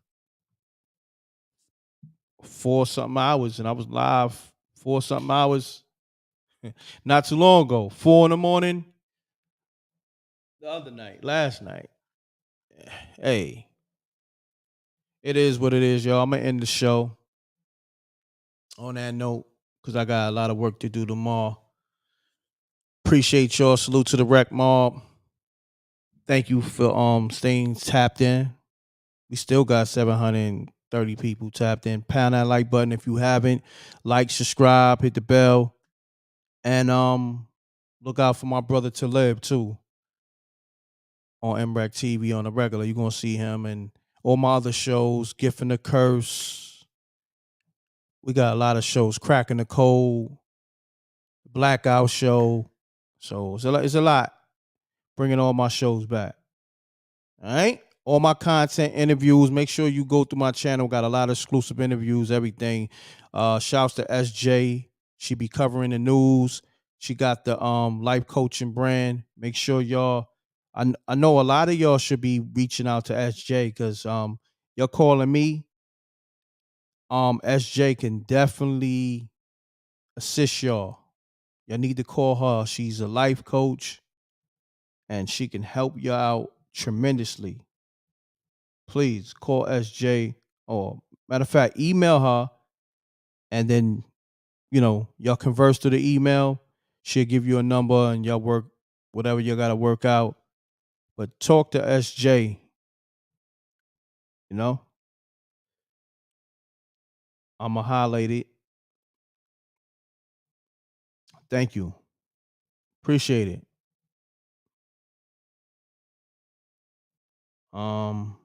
I know I put the SJ contact in the chat room. Where did it go? It's like it disappeared. It's crazy. I'm gonna put it again. There you go. All right, contact SJ if you need some life coaching. If you're going through it, you feeling like your life is on the edge, you need someone to talk to. Reach out to SJ. She has a life coaching brand. The email is on the screen. It's in the chat room, and she's definitely the person you want to talk to. Trust me.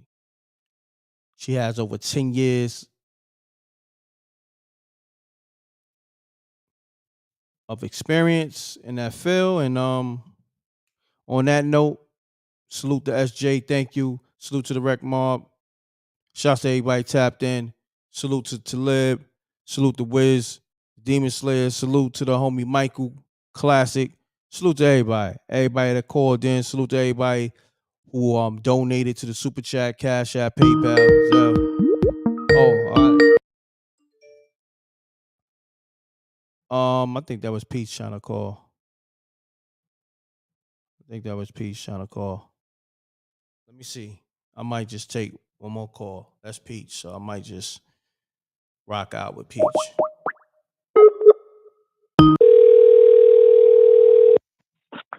Hello, did I cut you off? I was like, oh, he's trying to get off of here. Nah, it's all good, Peach. Talk to me. Good evening, everyone. I missed the whole show. It's all good. What's happening But with you? all right, I'll give you a short spooky story or whatever. At least it's spooky to me. Okay. Which one y'all want? The continuation of yesterday when I told you I unleashed something in my house, or 4-year-old me? Whichever one, no matter. Okay.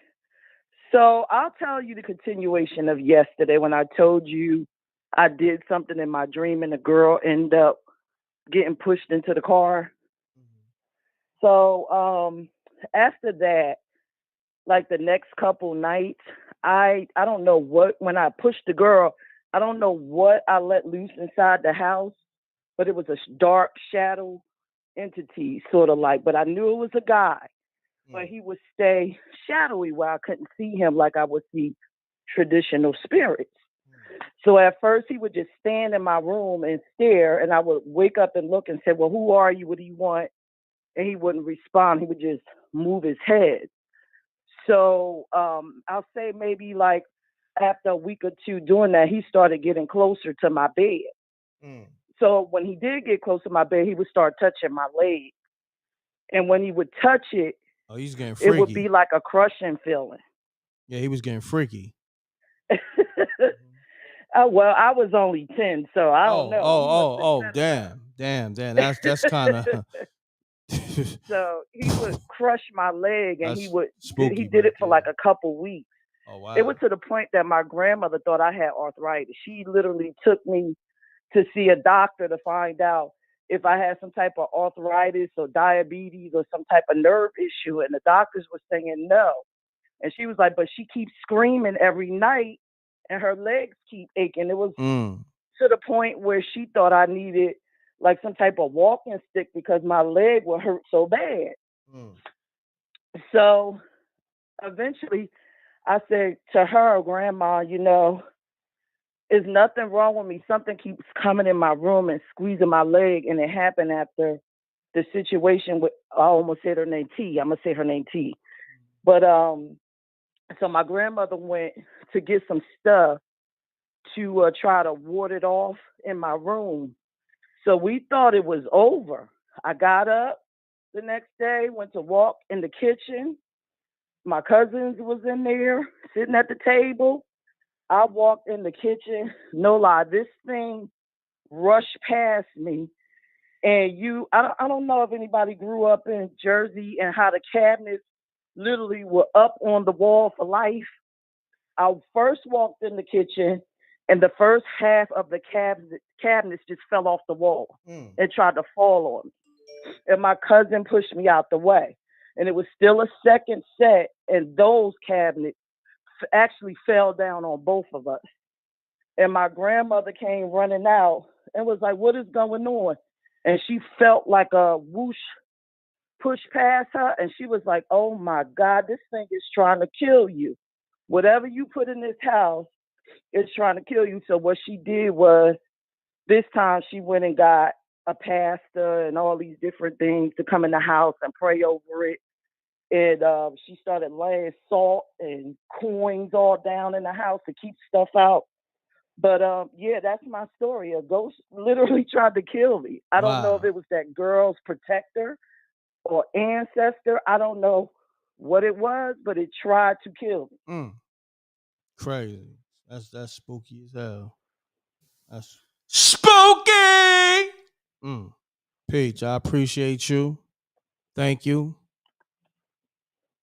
And You're welcome. You know I got your back. Much love to you. And we gonna do this again tomorrow, y'all.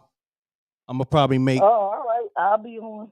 I'm gonna go live every day. I'm gonna just give y'all some times and all that. But Monday through Friday, I'm gonna make sure I'm going live every day with the callers. All right. All right. I'll be tapped in. Thank you, Paige. Take care. All right, y'all have a good night. Have a great night. Peace. All right, y'all. Salute to SJ. Peace to the Wreck Mob. Thank you, everybody, for tapping in. I gave y'all a variation of different things. You got information. You got spooky stories. We talked about the CERN, everything. People had testimonies. Y'all got it all tonight. And still got some good laughs in there, too. All right? So on that note, double deuces and bubble gooses. I'm gone. Thank you. Appreciate everybody who supported the show. Super Chat, Cash App, PayPal, and everybody who just tapped in on the live and everybody who called in. Appreciate everybody. Much love, y'all. We gone.